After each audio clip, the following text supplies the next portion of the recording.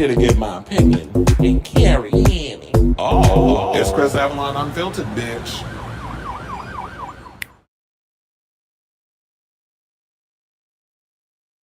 Hey everybody, welcome and happy Saturday. It's your boy Chris Avalon and welcome to a brand new episode. Hold on now, because I gotta make sure the microphone is all good. Okay, we good. Welcome to Chris Avalon Unfiltered, a show where we talk about all things going on in pop culture and hot topics. So if that is a show for you, we got a lot to say. I know I've been missing the action for a couple of days, but I was like, I'm gonna make it up to y'all on this Saturday. So we got to talk about Kristi Noem cross-dressing husband and how much money he was paying for them online models to be, with the bimbofication situation, and how women who identify as bimbos are upset. I'm like, first of all, I'd have kept that to myself. If you want, you don't want to be out here identifying as a bimbo. I don't think that's a positive, but everybody got their own thing. Speaking of which, Don Lemon is talking about running for president and said that he could run the country better than Trump. We gonna get into that. Ebro was out here crying to my he can't get A-list celebrities to pop up on his YouTube show now that he's no longer at Hot 97.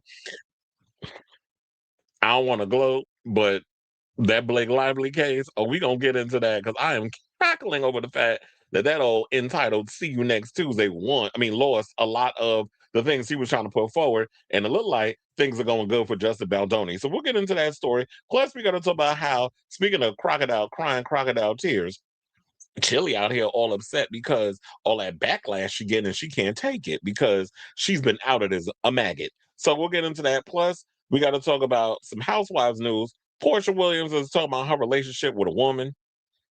Kim Zolciak lost custody of them children because she didn't go to therapy.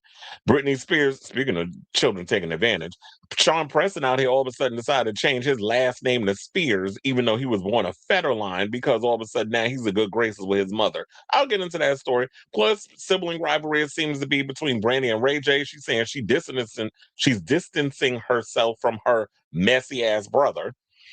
Tyra Banks, they told my word on the curb is that when they do revive this show for Cycle 25, they may ditch her and bring in a new face. I have my thoughts on that. Amber Riley says she is not going back to Broadway until the culture changes. Mel B is explaining why there's no Spice Girls documentary. She said all the girls got to be honest, and we're going to do a real documentary.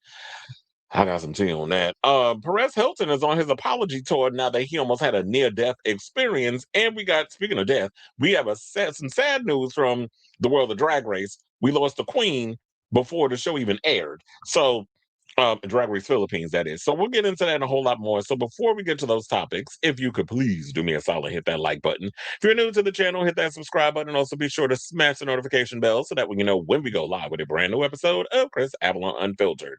Helps with the algorithm, helps push the show out to other people who may not be aware of the mess that we talk about on this show and all that good stuff.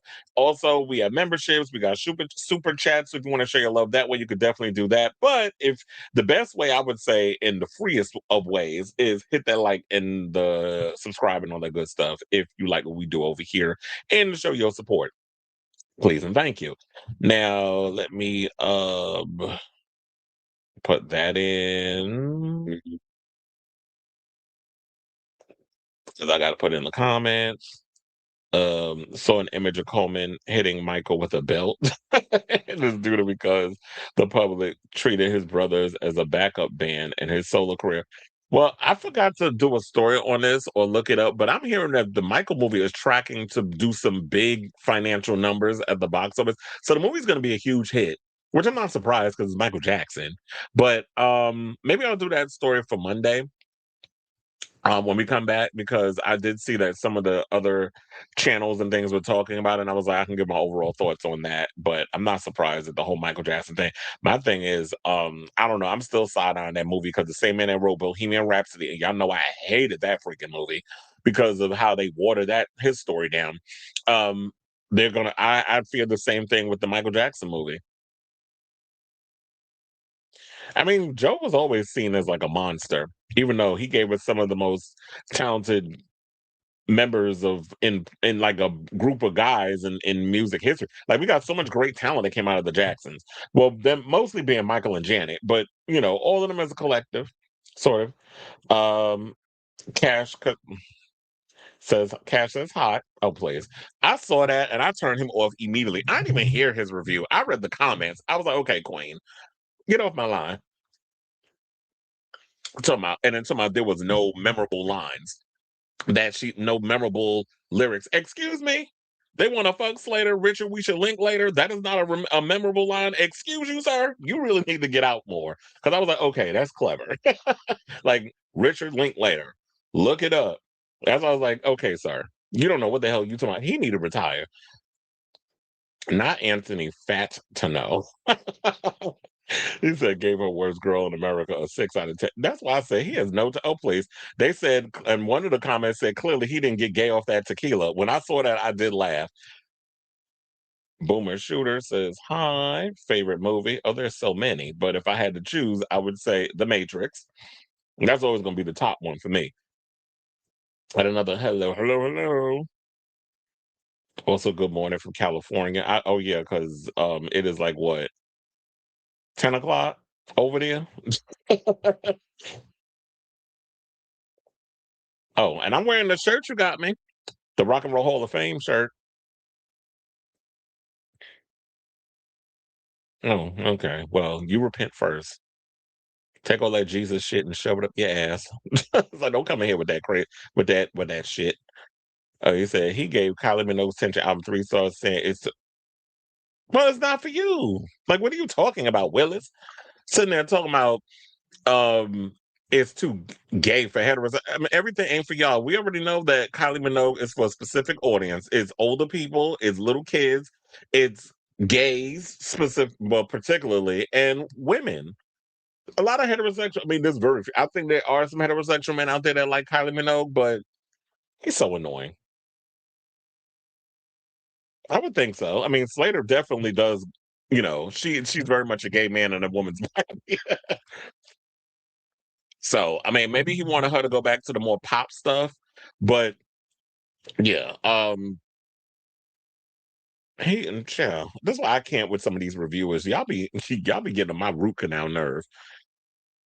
That's why I said I saw it when he posted it up, but then I was like, I'm not even going to hear what he got to say. Let me read the comments and see what the people were saying. And the comments was way more entertaining than him. So I was like, I'm not even going to dignify his video with a response. I'm gonna just delete it from my history and move on. Cleveland is excited that I'm wearing this shirt. Anyway, you said Super Mario. Oh, please. I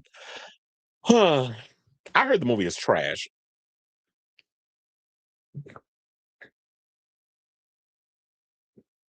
He might be. I mean, quiet as it's kept, I would hit it, but I mean, I wouldn't kick him out of bed. But you're wrong with your review, if that is true. Not I was like, every song on that album is about, and then I was like, and funny enough, there's been like I watched 2 interviews with Slater that were like an hour long. I think his name is Nicky Reardon, little gay white boy. He's cute. Did an interview with her. Then there was another guy that did an interview with her too. I can't remember. But as like once you start watching videos, then all of a sudden you get the recommendations. And there's been these long, full-length interviews that I've been living for. And all the breakdowns and one of the funny enough, I don't think a lot of people know this, but the guy that's in the picture with her, the one that was been a couple of her videos, also in the artwork of the album, the guy would you see the baseball cap? I didn't know he was a drag queen.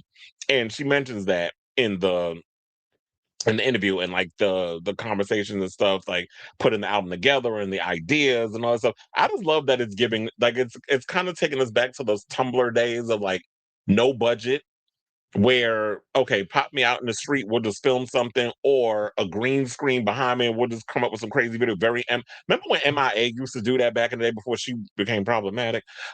She would make like these weird videos in front of like a green screen. They would film it. Her, Charlie XCX, all of them was doing stuff like that.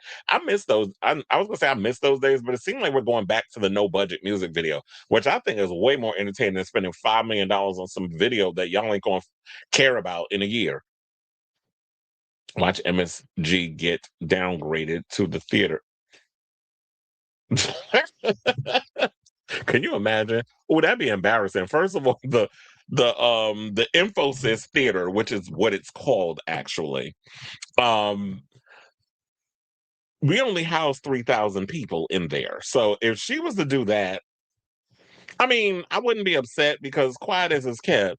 When you look at Pussycat Dolls is not on the same level of like a Danity Kane, not even a Fifth Harmony, a Destiny's Child, any of the girl groups that came out back then. They weren't popping like that. Yeah, they had a couple of songs, but I feel like the drama between the group overshadowed the music.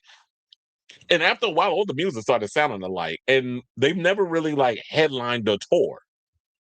And y'all took too many years off in between. So when the generations were coming up listening to Gaga and all these other girls, y'all were kind of like missing in action. Speaking of MIA, missing in action. Um, y'all was kind of like missing in action. So I feel like, yeah, this tour I don't think is really gonna sell. I feel like it was a big swing y'all took, very ambitious swing y'all took. I don't know many people that's interested in trying to spend the type of money. And first of all, how y'all even trying to ask for Beyonce, Gaga, even Cardi B type dollars for this tour? You can't be out here charging people $700 to $1,000 a seat for to see somebody sing Buttons and Don't You with three girls, one singer and two backup dancers. Like, what the hell is that? It's giving very much. Um, I don't want to call nobody out, so I'm not even going to do that because I like a lot of the girls that's like on like down in the thing, but it's giving very much okay. Singer who been in like had a career for like 25 years that does a couple of club nights. Like that's what it's giving. Like y'all just you can't be out here asking for that kind of money. You can't be asking $1,000 a seat or $3,000 for the floor for people to come see you singing a couple of songs. Hence why you need to have. And then on top of that, how you got Little Kim and Maya on there? Now I live for Little Kim because I was living for her when she came out when Cardi B brought her out at MSG in New York. And then I live for Maya. I've seen Maya perform live at the Queens of R&B tour with SWV and Escape. She ate down. However, when you do that, ma'am, it's the tour swing old. And that kind of is reading myself because I'm in my 40s and so are these ladies, except Kim. Kim is in her 50s. But Maya's in her 40s. Pussycat Dolls is in their 40s. And it's teetering 40. If maybe y'all would have kind of switched it up and brought like maybe the younger generation in, like a Zara Larson who is popping right now, and or Ava Mack who could definitely use a career boost, especially with her independent side, and or maybe even a Slater, even though Slater was out here opening for Kesha. Um, that would have probably been cool if y'all would have did that, but I don't know. It's just this tour is just not doing it for me. I mean, if it happens at the Garden and I'm scheduled to work it, of course I'll give my opinion. But y'all took a big swing, and you better hope and pray y'all can recoup all them ticket sales, which I don't think y'all will, especially in the United States. MIA was a trailblazer. Sad she's going ape shit now. She definitely got a lot of great records. I love a lot of her music. She's about to I don't know if y'all know this, but she is the opening act for Kid Cudi's upcoming tour, which that's coming to the Garden. So she's gonna be there as an opening act. We'll see how that goes. PCD is definitely bigger than DK and 5H. What makes you think differently? Really? I don't think so. I mean, in certain places, not everywhere. They're not worldwide. They're not a global group. First of all, they never really did a tour in the United States on their own. So I don't think they're that big. Gaga opened for them, and Nicole had, as did Rihanna, said, "No way a Madonna wannabe is gonna win people over." She did. New generation that was kids and teen. And funny enough, the thing that with Gaga is that, and I liked her, and this is what I liked before she started doing all that pompous, very nose in the air type shit. Like she was better than everybody at one point. Well, I'm nothing like Madonna because I play instruments. I'm like, she plays instruments too. She plays the guitar and she played the drums in the Breakfast Club. That was the band she was in before she became Madonna. Do your history, ma'am. So just because you play the piano, which I also play, and yeah, your vocals are vocally, you are a stronger singer. I'm not going to take that from you. But a lot of the pop gimmicks was very much Madonna esque. A lot of the showmanship was Madonna esque, and that's what we were talking about. So, um, and Lorianne Gibson will admit, and she did admit back in the day that she modeled a lot of Gaga's early performance style from early Madonna. So we're not going to sit up here and pretend that that wasn't the case. I got a good memory when I need to. When I got to dig up in this Virgo file to pull out a little something for a receipt and some evidence, I will do it. So, you said, yeah. So, well, Nicole didn't know what the hell she was talking about. Because one of the things I'll say about Gaga, I remember the first time I saw Lady Gaga perform live, and that was when she was on So You Think You Could Dance. And she did Just Dance. And I was like, okay, this girl's going somewhere because she had the props, she had the cute costume, she was doing the simple choreography, the song was popping. And I was like, okay, I could definitely see this girl's going to blow up. And then she started doing it. And the smart thing she was doing was she would do like little shows here and there. She was popping up in the gay clubs. I need a lot of you pop acts to get back to that. Y'all need to get in them gay clubs and y'all need to start doing shows like how they did back in the day when I was growing up. When Britney had an album coming out, when Janet had an album coming out, when all these girls had an album coming out and they knew where their bread was buttered, they came up in the gay clubs and they performed. Specifically, R.I.P. Splash, but that was one of the spots that they would go up in. And I used to live in Splash. Hence why when I got sent that video by Onyx, I believe, a couple of months ago, maybe last year, when he sent me that video of Splash and all that other stuff, I was like, child, that is a memory. Those were some memories. We had some good spots back in the day, like the 90s and the 2000s. That's when New York City clubs was popping. TLC is selling out. All that's left is 200 seats. It depends on where they're going. I've heard that they are selling out in certain spots, but they are struggling a bit. I got that story when it comes to Happy Saturday to Sailor Mermaid. It's giving recession with just 3 bitches. It kind of is. Onyx is in the building. Or a BB Rexo, who's super huge again in gay world with new religion. I'm trying so hard to get behind her, but I don't know. You guys have plans on this lovely day. Well, my plan is I'm doing this show. I was gonna go out, but I'm like, I'm in one of those moods where I don't want to be around people. So I'm probably just gonna stay home. But um I'm working tomorrow. Danny Cain was super smart to do clubs and theaters. Exactly. And that's what they should have did. It's like what you should. The smart thing to do would have been let's do small spots like a Hammerstein or Roseland or even a Webster Hall, which is what Danny Kaine did. Let's do small venues, get some feelers, see how people respond, and if they're responding, then we drop some new music. We do the bigger shows because there was I forget who was doing that. There was an artist that was doing it. It was like I'm gonna do small venues because it's been a minute since I've been out. And then because of the reception, then I expanded to arenas and all other stuff. And that's what y'all should have did. Everybody think they could sell out a damn arena. It's like, ma'am, you're a bit delulu right now. Lorianne admitting ripping off Madonna. She was immediately fired because Gaga had to be pissed that her secret ingredient was spilled. I mean, any one of us with eyes kind of knew that that's what was happening, but apparently Gaga was getting better reviews than PCD well, she was the better performer. She had the better songs. Any idea counts. Keep dreaming. Mm-mm. Every idea does count. Behind me, no.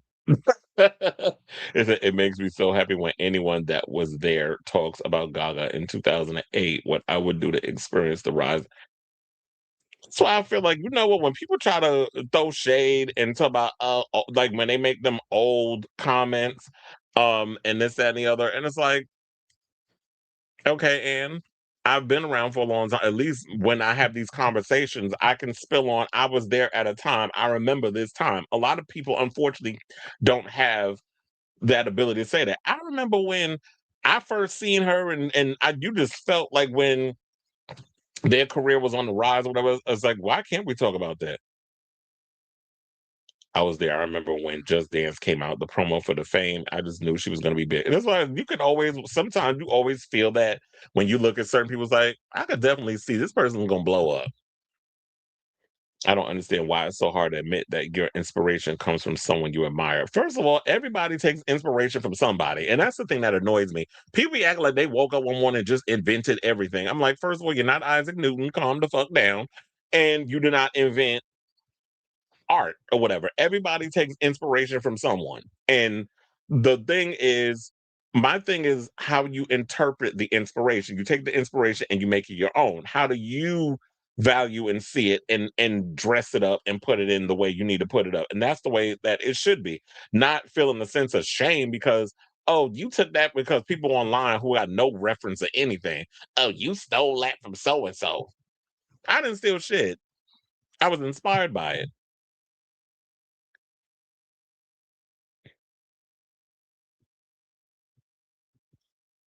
To me, that's a sign of insecurity and intentionally deceitful.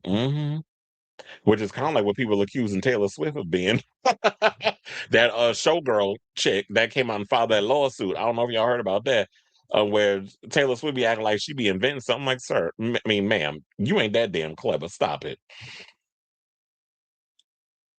Hello to you. You said the music critic. You want a hunch. Yo, you are so wait. You said you want a hunch mention Slater's Ray Sheesh past. Oh, you're saying racist. She had a racist past? I didn't even know that. Well, then again, I'm like, she's from the you know what? That kind of was in the back of my mind. I'm like, has she ever been accused of some racist shit? Because if you was, I'm like, I ain't surprised because she's from the Midwest. But ma'am, if that is true, you better clear that up. You talk about in this review for WGI Mexico. Funny enough, we was just talking. I don't know if you just came in late, but we were just talking about okay, if you say hi one more damn time, you said it like 4 times already. Um,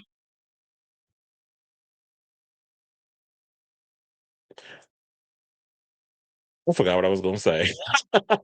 Anyway, Madonna and Gaga was super close, but the Gaga lied and said she got Madonna's blessing for born this way. But when Liz, Madonna's publicist, said that what email, there's no blessing, I would be sick if people kept mentioning. But look, first of all, what she should have did is she should have watched old interviews of Kylie Minogue because before there was a Gaga, there was a Kylie Minogue, and Kylie Minogue kept getting the Madonna comparisons. And every time they would try to get her to come out of character, she was smart enough to be like, I love Madonna. I grew up listening to her music. There's similarities, but we're two different individuals in a lot of what we do. And that is true. Kylie is very much far more camp and fun. It doesn't get all political and all the other stuff in her music. It's sort of like she puts a smile on your face. She's a showgirl. She gets up there, she does her performances. She got her crazy choreography and her fabulous costumes and the stage and all that. Like she's an icon in her own right. So, but the similarities is yeah, they do pop music, they have a large gay audience, and they do extravagant live performances. So that's where the buck stops. But musically, two different artists. So just own it and move on from it. And then they people kept with the comparison. Now they don't even ask about it anymore. Now they don't bring it up. Now the only Madonna conversation that comes up with Kylie is when y'all gonna collaborate. That's the only thing that comes between them now. You said instead of admitting the truth, she said Whitney Houston. Child bye. You know damn well Whitney was not your influence.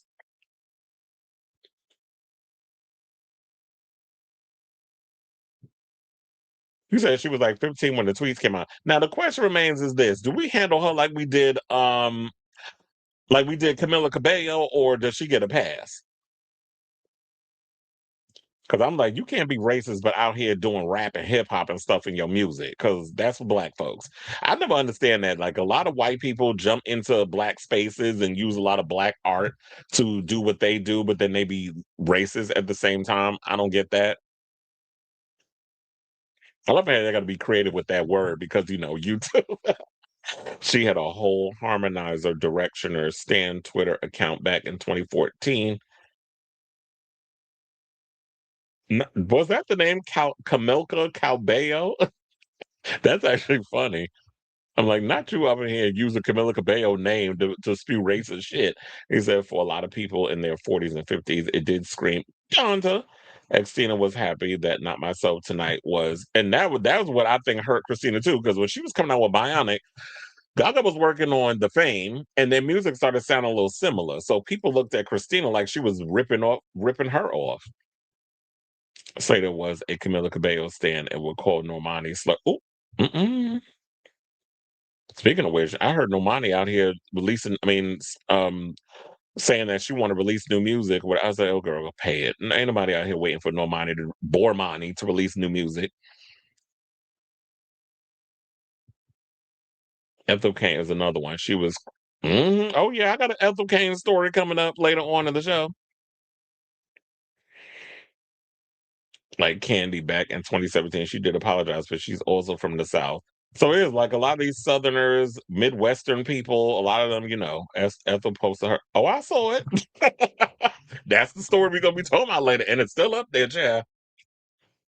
Posted them twig and berries a few days ago, and Instagram still hasn't taken it down. You might want. No, I saw it. I told you there's a story. I got that is one of the stories we have later on coming up later on in the show.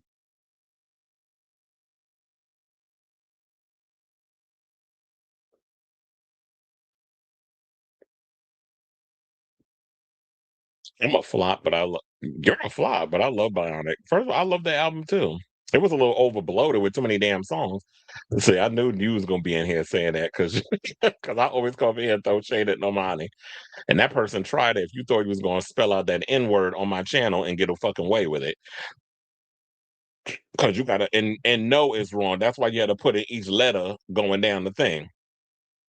But that queen been banned. Ooh. Like you said, had super fun with my taxes. Be so late with my taxes. That'd be a good line to write. That's a bar. I'll be so late with my taxes.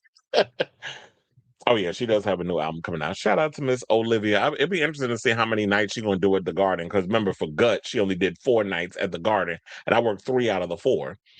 So I do wonder if she's gonna do like another big tour, but it's probably not going to happen until maybe 2027 or later in the year once Harry Styles and his 30 dates is done. I'm thinking.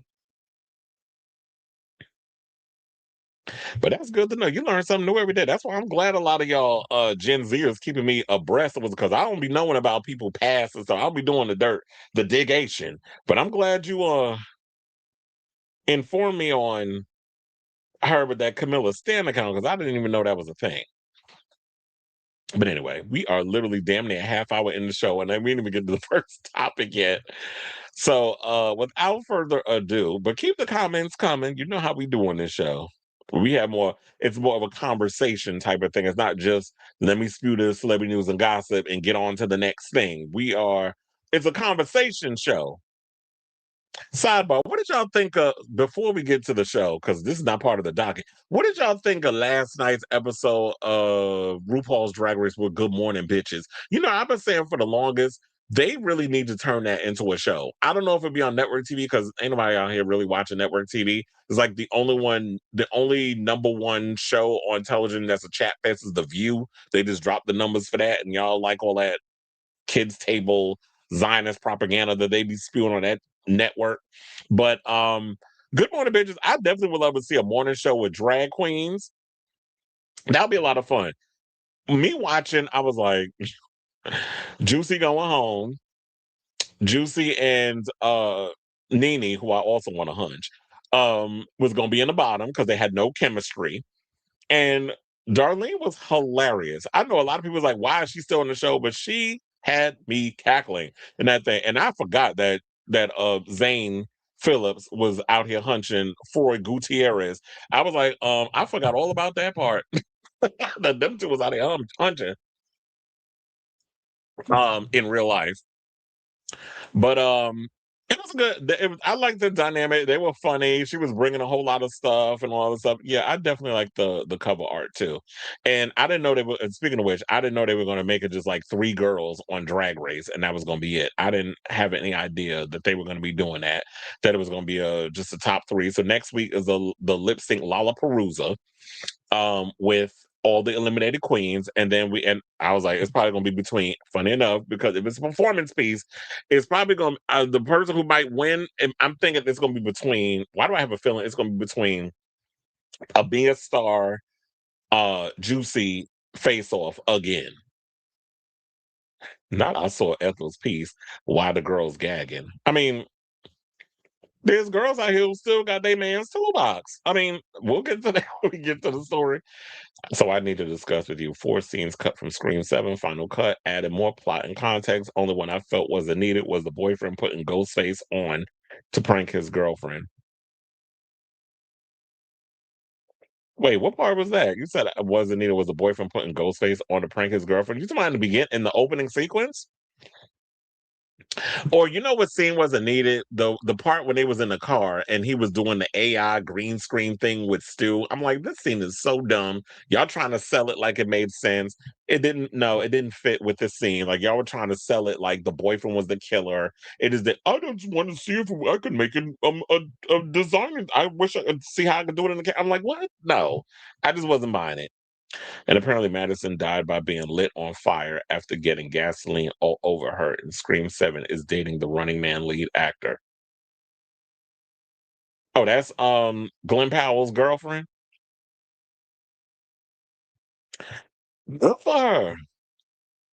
Anyway, like, yeah, let's officially get into the show. 30 minutes in. Let's hit the banner. And without further ado, let's get into topic number one. And let's talk about Busty Noem, Kristi Noem's big tittied husband. So apparently, we're not freezing, are we? Let me know in the comments. But yeah, let's talk about Busty Noem because apparently Busty Noem out here, we found out a little more tea in regarding the his little money trail. Because the thing is, he decided like a fool, he left the money trail of his shenanigans with these girls, these online models, while his wife is out here carrying with another person within the Trump situation. So Kristi Noem's cross-dressing husband, Byron Noem, paid online models up to $25 a minute to talk dirty to him and was a needy client with an unusual kink for yoga pants, according to one of the women. Well, we've seen the pictures of him in them yoga pants. And then he would also kind of put things to make his butt look bigger. Noem, a longtime husband of the former Homeland Security Secretary, was exposed this week for living a cross-dressing double life in the bimbofication fetish scene after the Daily Mail published salacious photos of Noem with the massive fake breasts. Lydia Love, a webcam model on the website Cam Soda. Oh, I heard of Cam Soda. I thought it was going to be something like Chatterbait, but no, it's Cam Soda. Or don't they like? Look, I know all the sites. Cam 4, Cam Soda, um, Chatterbait. Oh, those sites are legendary. Look, the girls gotta get their coin somehow. Definitely remembers Noam's face, but said there's no way I could ever forget the fake boobs. She told the Times of London of the 56-year-old father of three, who was one of her regular clients. The cam girl said Noam liked to play the submissive role in the chats, where he paid up to $25 a minute to women to talk dirty to him. Quote, he would try to talk more feminine. His kink was yoga pants. Love who is called, but wait, hold on. Love who is what's called a femdom in online communities told the Times. That was it was hard to wrap my brain around that line. It said love, comma, who is what's called a femdom. I never heard of that. Or femdom. I think that's how it's pronounced. Femdom. So I guess like a feminine woman who's very dominant towards people who are in that bimbo. Look, you learn something new every day. He wanted to be the star of the show and really show off. I would hype him up. I guess when you married to a real life bimbo who got all that shit in her face looking like something out of DuckTales, and you're not getting all the attention because you kind of taking more of the submissive role, meaning that you stayed at home to take care of the kids while she's running around trying to be Miss Political Polly, and um she's taking more of the leading man of the house role. Then I guess your kink is, oh, I want to be, I want to dress up as a woman. I want to have the big boobs and all the other stuff. It's sad because the reality I've come to notice is that a lot of these Republicans like to point around and talk about gay people and you're going to hell and you're an abomination, this, that, and the other. You're mad because the gays out here living their life as their true, authentic selves, and y'all don't have the cojones to do it. So you got to go up in your house and you got to put fake titties on and yoga pants and pleasure yourself pretending to be something that you weren't born as. But the trans people is the problem and this, that, and the other. When it's like, I always say every projection is a confession. Every time you point one finger at that person, the other four are pointing back at yourself. So I think the more embarrassing, fuck Kristi Noem. I don't give a good goddamn how she feels about the situation because the way she's been running around and when she was running our Department of Homeland Security and treating immigrants and the LGBTQIA plus community and everybody else who was a marginalized member because she wanted to be a loyalist to this psychotic ass regime. I don't feel for her. Let that woman wallow in her embarrassment. And I would not be surprised if that orange turd, I don't even know what color that man is anymore, because that ain't even orange. That's soot at this point. I don't even know. I would not be surprised if Trump basically had a hand in leaking that information and trying to be, oh, that's so sad. I can't believe that. But child, y'all knew what was going on up in there. Y'all know all the secrets. Why do you think that old Lady G, Lindsey Graham, is running around here going so hard for Trump? The other day, he was walking outside to the car with a drink in his hand. I kid you not, walking real funny. I said, "What? You just got finished getting your a-hole railed at a 5-hour come dump in a sling?" Which I wouldn't even want to imagine that, but I would not be surprised that that's what that Butch Quint. Well, he's not even Butch. That Southern Belle is out here doing. That's what we'll refer to him as.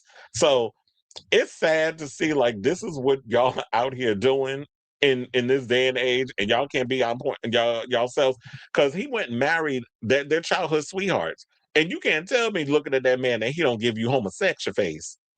He definitely has gay face, and it's sad when a lot of these men from a certain era and a certain age just can't be themselves. So you're gonna marry a woman, have a bunch of kids, live that whole what's the word? They call lavender lifestyle. Y'all want to sit out here and live the lavender life? Because I'm sure she knew that her husband's a big old faggot. Like, come on now. But that's why she running around here allegedly spreading them bony ass legs for another man while she is married. But of course, the Republicans, y'all gonna look the other way on that. But let me tell you, if this was Nancy Pelosi dealing with this shit, and don't get me wrong, I don't particularly care for Nancy either, but I'm just saying, if it was the other side, if it was Nancy Pelosi husband that was caught wearing big old titties and on Cam Soda, pleasuring himself and pretending he was, you know, dressing in drag and doing the hula while pleasuring himself, y'all would not let this would be 20, this would be like a 24-hour loop on Fox News. So it's funny how it's the hypocrisy of when one of y'all own get y'all hands caught in the cookie jar, all of a sudden y'all got something. The goalpost gets moved. The energy is different. So then they said specifically he liked to wear yoga pants and a tight shirt, and his love ordered him to bend over, spank himself, and flaunt what she called the largest prosthetic breast she's ever seen. Told the Daily Beast. She described Noem as an extremely needy client who needed ample praise and feedback. He could be frustrating during the chat sessions, which typically, excuse me, lasted about 10 minutes. She said because he was not very good at being submissive. Okay. The problem is that he was constantly trying to direct the cam girls to tell him what to do. If you want to be dominated by a woman, let me dominate you. Why are you telling me to tell you to do all this? That is true. It's like, if you want me to dominate you, you got to let me dominate you in the way that I'm going to dominate you. You can't direct me into what you're doing because you're the one who's being dominant. You're not being submissive. You have to do what I tell you. That's the definition of domination. Don't ask me how I know, but a little inside tea of what I be doing in the bedroom sometimes, depending on who I'm hunching. But so it's like then they said, but what stands out the most, she said, is the comically large balloon breasts that were plastered all over the news this week and what immediately led her to recognize Noem when the leaked photos began circulating online. And what I don't get is this: if you don't want to be found out, why would you put your face all up in the cam? Like, you really thought that nobody would recognize you and nobody would spill your tea, especially when allegedly he was spending a lot of money and the money wasn't really the checks wasn't cashing. Hence why the blackmail and all the leakations and stuff was coming out because your addiction, your sexual addiction, got bigger than you, and you couldn't. You were writing checks that your ass literally couldn't cash, and so here we are. And now this is where all this tea is coming out. But I find it interestingly convenient that all this is coming out around the time when Kristi Noem got fired from, and now we got Pam Bondi, bobblehead dumbass, also fired after she was literally over there. Please, Mr. President, don't fire me. Like she was up in there begging. If she could bring her knee pads to suck the dementia out that man's dick, trust and believe she would have did it to keep that job. But he was like, no. because y'all making me look bad. When quiet as is kept, you making yourself look bad. Can't nobody make you look bad better than you. Or I guess they wasn't being extreme enough for what he wanted, or that other lunatic, Stephen Miller. Or should we start calling him by the drag queen name? Even though I like Mayhem Miller, but he is literally Mayhem Miller. Literally with the mayhem, but not Mayhem Miller like the drag. You know what I'm saying? So Lydia Love actually posted this on her social media. Lydia Love XXX said, when the news broke, I recognized him as one of my clients because I have never seen a sissy sub have bigger knockers than him. So that was a retweet in a comment that she put in there. Now, she said that she does not believe Noem could hide his unique fetish from his wife, which is typical in her experience with married clients. Saying he didn't just wake up 2 years ago and start talking to cam girls about wanting to be a woman. This is what she told the Daily Beast. A lot of the wives know, and either they're in denial or they have a really secretive partner. The adult star suspected Noem may have been trying to emulate his wife, who has been open about undergoing cosmetic sis, we have eyes. We could literally see that ain't the woman that he married. That face, that's about 8 faces later. Like, we could definitely look at Kristi Noem and see, like, if you ever pulled up her high school pictures, that ain't the bitch he married.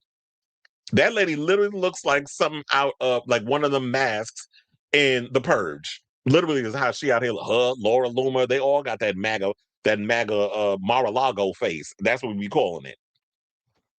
So, of course, Kristi knew. So when you're saying, like, there's no way in hell, because I'm sure she was smelling all that silicone up in that house, and then not just reeking from her damn face and wherever else she had the surgeries at. But I'm sure he got a little chest somewhere where, chest, emphasis on the chest, pun intended.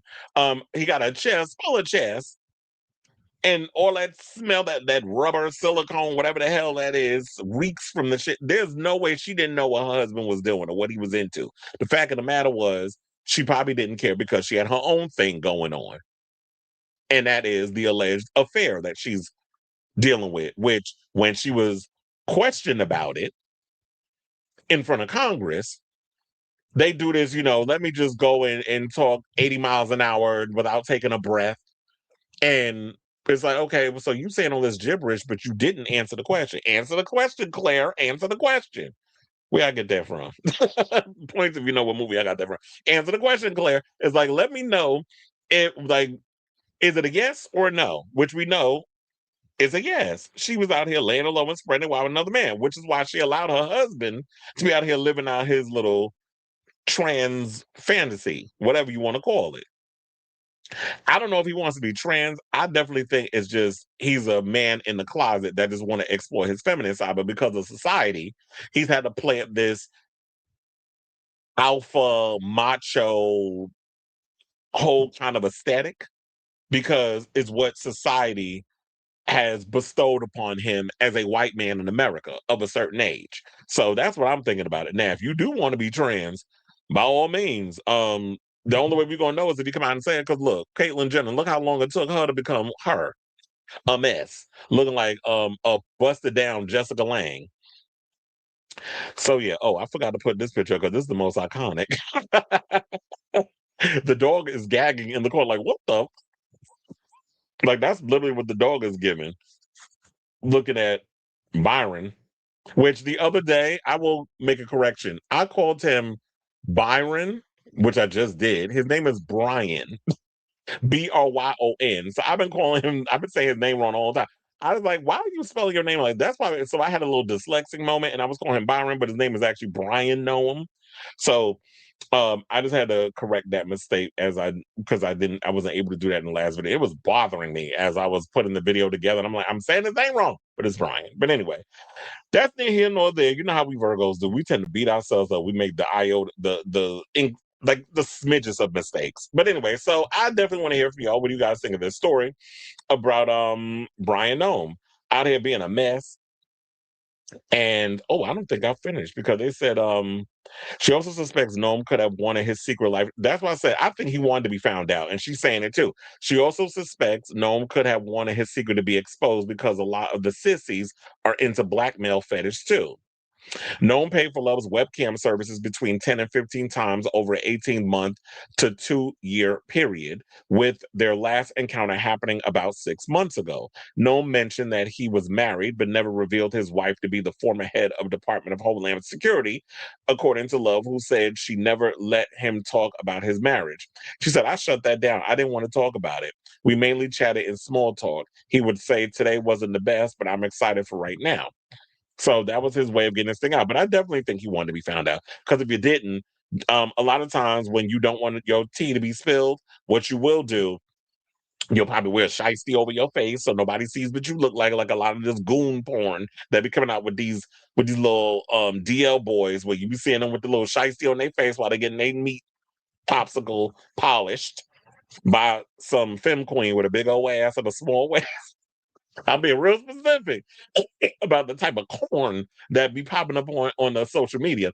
And or and in those situations, or he would have just showed like half the neck down. Even though I don't know if the dominant chick would have been for that, but I'm like, if I'm paying you a couple of things a minute, I wouldn't want to be showing my face. Or you could have just found ways to try to disguise. But I think he wanted to be caught. So I'm sure more tea will be spilled about this. And you know what? I'm cackling over the fact that these people, these hypocrites, and when they want to sit up here and call people out on how they live in their life without bothering any damn body, when y'all fake ass Jesus freaks, who are the biggest freaks behind closed doors and the biggest hypocrites, get exposed. Same shit with Candace Cameron Bure had the unmitigated gall to get up on social media somewhere. She was talking about, I just stumbled inside of a swingers party. First of all, bitch, nobody just stumbles inside of a damn swingers party. That was an invite only. So you and your husband was out here carrying, and the fact of the matter was you try to dress it up in a way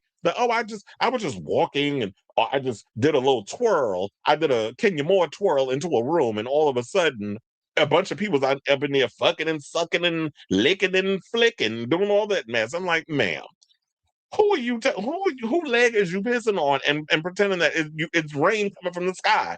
Like, that is not how swinger parties work.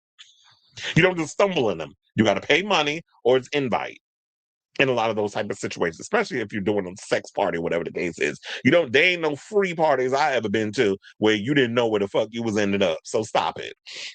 So you conservative, you fake ass conservatives, y'all kill me with all the pomp and circumstance and the lies and the bullshit and hypocrisy.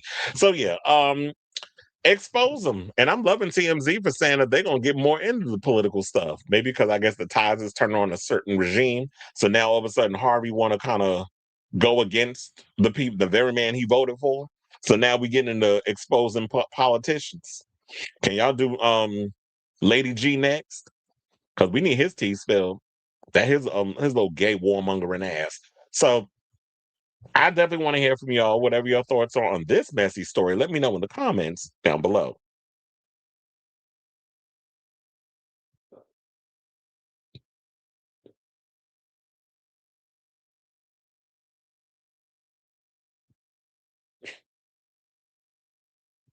I was like, where I go? Oh.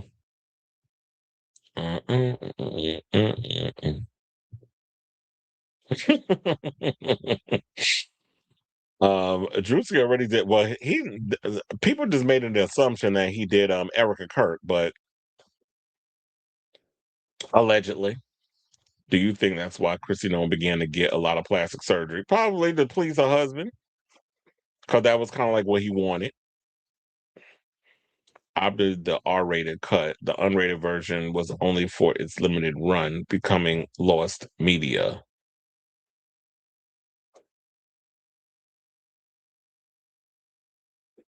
Who the hell's AI? Hey, you said her dog's spirit getting revenge. Okay. Definitely. The timing of that scandal coincided with Pam Bondi getting fired. Notice how her firing is very much muted. And why is it that Trump's only firing women? These women was running around here thinking that man cared about them. It was like, no, y'all the first to go. And now I'm hearing he's really talking about cleaning house. Pete Kegg's breath is worried that he's about to lose his position. He can go back to Fox News and continue to spew propaganda. Also, Big Eyes, that Indian queen, Ass Patel is another one. because he'd rather be a frat boy than running the FBI. Which I just the fact that they got all these unqualified people running, these highly classified positions. A year ago, Kylie headlined MSG for 2 sold out nights, and it was a good damn show. Oh, I didn't listen to it yet because I haven't been. I really haven't been listening to music. I'll listen to it tomorrow because I'm going to be out. But yeah, I haven't listened to it yet. I'll let you know on Monday. He said the R women disrespect women of color, but will tan their skin. L players, they're the main ones. Because I feel like a lot of times they despise Black women and their features, so they're envious of it.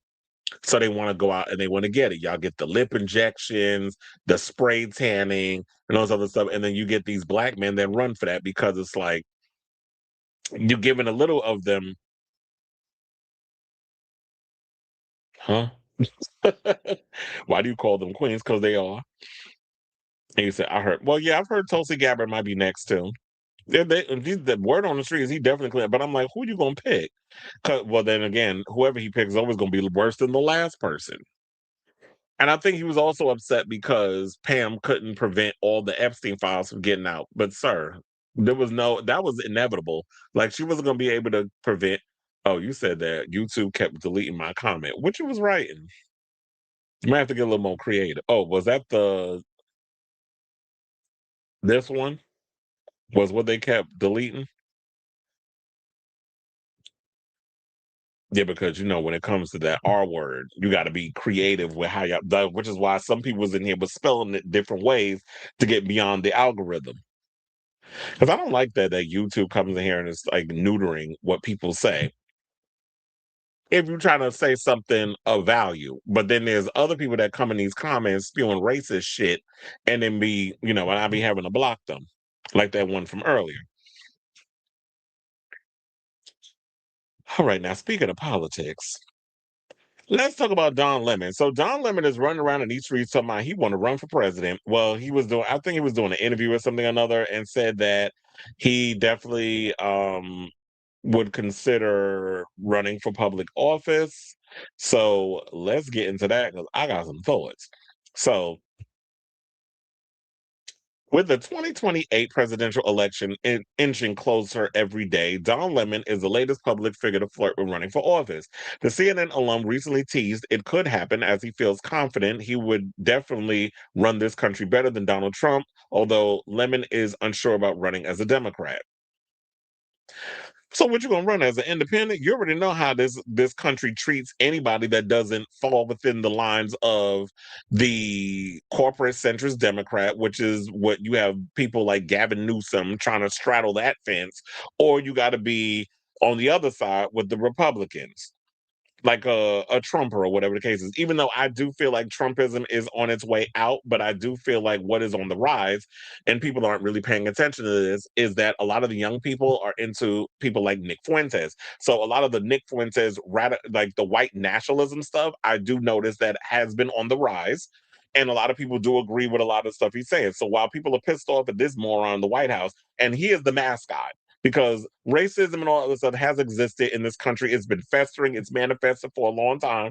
And then people, those same people, when you call them out on being like, well, I voted for Obama. So the fuck did Chilli. Because that was her excuse. Oh, I voted for Obama twice. Okay. And that means you still can't be a tap dancing coon because you voted for a black man twice. But then you over here reposting pictures of post stories about Michelle Obama being a man.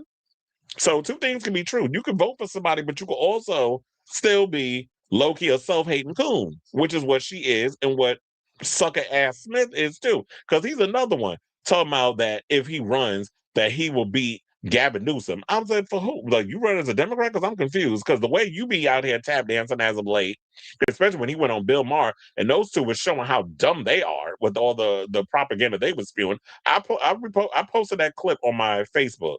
I don't watch Bill Maher show because he's a clown, he's a joke, he's a Zionist, and I can't stand him. He's a smug piece of shit with Scott Jennings. Is he still at CNN? Because I haven't been seeing him making the news lately. Like both of those two, I want to punch in the mouth.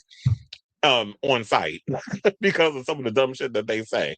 Um, but yeah, Don, I'll get into about overall thoughts about you in a second. But what like he said, he's unsure about running as a Democrat. He said, I've never said that I was gonna grab anybody by the pussy. I never said that a woman had blood coming out of her, whatever, but also I'm not a white man. He explained on Pod Save America. Now, Pod Save America is a podcast that is run by two former Obama advisors. It's funny how he said he's not going to run as a Democrat, but you went on two former Obama advisors podcast and saying this mess. But anyway, so he says, and the rules are different for me, just like the rules, I believe, sadly, are different for women. They're different for Hillary, for Nikki Haley. Really? You're bringing up all these problematic ass women?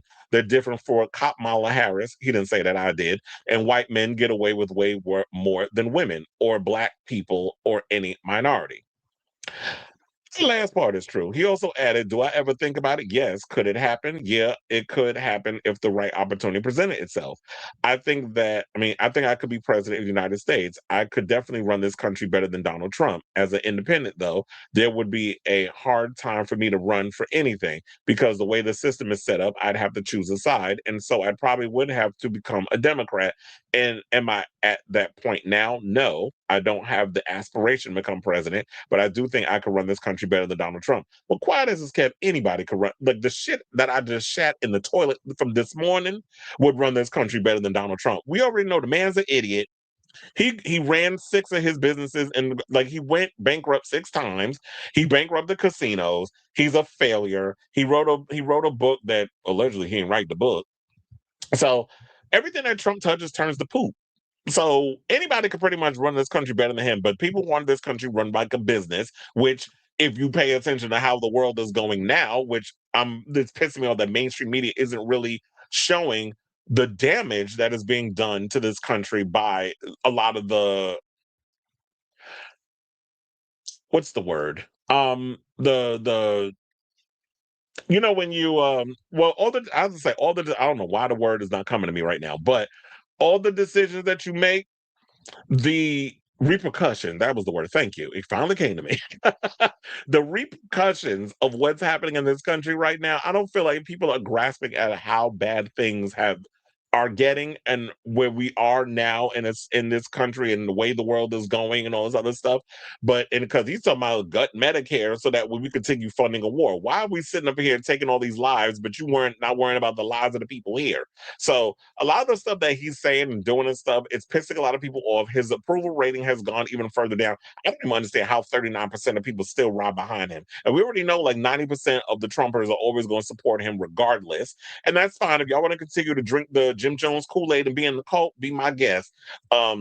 There's no helping y'all. Now, as far as like Don Lemon running for president? No, sir. First of all, a lot of stuff that you be saying on your show, and I'm glad you're independent and you're over there doing your thing on YouTube and you found a big audience and you've been able to say all the things that you couldn't say over there at CNN. But I do feel like a lot of your talking points are still stuck over there. You still got a bit of that centrist Democrat CNN isms in you still. I still feel like maybe those demons need to be exercised from you a little bit more. But the most part, I just don't feel like I can see a Don Lemon. Now, here's the thing. We already had a black president, and some people, I guess, feel like that's enough. I wouldn't mind if we had one again that actually was here for the people. Because remember, Obama did sell us on a lot of progressive Democratic stuff. It didn't really follow through on it, but he sold us on a lot of progressive Democrat ideologies, which is a lot of things that Zoran is doing now.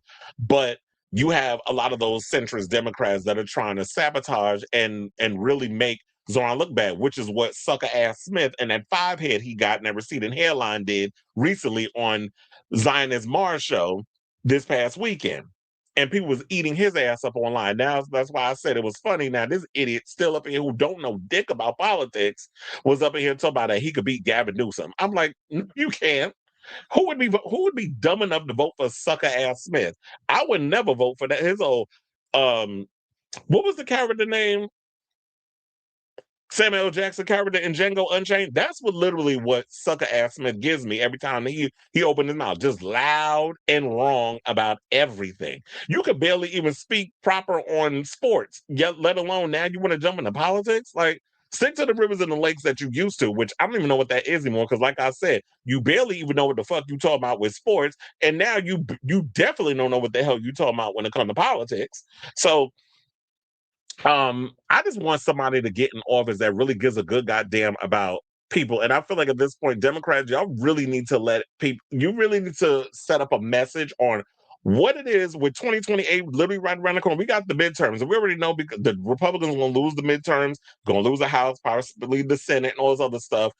Trump already knows all of this is in the cards. He's even said it out loud. But what is your message for 2028? It needs to be Medicare for all. You need to denounce yourself from APAC money, even though they're trying to find their ways to still get their hooks on Democratic nominees. And y'all keep losing. I think in so many ways, Democrats like losing. They get off on it because they're benefiting from the system. Ask Hakeem Jeffries' ugly ass and Humpback Schumer. Ask them too, because they're definitely benefiting from the bullshit that's going on, doing the bare minimum and benefiting financially. So one of the things, so I just don't know at this point, like, what is the message? Y'all it needs to be Medicare for all. There needs to be um raising the prices on wages, meaning that people have a living wage. The housing market prices need to come down because it is getting ridiculously pricey, which is what Zorn is trying to do in New York. But then we got all these rich folks who's trying to block all of that because they got their own things going on with real estate. So they're out here trying to sabotage and get in the way. And we got that old buck tooth bitch, the governor that we got, who's getting on my damn nerves. She need to go. Although I just see like there was, I think she's running again, and she was running against a Republican, and she's beating him, which is fine. But we need other Democrats to come in and try to take her out because I don't like I forgot her damn name. Kathy Hochul. I can't stand her. She get on my damn nerves. She talk out of both sides of her damn mouth too. But we know what side of her bread is buttered. But yeah, Don. I mean, if anybody's going to run in the future, you need to have what your clear message is, what it is that you want, and you can't be the party of we hate Trump. That shit didn't work in the last term with Kamala, and it's not going to work in 2028. So we need to know what it is that you're going to bring that's going to be opposing or anti or against what they doing over there that's going to make the American people feel like we need to vote for y'all. It shouldn't be well, because I'm a Democrat that this is a take a vote for granted type situation, because no, my vote is not for sale, and I'm not automatically voting for you because you're a Democrat running for office. That's not how that works. You really need to sit down and convince me why I need to get my ass down to the polls and flick Democrat for your ass. So y'all really need to get out here and do some work, and don't think that just because, like what Obama said, oh, because what was it? Somebody said it. I think it was Biden that said, "Oh, you ain't black if you don't vote Democrat or some shit like that." I'm like, "Sir, eat my ass eat the shit out my ass with a spoon." That's what I wanted to say. But nevertheless, I'll say this: like I said before, any politician that's going to come forward as a Democrat, y'all really need to set forth what it is exactly that y'all are going to be running on to get people to come out and vote for y'all. You can't just be thinking, oh, we the party, we hate Trump, and thinking that that's going to be enough to get butts out there to vote for you to be the president of the United States. Now, do I see Don Lemon ever having a chance of being the president? Who knows? I mean, I don't even know if in my lifetime we'll ever get a homosexual president. I mean, if it is Don Lemon, of course, he's gonna have to probably have a white husband, which he does. So maybe that would go down. But the fact of the matter is, the way this country is set up right now, and the way this country's exposed themselves, I cannot see the possibility of a homosexual running the country. Because people think that because Obama was the president, that would be enough. But so I say all this to say, what do you guys think of this story? Do you think that Don Lemon has a chance in hell of being a president of the United States, or would you like to see someone like a Don Lemon run for president? Whatever your thoughts are, let me know or like I said before, when it comes down to what he said that I could do a better job than Trump. I think at this point, because this man is such a damn lunatic and we literally see his brain rotting in real time, that anybody could pretty much be the president. I can have my 8-year-old cousin come out and be the president of the United States and would do a better damn job than this idiot. So let me know what you guys think of this story in the comments down below.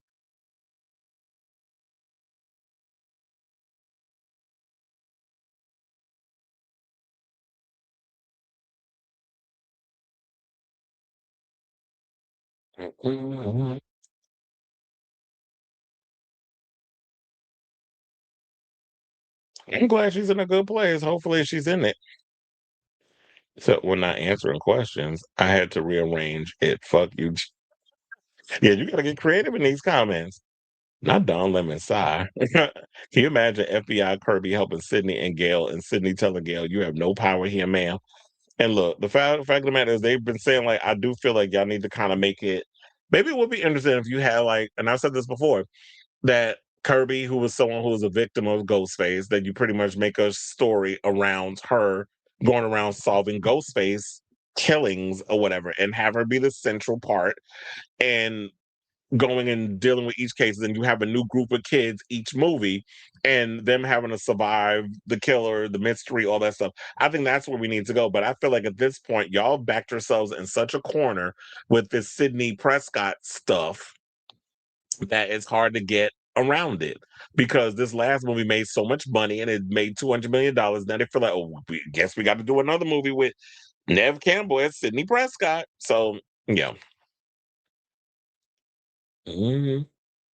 That's what he said. I mean, I get it that you feel like maybe he's coming from a point of, Democrats and Republicans have pretty much have been a disappointment. I mean, the Republican Party that we've known of back in the day, the Bush era, is no longer, because this is something completely different.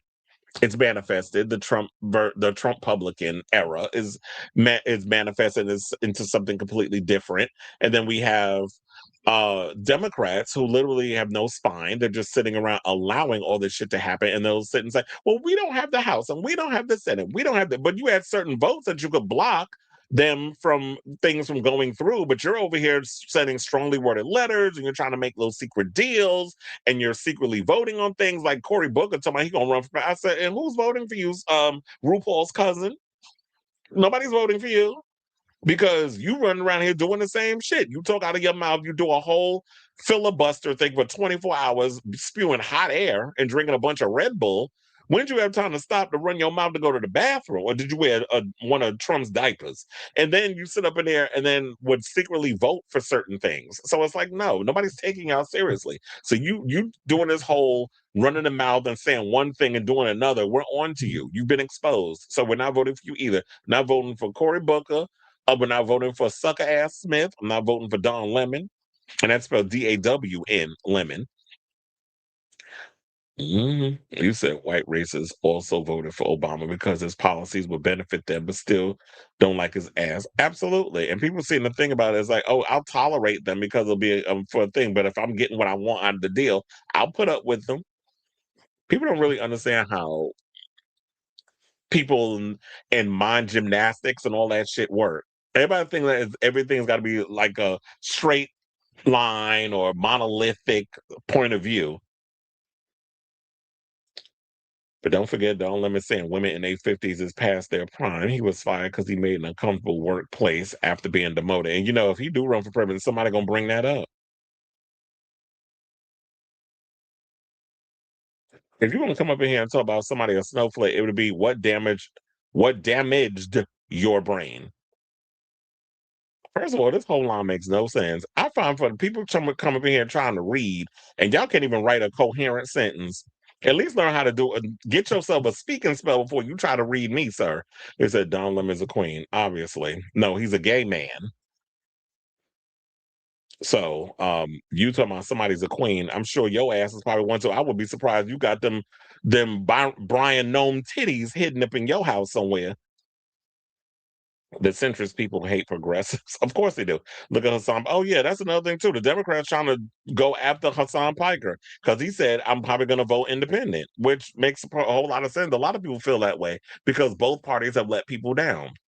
The centrist people hate progressives. Look at Hassan Piker being labeled a racist towards Jewish people. And they feel like anytime you call out anything you call out what Israel and stuff is doing, you're anti-Semite. How many times have they said that about Zoran Mamdani? And he's been saying the stuff that he's been saying so many times. They're still trying to paint this picture of him. That's why I don't like Sarah Haynes' dumbass over there at The View.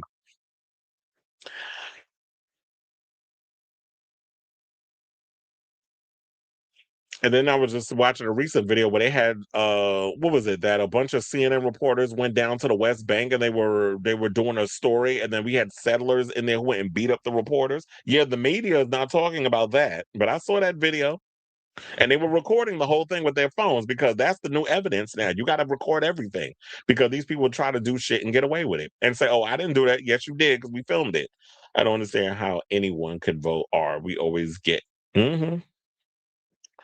People say we get into a fight. The problem is the big corporations and they're the ones that's the ones pulling the strings and running everything. So it's hard to get around that because we have big corporations, big pharma, all these people, these oligarchs, the people who ain't even born here. Peter Thiel, apartheid Clyde over there running Twitter. Yeah, he y'all may think that he and Trump ain't friends. He's still pulling strings. Don't criticize the youth and shut them out. That's how you lose them because they're not moderates, but more extreme. Yeah, and then you got the other day, I told that dumbass Zionist Bill Maher run up on his channel talking about kids are getting getting misinformed about Israel and stuff from I'm like, we still on that shit about TikTok with misinformation. Isn't that why the Ellisons bought it so that way they can monitor and police the information that was coming out because they give money to the IDF? I would tell y'all, follow the money. I just love how a lot of people come up in here thinking by using our phrases like gay and zesty and shit that y'all are eating with these reads. I'd rather have Washington D.C. shut down for good, but also don't forget that celebrities has to go. It worked 20 years ago, but because they're available 24/7 on social media, they lost their access to politics. Yeah, I think we need to keep celebrities out of politics too. But then, if we're going to actually do that, then both sides need to follow it. It's like Democrats stop trying to get Beyonce and everybody to do little commercials for you, and then you got Trump and them talking that shit. But then y'all get happy when y'all get has-beens like a Nicki Minaj or a Chilli from TLC or even a Nick Cannon and an Amber Hose and all of them come out and they jump on the bandwagon and they sit and say, oh, we got our little celebrities. I'm like, you got bottom of the barrel celebrities, people whose careers been on life support for a decade. You're happy you got that. Or Josh Duhamel, whose movies go straight to Hulu. That's who y'all are happy about getting a part of your roster because you're actually envious that you can't get a Beyonce to come for y'all. But yeah, but anything, I would just, if I was an artist, I would just put the politics in my art, my music, film, whatever the case is. I'm not out here running behind. Oh, I'm going to give money to this celebrity. This politician. Nope. I got bigger and better things to put my money towards because I don't trust none of y'all. Like men said, Beyonce bank account is not appealing to me. They abandoned the working class. Democrats is for college education and elites, and they hate speaking to people education level. So y'all trying to say Republicans are dumb? He said they're dumbing their intelligence down, which is how Trump won. But he loves poorly educated. He said that. Well, good for him.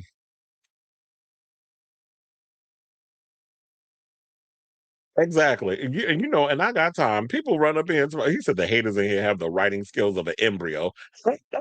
Pretty much. I said the dumbest of the dumb slithering up in here.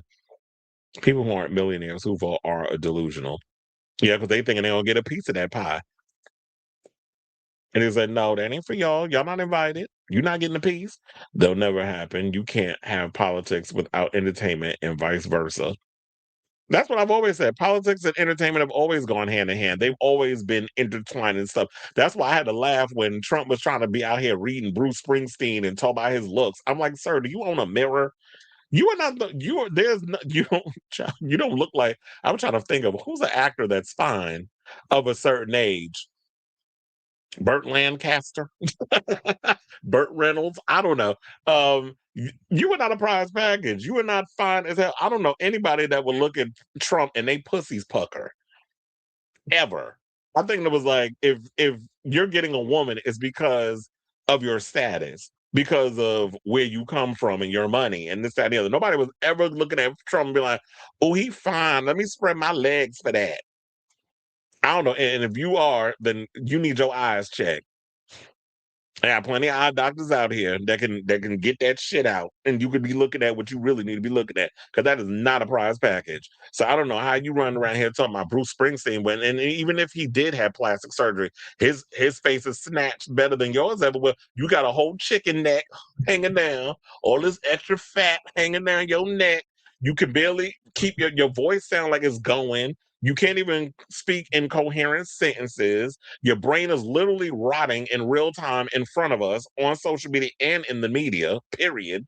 So you can't be out here talking about nobody's physical appearance and anything when you literally look like shit. Like you've been hit by an 18-wheeler and run over multiple times. They backed up the 18-wheeler, drove it up, backed it up again, ran it up in the front, backed it up one more time. And then when they was done, they're trying to move forward, they backed it up just a little bit more. So you can't be out here talking about nobody look when the way, especially when you look a mess. You literally look like at any moment, if you went outside in the sun, your ass will spontaneously combust. Let's not do it.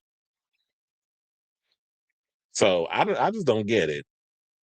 But some people live in their own little delusional land of whatever. But anyway, I'm ready to move on from this political stuff because these people be working my root canal. I can't stand stupid ass people. I have a low tolerance for stupidity. I really do. So let's move on. Or maybe we could talk a little more politics, but this got to do with the entertainment industry politics. Let's talk about Ebro because apparently Ebro just woke up this morning and realized that now that he's an independent contractor, that things are going to be a lot harder for him now that he no longer has the machine of mainstream radio behind him. Because if y'all remember, Ebro was at Hot 97 with Ebro in the morning. It was him, Laura Stiles, and Peter Rosenberg. Then I guess because he was getting a little too political for their liking, they decided to kick him to the curb. And then they brought in Miro. I think Miro from Deuces and Miro, remember them from back in the day? Well, Miro is now over there doing a morning show. So they brought him in. Ebro is now confined to he up in the club with us. He over here on YouTube with the rest of us commoners. And now he all upset that a lot of the celebrities that that he was once able to just book with ease over at Hot 97 is not coming over there on his show. So during a recent episode of the Ebro, Laura, and Rosenberg show, the longtime media figure admitted that booking guests has become more challenging since his departure from Hot 97. Now, according to Ebro, the difference in industry response has been noticeable. He said people have been acting different. He said, explaining that he now has to take extra steps to secure interviews, something he didn't have to worry about before. Without the backing of a powerhouse station like Hot 97, Ebro revealed he has had to send out press kits to potential guests, highlighting how much influence major platforms carry in the entertainment space. The shift, he suggested, has exposed how relationships and media can sometimes be tied to visibility and reach rather than personal connection. He also kind of threw shade at YouTube. He's like, oh, now we're over here, we're YouTubers and stuff. And it's like, let's not throw shade at YouTube because here's the thing. I know maybe because you're from a different, he calls himself Old Man Ebro. He's in his 50s. And you grew up in a time where the machine was a lot different, working over there in radio and pulling yourself up in the trenches in that way. I remember you were someone who worked behind the scenes like Andy Cohen before he went and became talent. And there was always accusations of Ebro trying to be, he was a gatekeeper. And a lot of people were still saying that a lot of times you was gatekeeping a lot of the music and a lot of the artists that was trying to blow up and this, that, and the other. And he's kind of gone back and forth in regards of explaining that on the show. But I don't think you should be thumbing your nose at us YouTubers because here's the gag. YouTube is the future. And a lot of people know this, including Netflix, because if Netflix didn't know this, then why are they over there trying to compete in the YouTube space with podcasts and they're failing miserably at it because we already heard the stories about the Breakfast Club and what they're dealing with over there in the YouTube versus the Netflix space. When now they made their shows exclusively for Netflix. But I did find it funny that I did notice that one of their the donkey of the days, actually was posted up on YouTube, and that was the one where they talked about Nick Cannon and all that. Oh, so when it comes to that, that's the only clip y'all gonna put up. But we can't. But the only way we're gonna watch the rest of quite as good. I don't watch their tired ass show. But if I wanted to watch their show, I gotta go over to YouTube exclusively, and not YouTube, Netflix exclusively, and watch their show. And me personally, I'm not going to Netflix to watch no damn podcast. I've never gone over there for that. The only reason why I go to Netflix is to watch a movie or a TV show and binge a TV show or watch a movie. I'm not going there to get a podcast. That's not why people go to Netflix. It just feels disingenuous to have that as an attachment to the situation. But what Ebro needs to realize, like, yeah, welcome to being independent. It's like when you have a big machine behind you, you will have access to all the A-list talent and all the things that is at your disposal because of the labels, radio, that whole arrangement that you guys have with that. So it's going to be easy to get the machine, these people to show up to the situation. But now that you're no longer a cog of the machine, it becomes far more difficult to get access to those major stars unless you're like an Alex Cooper, who she's one of the worst goddamn interviewers out here, by the way. Unless you got millions of followers on social media. And to be honest, what people need to realize, having an A-list celebrity or whatever the case is does not make your show. It doesn't make people want to tune. And like, don't get me wrong, you'll get thousands, tens of thousands of views depending on who it is. But if you're entertaining enough, and this is what I loved about Wendy Williams, she was sort of like, I'm gonna come out here and I'm gonna spew the gossip, I'm gonna talk the things or whatever. And what made her show a huge hit wasn't the celebrity guest who she had trouble booking. People wanted to watch her. People wanted to watch her because she had the personality. And that's what draws people in. If you have a personality and you're entertaining enough, and don't get me wrong, I like Ebro Lauren Rosenberg's show in the morning. Because that's grown and sexy talk when they be on there. I don't like the ninja nonsense, which is why I don't go over there and I watch The Breakfast Club, because it's like literally dealing with a bunch of idiots trying to sound smart. So I don't go over there and I watch that. I like a lot of the conversations that Ebro, Laura, and Rosenberg are talking about on their show when they're talking about politics and they're talking about entertainment news, which is the rundown or the lowdown and all. So yeah, I watch in the gurus. So I've been and funny enough, I never watched their show before when they were on Hot 97 because it was just clips. But now that they're part of the YouTube gang, I watch their show a lot more. So I think that they're better for it. I like the fact, yeah, and they have a studio, so they come together when they can, unless Ebro is traveling for work, which he was the other day, because he has a job with Apple. So if he's traveling, he's doing Apple stuff, and he can't be in the studio. They'll have to go remote at times, and that's an exception. But for the most part, they do come together. They have a studio. They do their show, and to me, that's more entertaining. But if you're in this for like, well, I'm trying to book guests and get more eyes on the channel and this, that, and the other, then I feel like you're in it for the wrong reason. That's the only reason why you're trying to do it. And my thing also is that Ebro would run around here acting like these celebrities are his friends, because he be saying it on the show a lot where he be talking about, oh, this is my friend, and I got this. Look, if these people ain't in your phone and you ain't got their number, y'all don't be constantly talking to each other, like texting, calling, whatever the case is. If y'all don't have that kind of kiki friendship like that, these people ain't your friends. These are your colleagues. These are people you work with. And you got to realize a lot of people in this industry, they move real funny. That's why I don't necessarily rely too much on celebrity interviews. I'd rather just sit up here and say all the shit I say, and that's entertaining enough. Whereas my personality is enough to get eyes on this show. So I don't feel like you need the A-list celebrity. There's some people that cut themselves to that mess, and then you see the type of product that they give you. It's like a bunch of nothing burgers. You don't really follow up on even if you have pre-written questions, a lot of times certain people don't even follow up on a lot of the questions that they put out there. So, and to me, this comes across as missed opportunities.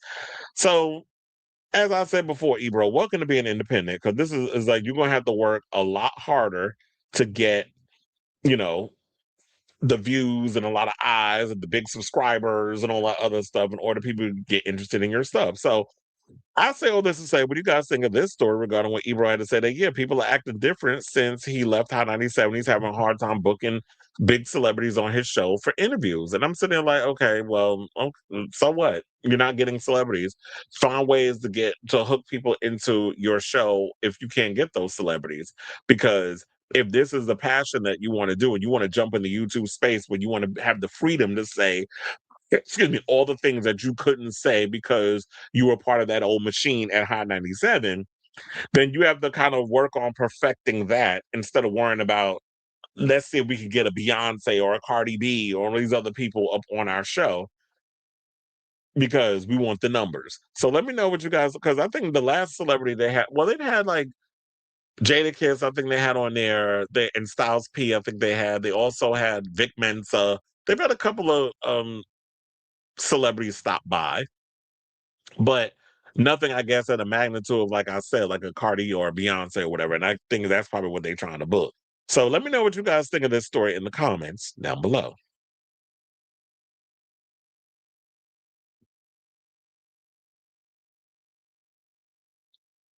Ebro was very anti-mumble rap when it first. Yeah, I agree. Yeah, he was when it first became popular. And no matter how much you don't like or agree with what the new generation is doing, you must always have open ears as a critic radio host. I totally agree with that, and I've been saying that to people all the time. Is that yeah? If you're going to be in this space, and don't get me wrong, as I get older and you go through those moments of feeling like you're aging out of certain groups, but as I always learned from Wendy Williams, the mentor in my head, you got to always keep your ear to the street because it's what keeps you young. So a lot of times when I have Gen Zers such as yourself in the conversations introducing me to like, have you heard this artist? Listen to them, you might like it. I'll take the time to listen to a lot of stuff. Now, don't get me wrong, I don't like a lot of the mumble rap stuff, but me working at Madison Square Garden and getting introduced to a lot of these artists that I necessarily wouldn't listen to, it exposes me to a lot of different things that the current generation is listening to. We only can't just be stuck in our ways of the music that we were accustomed to coming up in the game or our generations of music, because that style of music ain't what it's doing. So when you out here trying to be against a specific type of music, you know, that could be a problem. I don't know why my camera keeps moving.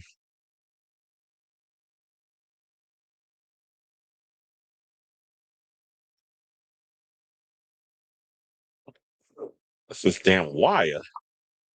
Hold on. Glad I'm doing this in between stories.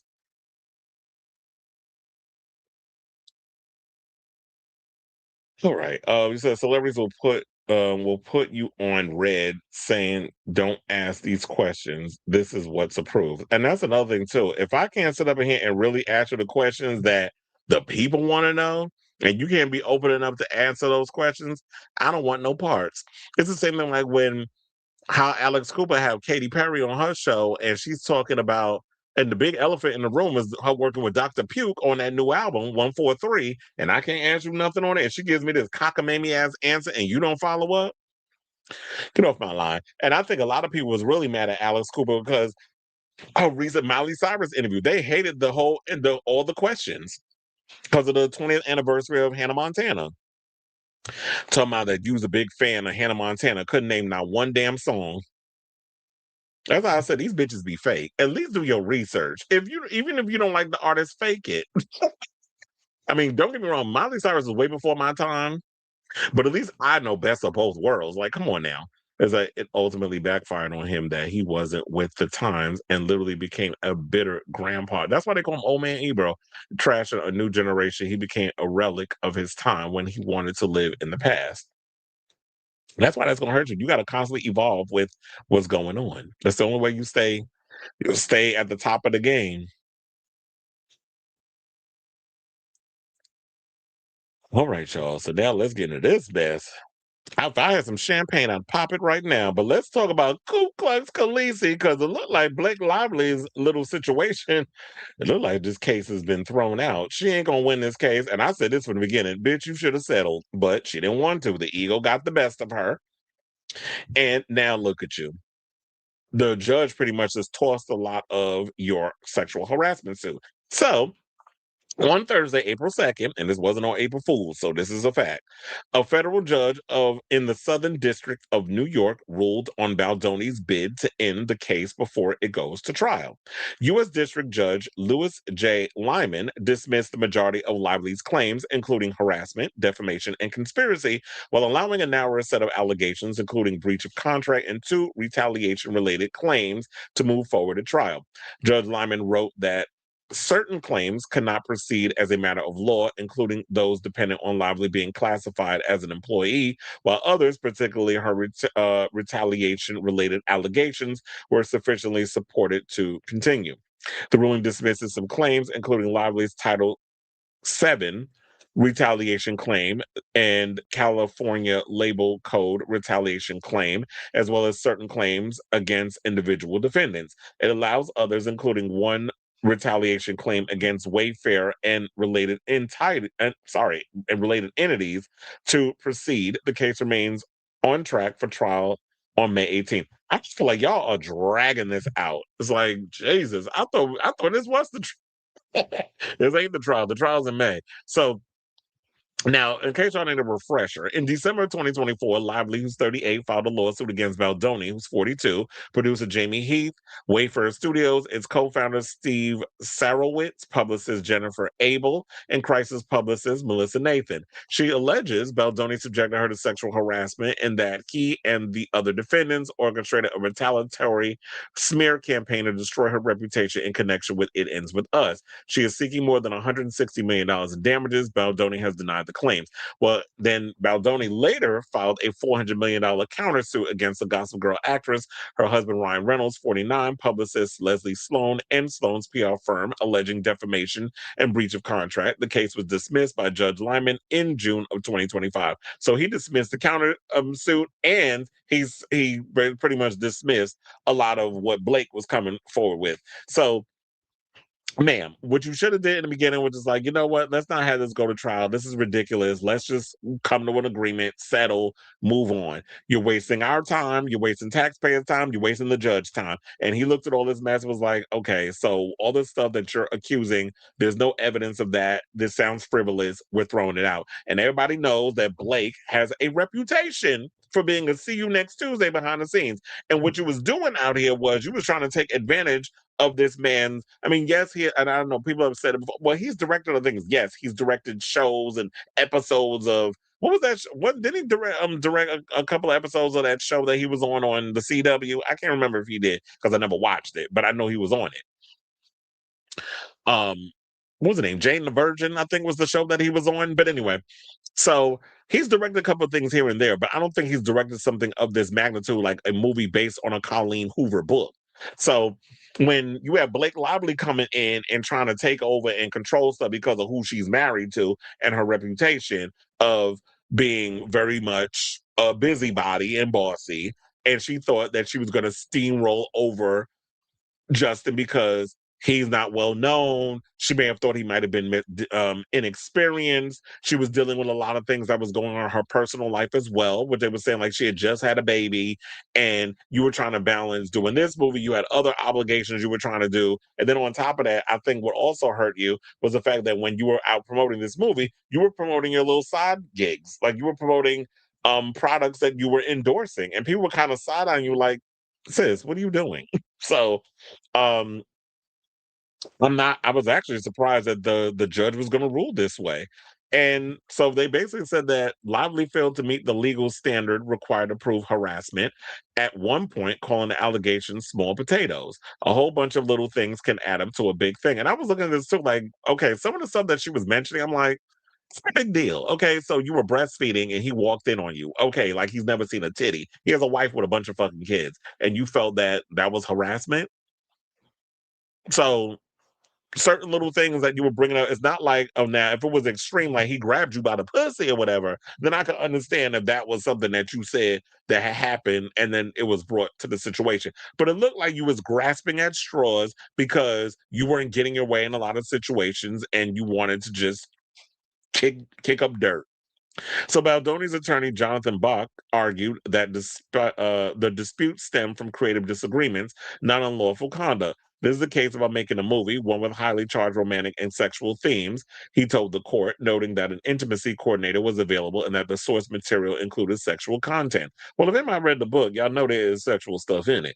But now Lively's attorney, Ursula Hudson, encountered that Baldoni's conduct was consistently inappropriate and crossing boundaries, alleging he introduced sexualized material not in the script, including a birth scene and a dance sequence in which he allegedly nuzzled Lively. Well, a lot of times, here's the thing.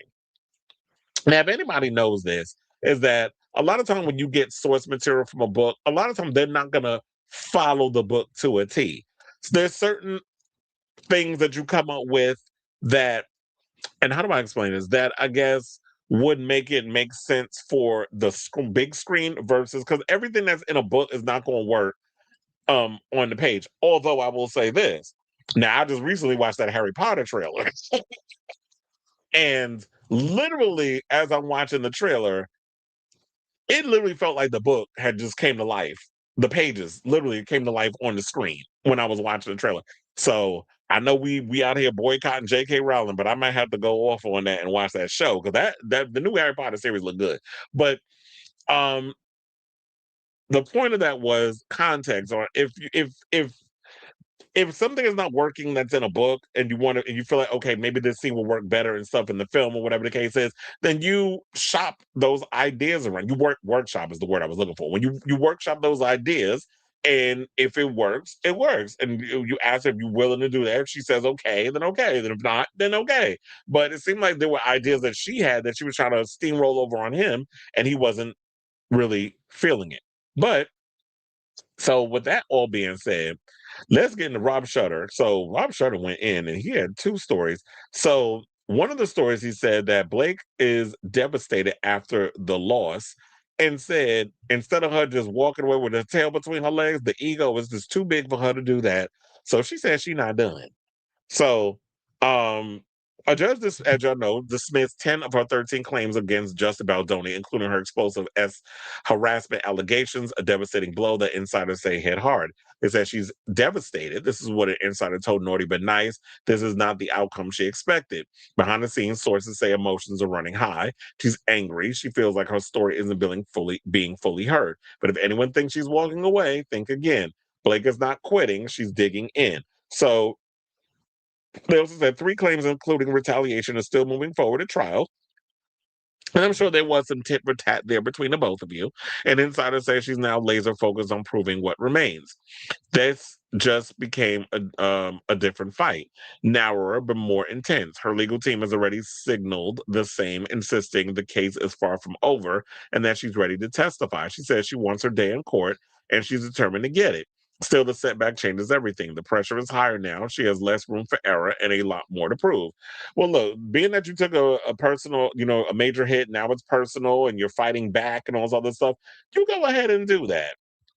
But my question remains is it all worth it at the end? Because now another story that I had heard from Rob Shutter, and I think it's not just him, because there was wait, was this the story that I had seen? Because there was another one where hold on, because now I gotta look it up. I knew there was more than one damn Blake Lively story that I had.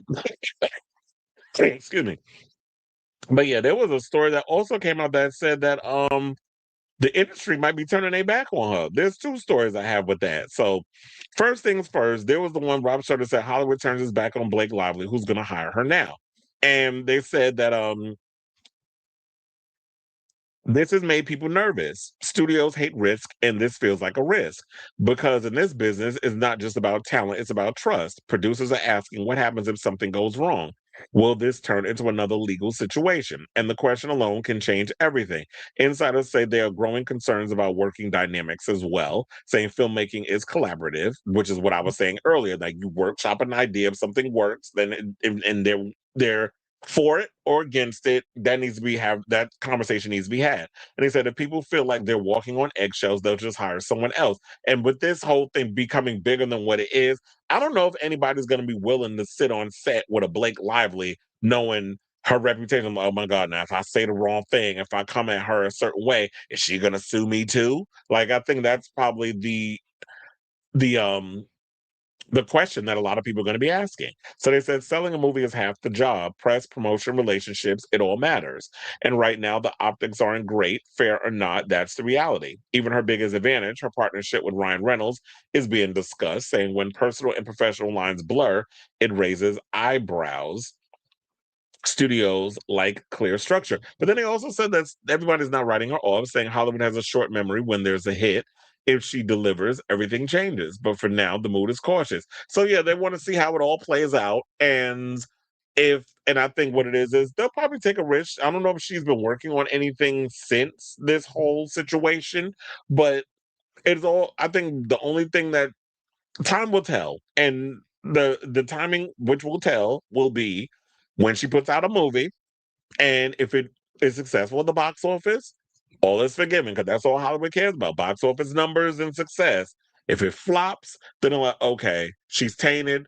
People are not feeling her because of the Justin Baldoni stuff, and now we don't fuck with her no more. Now let's go for Timu Blake Lively, which is Micah Monroe, and get her into a couple of those movies, like that Reminders of Him, which was a Colleen Hoover movie, a Colleen Hoover book that was turned into a movie, which I think did fairly well at the box office. We talked about that the other day. And when you look at Micah Monroe, she definitely gives favor to Blake Lively. So I can see them wanting to work with her more on stuff, and they'd be like, okay, well, we got our new Blake Lively. We don't need this other girl. But yeah, but last but certainly not least, there was a story that I saw at page 6 where a brand specialist by the name of Kaylee Cornelius exclusively spoke with them after the judge tossed the actress's sexual harassment, defamation, and conspiracy claims against Baldoni in the headline-making legal face-off, saying it does look like a challenging path lies ahead for Blake. There's a real risk she could start to feel pushed out of the industry and struggle to secure major roles or brand deals going forward. According to the PR maven, the fast-paced film industry can easily move on from Lively's talents. The film industry is now incredibly fast-moving and competitive, and it often feels like a revolving door.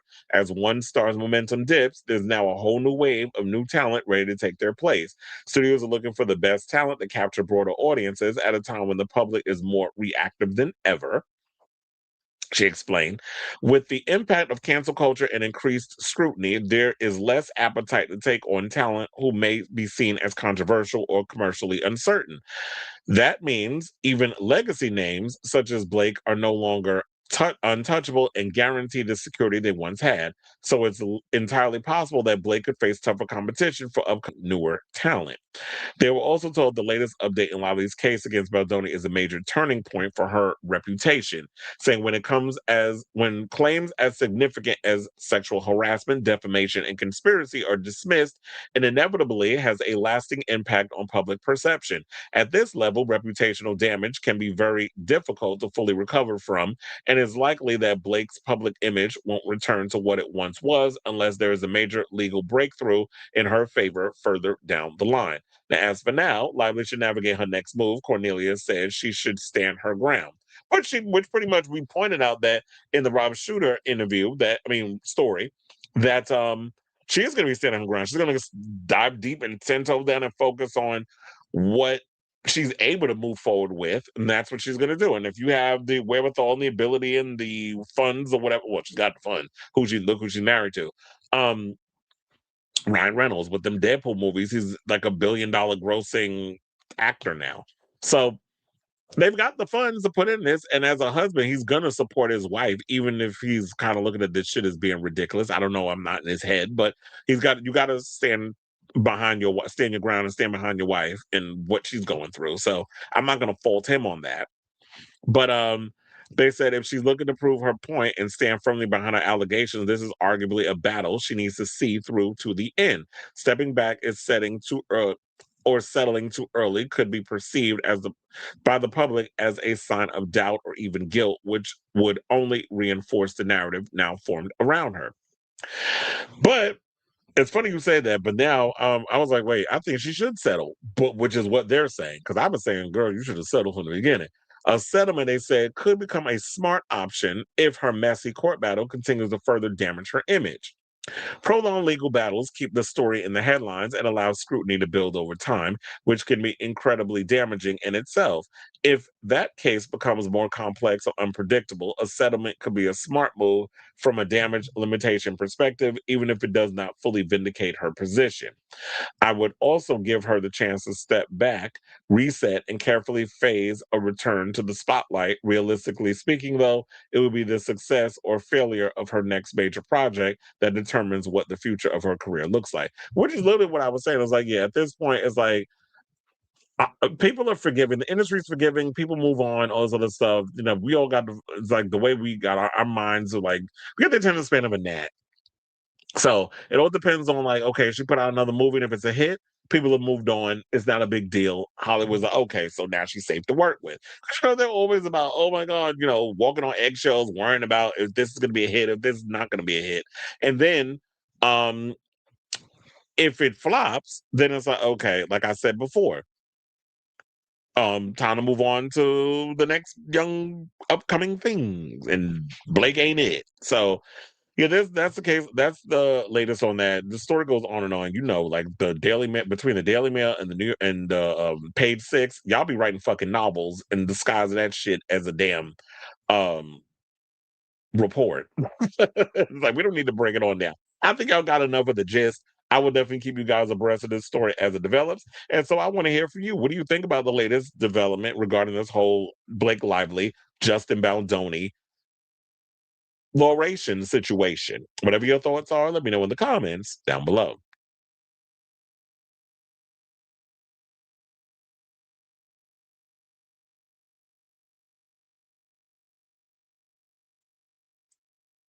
It ultimately backfired on him that he wasn't with the time. Oh yeah, I read that one right there. You were talking about Ebro in the morning.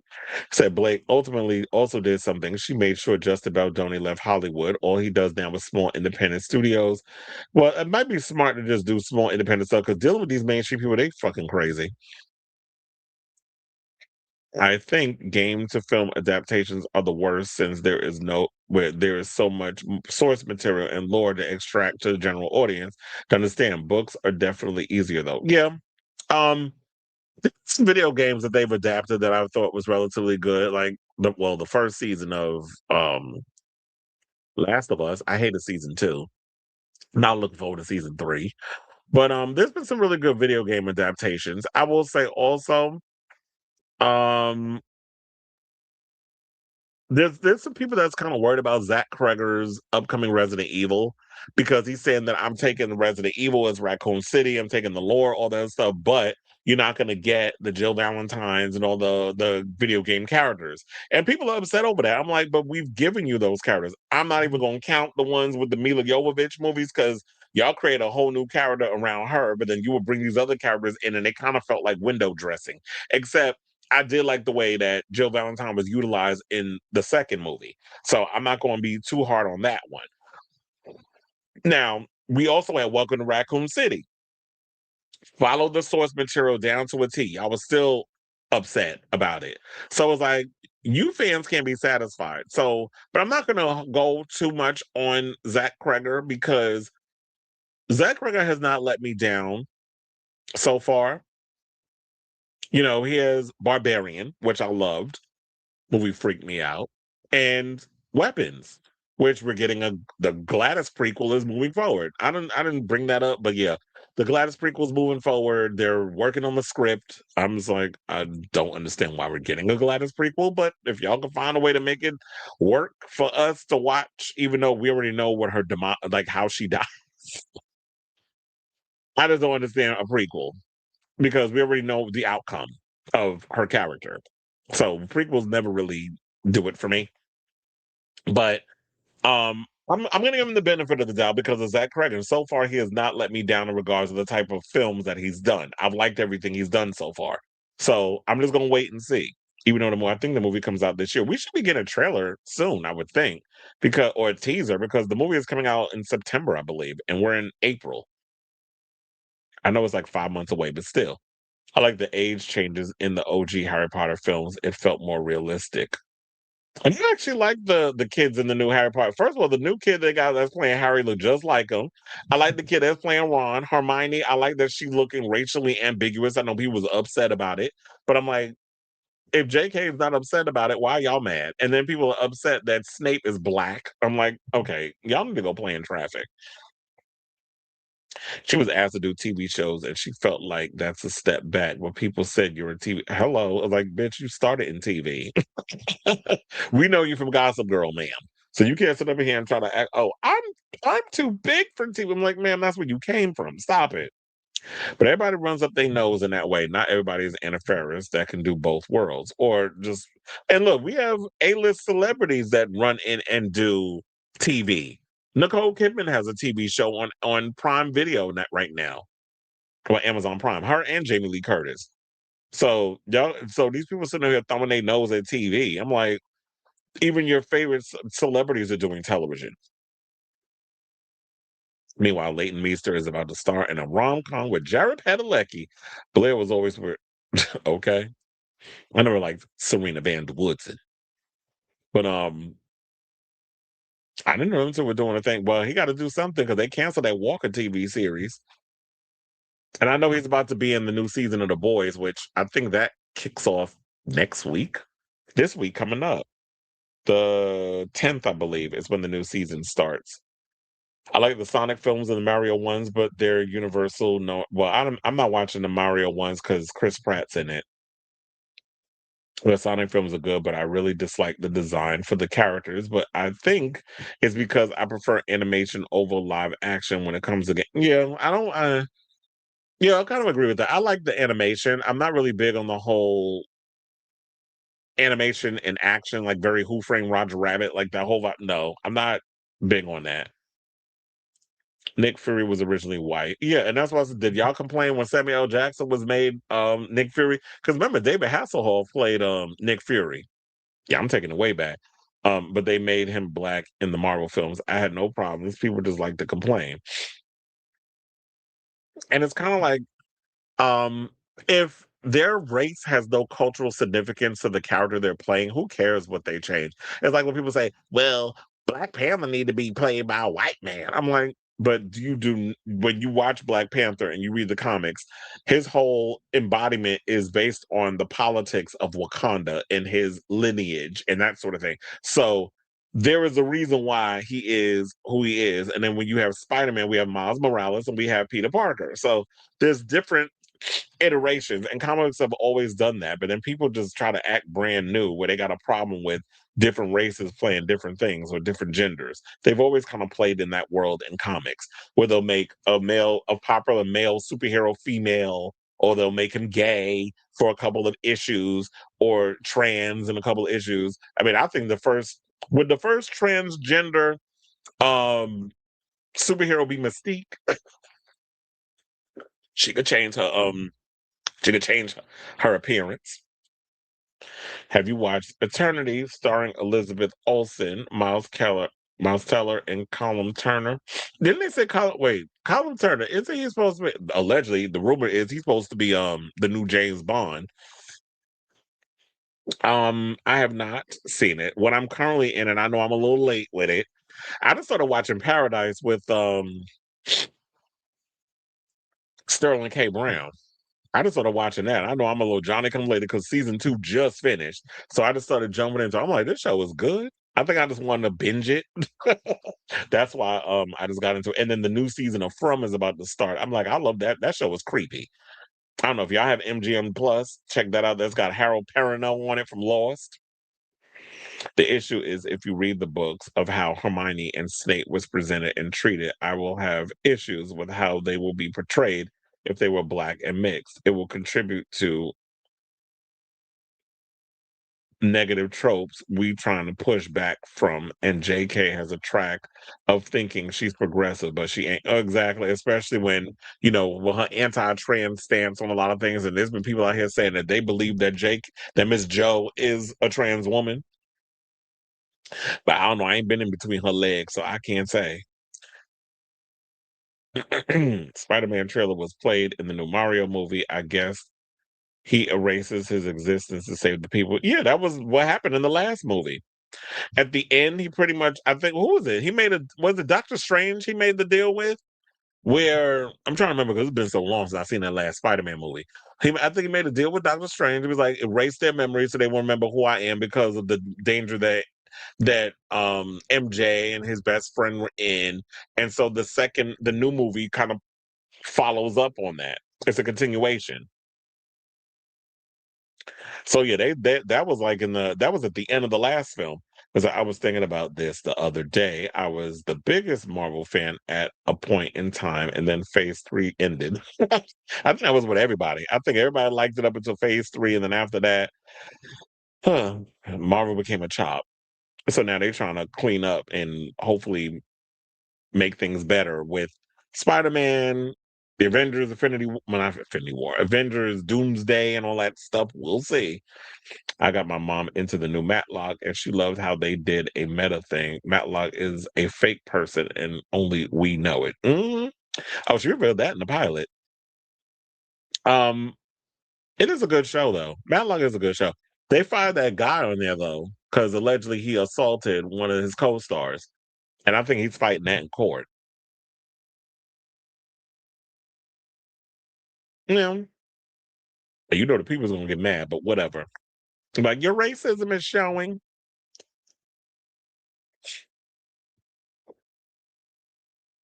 Notice how there are no new TV shows for Marvel. Yeah, there isn't. Although I did hear Wonder Man got greenlit for a season 2, which makes me actually want to watch it. Because I was like, oh wait, and Daredevil just started its season. So technically there is a new TV show for Marvel. Daredevil just started, I think last week, their new season on Disney Plus. Wonder Man just got renewed for a new season. And I didn't watch it because I always be a little skeptical about Marvel TV shows. 9 times out of 10, they're trash, and I don't want to waste time watching it. But everybody who I heard saw it said it's good. So now that I know that we're getting a season 2, I'll actually watch Wonder Man because I like Yahya Mateen the second. It seems Marvel might be just doing movies, or y'all can do shows, but just slow your roll on it. I haven't gotten around to watching Daredevil yet. I need to get around to it. Maybe I'll check it out tonight. But I keep forgetting because I get sidetracked into other stuff. I'd be like, oh, there's a movie I want to catch up on, or this I want to catch up on. The other day I was watching Scream 4. I forgot how good that film was. Even though there was some parts of the film I was like, okay, this is silly. It's a little too campy. Wear your vest, save your chest. Remember that line? I was like, Jill was definitely a convincing killer. Charlie was a waste. I was like, I'm not buying it. It's definitely giving me Ethan Embry. With how y'all were wasted as the killer, I wasn't buying it. But um she was good though. Jill was good. I got The Housemaid, but I'm sad it's not a franchise for Amanda. It seemed it was made for Sydney. Because she's definitely gonna be coming back in the sequel. And it was a good movie. I was pleasantly surprised at how much I enjoyed The Housemaid. And Kirsten Dunst is in the next one. So it'll be interesting to see where they go with that. And I heard that Amanda will make a cameo in the next one. We'll see if that happens, but I've heard that. The reason why a franchise flops is because it was never originally supposed to go past the original plot adaptation, Phase 4, Marvel, Stranger Things, Game of Thrones. Yeah, they keep trying to expand on it. Although Night of the Seven Kingdoms is a good show, I'm not really all that excited over House. I was so disappointed with last season's House of the Dragon. Hopefully, they could bring it back with this new season. But I definitely, absolutely fell in love with Night of the Seven Kingdoms. I just thought that show was so good. Would Drag Race be under the category? Yes, because a lot of the spinoffs really ain't carrying it for me. I just think that, especially when they try to do a lot of the challenges, like the snatch games and all other stuff in other countries, it's like your point of reference is going to be foreign to a lot of people who aren't really onto your culture. Like, if I'm not familiar with a lot of your cultural stuff, I'm not going to be as interested in watching a snatch game on characters I'm not really familiar with. I don't know. I guess it's different. Maybe I'm a little biased because in America, um, we have a lot of points of references. Although Snatch Game ain't really carrying them more because these new generation of personalities, y'all ain't it. So Snatch Game really ain't working like it used to. I think they need to come up with a new game or a new way of. I mean, I did like this. I will say I did like the Snatch Game of Love Island. That was cute. So like, find a ways to twist it up and make it interesting. If they could do it that way, that might be good. I actually am. I wasn't at first, but I'm like, I'll watch it. And look, they're about to premiere the pilot. I mean, the pilot season 3. If you go to Coachella, you'll actually be able to watch it, which is next week, by the way. Although I was on YouTube yesterday, and I did see like the Coachella channels are popping up, and there's things that's on there. I'm like, wait, did Coachella start already? Then I had to go and Google Schmoogle, and then I was like, no, Coachella is next week. So that's what, the 10th? Which I'm actually looking forward to watching it at home. Well, I'll be working, but if I can catch a couple of the shows or whatever, the live shows, like I definitely want to see Justin Bieber. I definitely want to see Slater. I definitely want to see a couple of the artists that's going to be out there performing, and all of that popping up on YouTube, and I can just watch those performances if I'm able to catch them. So yes, I am looking forward to season 3 of Euphoria. Hopefully it's good. I mean, I stuck it out this long. Might as well keep sticking it out, right? Who child of ghetto? All right, now let's move on and get back into the show. And let's talk about Chilli. So apparently, Do we need to cry for her, Argentina? Because there's a report that came out that, of course, y'all know that where Chilli from TLC was exposed as being MAGA. And now word on the curb is that she is not here for the backlash, that this was not something that she wanted her legacy to be, blah, blah, blah, so on and so forth. So now shout out to Page Six for this story. They said TLC's Chilli is being dramatically affected by the backlash to claims that she's part of the MAGA movement. It has recently been revealed that the No Scrubs singer made donations to Donald Trump's re-election campaign and that she retweeted vicious posts about Michelle Obama. She said they were all accidental, which I don't know how you accidentally just continue to give money to people who are against the interests of anybody marginalized, particularly black folks. But you're supposed to be black. But I also think that Chilli is someone who don't like who she is as a woman, let alone a black woman. But now she said they were accidental, but she's not a Trump, and she's not a Trump supporter. You could have fooled me. But the response from fans have been intense, saying she's taking all of this very seriously, and she shouldn't supersede, and it shouldn't supersede her legacy that includes the empowerment of Black women. She's not that person. It sounds a bit contradictory because you can't say that you're about empowering Black women, but you're voting for people who, when we had this conversation on the show, over 30 some odd thousand women, Black women, lost their jobs due to DEI and so many other things that was going on. And a lot of the policies that was put in place by the, well, executive orders, we'll call it that, because it's administration. And when people looked up and did the research on who you were following, you're following Newsmax, you're following Tommy Lauren, you're following Donald Trump, and you were donating money. And plus, your bandmate T-Boz exposed you and pretty much said that you are MAGA. She said, well, my bandmate voted for him.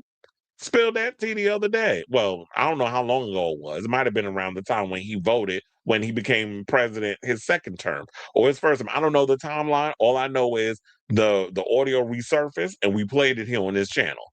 So, and there were the other YouTubers that did the same thing. And then she also said that she really is a MAGA. She voted for President Obama twice. There's no MAGA community around her. She looks at MAGA as the January 6th insurrectionist.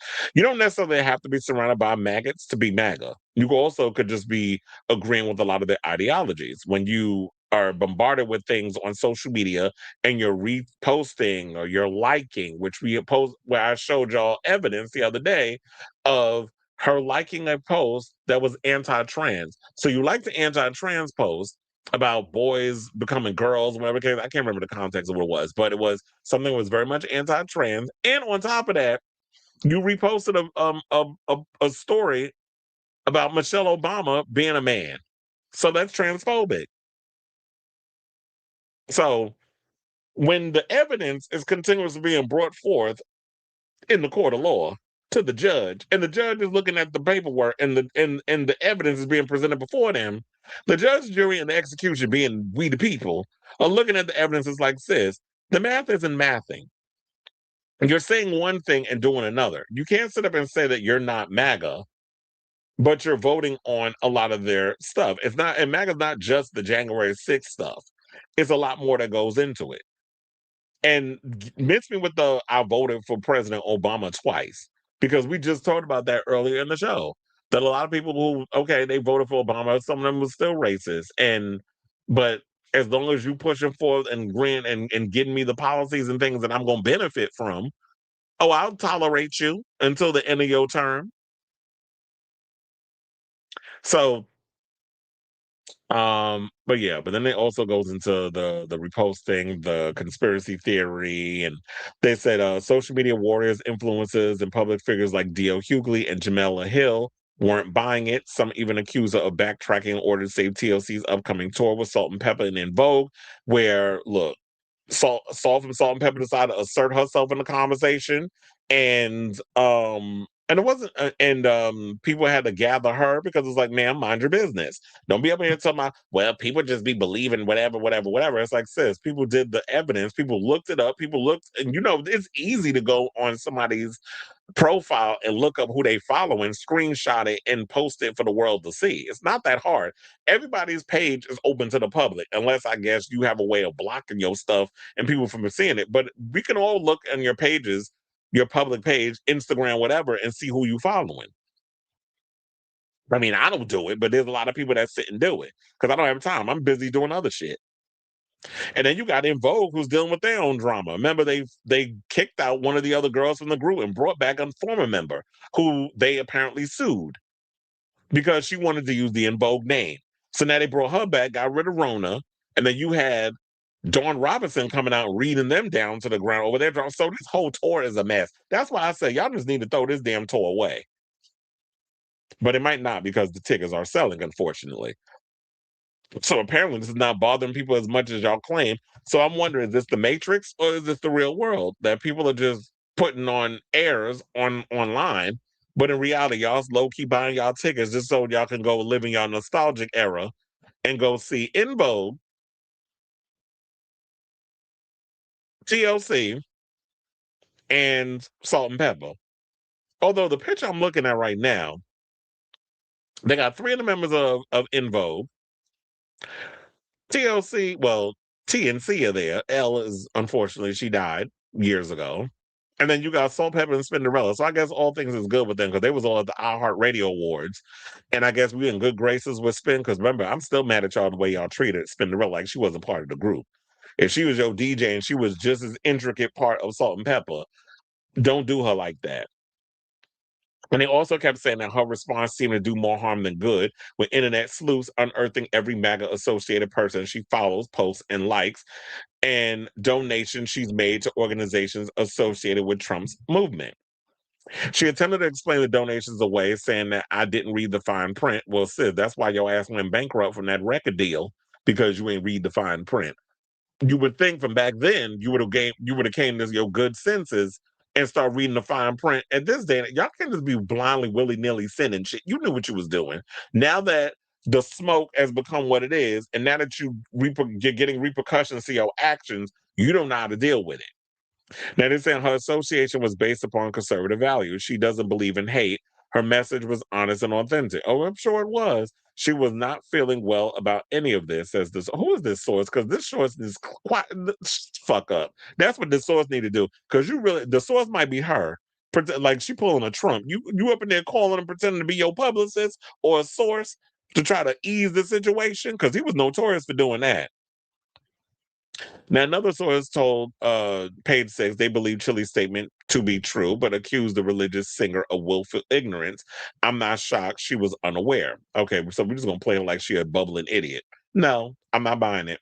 Meanwhile, music insiders are pointing to slow ticket sales for the tour in major markets like New York and buzzing about how the MAGA association could damage the box office receipts. The timing couldn't be worse. Look at what's going on in the world. Even MAGA people are pissed off at MAGA. I mean, it is true. They are jumping ship. They're jumping off the Titanic without the lifeboat.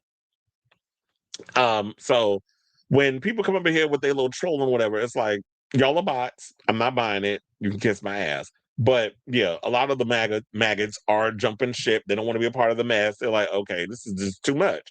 Now, even though tickets may be selling slowly in New York City, they said there are already over 150,000 tickets sold in 6 markets, including LA.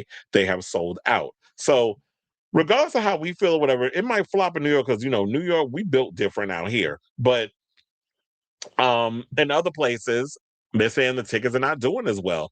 And I'm genuinely curious. My thing is this, and that's why I did find it funny, because it wasn't just Jamela Hill and D.L. Hulu that read her. Claudia Jordan even dragged her by her 55-year-old baby hairs. That was her words, not mine. I did cackle when she said that on her thing. But Claudia Jordan ate her up in the comments too. And then it was this big back bitch that was like, well, at least her baby hairs is real. And I'm like, that's what your Michelle A.T. Alien looking ass got from that? That's all you took from that her baby hairs is real? That's the best your big back ass can come up with? The fact that, oh, at least her baby hairs is real. Well, that's probably the thing. That because she thinks she fair skinned. Well, she's not fair skinned. She dark skinned, but she's one of those that don't like who she is. With the good hair, Becky with the good hair, except the dark skinned version. she thinks she better than. And Chilli is always kind of giving me that energy, like she act like her nose was up in the air. She act like her shit don't stink. She always came across like she was better than everybody, and that was one of the things I never liked about her. I was always a Left Eye fan before any of them. I like Left Eye. I always liked T-Boz because T-Boz was very much that girl that'll get up in your face in a minute if you said something slick. And Chilli always gave me like she was just a pretentious, fake, phony bitch. I always got that energy from her, so I never particularly cared for her. But I think because she was the pretty girl, and I'm not saying the other girls was ugly, but because she had this whole aesthetic of like being that cutesy, pretty, whatever, people kind of gave her a pass. But I definitely feel like all of this is because she is backlash, and because people done dug up and found out who she be voting for and where she leans politically and all these things. And because of this tour, she's trying to play cleanup woman. And for the most part, I was reading the comments and people's not buying it, and people saying they're not buying the tickets. But on time will only tell, because people say one thing on social media because they want to go along to get along, but then quiet as kept. Secretly, they asked me up at that show singing No Scrubs. So I say all this to say, what do you guys think of this story regarding Chilli? Do you think that what's going on with the MAGA backlash and finding out who she's been voting for, and funny enough, you're saying all this, but then, and which is these political people are going against Black people, the very people that you lean on to support you music wise, because MAGA ain't out there listening to Creep, Red Light Special, Silly Ho. They're not gonna be out there singing them songs. It's Black folks. So you can't be out here trying to throw shade at Black women and Black people and this, that, and the other, and wanting having your hand out for their damn money, but then you voting for a man who would spit on these women if they was on fire. So let me know what you guys think of this story in the comments down below.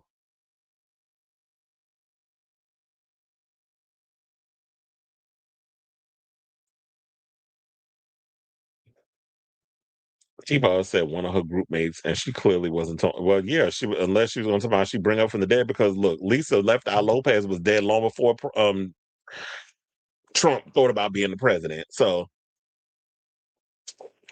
obviously she wasn't talking about her, right? Because if my group member voted for him,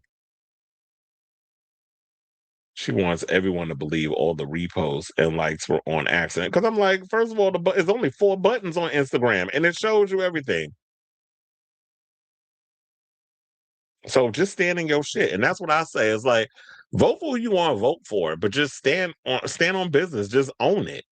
That's like when Nick Cannon was up in there tap dancing with that dumb bitch, Amber Hose, and then was sitting up there talking about, oh yeah, Trump cleaned the house and whatever, and putting money in like the bottle and doing bottle service club, whatever that stupid shit he said. And then because of the backlash, then he removes the episode. Stand on it. You said what you said. We know where you lean. And people talking about that we need to boycott Nick Cannon from what? Do y'all have any of the music that he's recorded in the past in your Apple Music that y'all keep on rotation? So what are we boycotting him from? He's a bottom of the barrel wannabe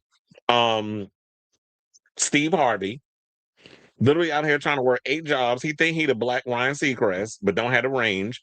You got and then who still watches The Masked Singer? Although shout out to Ashley Simpson for winning this season, but and I know that because I've media that thing. I don't watch the show, but I know she won. So um what's the boycott him from? This is different with her because she's a musician. She's still relying on a certain demographic when she goes out to support her music. And that's why I said throw this whole tour away. Salt and Pepper's a problem with they drama. You got, well, for her asserting herself in Chilli business. TLC is a mess because of Chilli. And In Vogue is a mess because of the recent thing with them and Rona Bennett. So y'all might as well just restructure this whole thing, get rid of the whole group, bring new people in. Maybe they need to do Queens of R&B Part 2 and just have SWV and Escape go back out again and then just bring in new girls or something, because I don't know about this tour. It would have been a good idea if all of this mess didn't come out with Chilli, but it's Kanan now.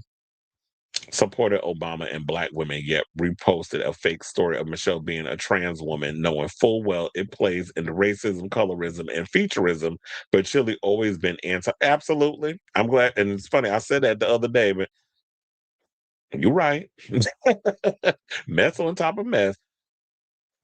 Oh yeah, that dumb bitch did say all lives matter, and we know all lives matter to a point, but all lives ain't getting affected by the and getting shot up by police and like or treated the way George Floyd was, or Trayvon Martin, or so many others that have been mishandled at the hands of reckless ass people with their guns or police in general. So that all lives matter shit, and especially since your dumb ass got a black son and you saying that mess, okay, well when your son get held up hemmed up by the cops and beat up or whatever. But I want to see you have that same all lives matter energy, sis, because we're not coming to your rescue.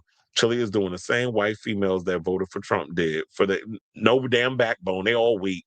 For they too voted against the interests of women by voting for Trump. So and they all said, "Yeah, we vote for Kamala."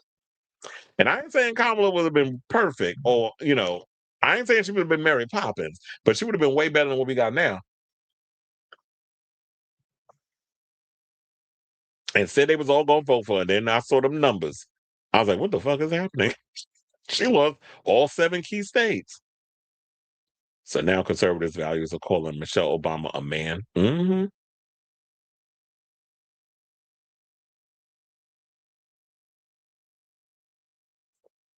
She said she not dark skinned. Okay. She not well, the dark skin, light skin, beige, fluorescent beige. Bitch, you black. In the words of Beyonce.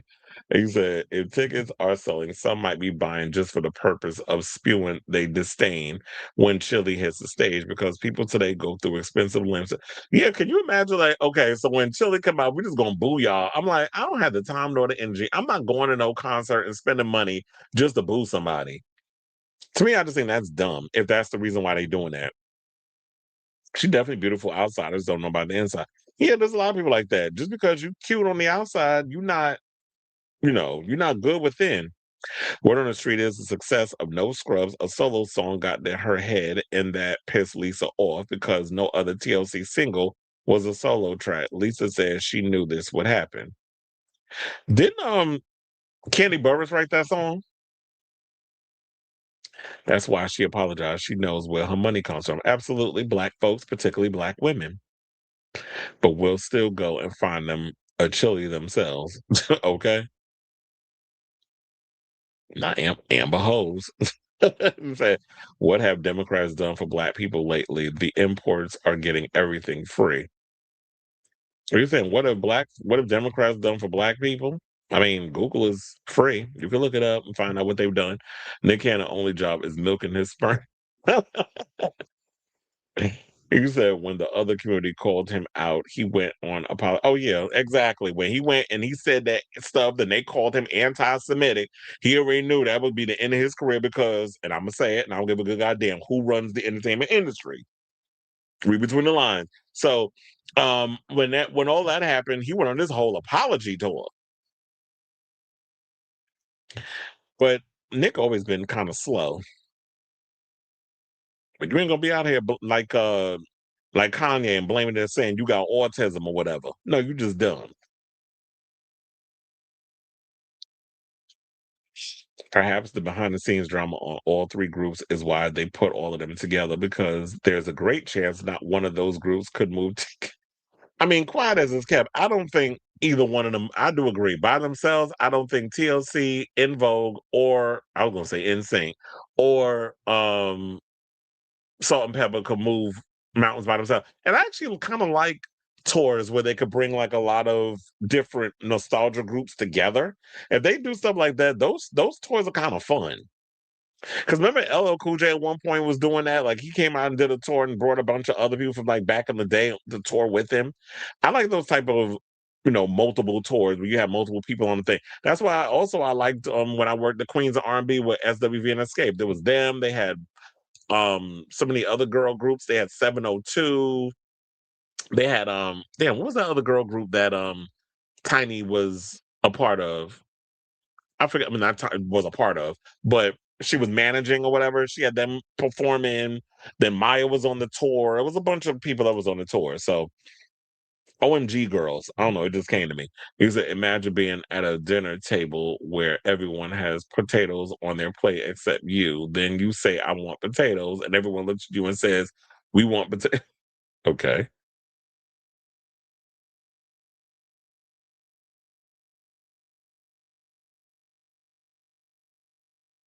I know you probably wish you was a man or whatever your tired ass gender is. Kanye said he got brain damage from the car accident, which made him dislike. Okay. Because I saw he's on tour recently and people buying people buying the tickets. All right. Anyway, let's get back into the show, y'all. We got some homosexual news, if you believe it. Let's talk about Porsha Williams. So apparently she running around here now getting a box eaten by a woman. And wait, was that the next topic? Or was it Kim Zolciak? I don't know. It's stuff out of pocket. I might have messed up the arrangement. It's Kim Zolciak. Hold on, let's do that one again. Take two in action. But I saw there was a comment in here. He said, I don't get if someone don't like the person they're watching, why do they have to comment hateful comments instead of because they're bored and they need attention that they just this is something I deal with a lot as the channel starts to grow. You get people that want to jump in the comments and they act like that using slurs is gonna hurt my feelings. Yes, I'm gay. Yes, I suck dick. And yes, I'm open about it. You wish that you could be man enough to live your life and live in your truth, but you got to be a pussy asshole with no picture or no, because I don't know what you look like. You got to jump in my comments and try to read me. And you thinking by saying that is a read. It's not a read. I'm going to cuss your ass out and then I'm going to block you. See, that's the power that I have on this side of the thing is that I'll see your comment. I can curse your ass out and then I can block you so you don't come back. But then, of course, what your loser ass will do is that you'll have to take the time and the energy to create a whole new channel to try to come at me again. Because that's how some of y'all be operating. But I don't get that either, Moo Moo. So, that if you don't like people, it's like if I don't like people, I don't waste time or energy jumping in their comments, harassing them, or saying derogatory stuff because I want to get a rise, because I'm bored, because my mommy didn't love me and give me enough hugs when I was a kid. So,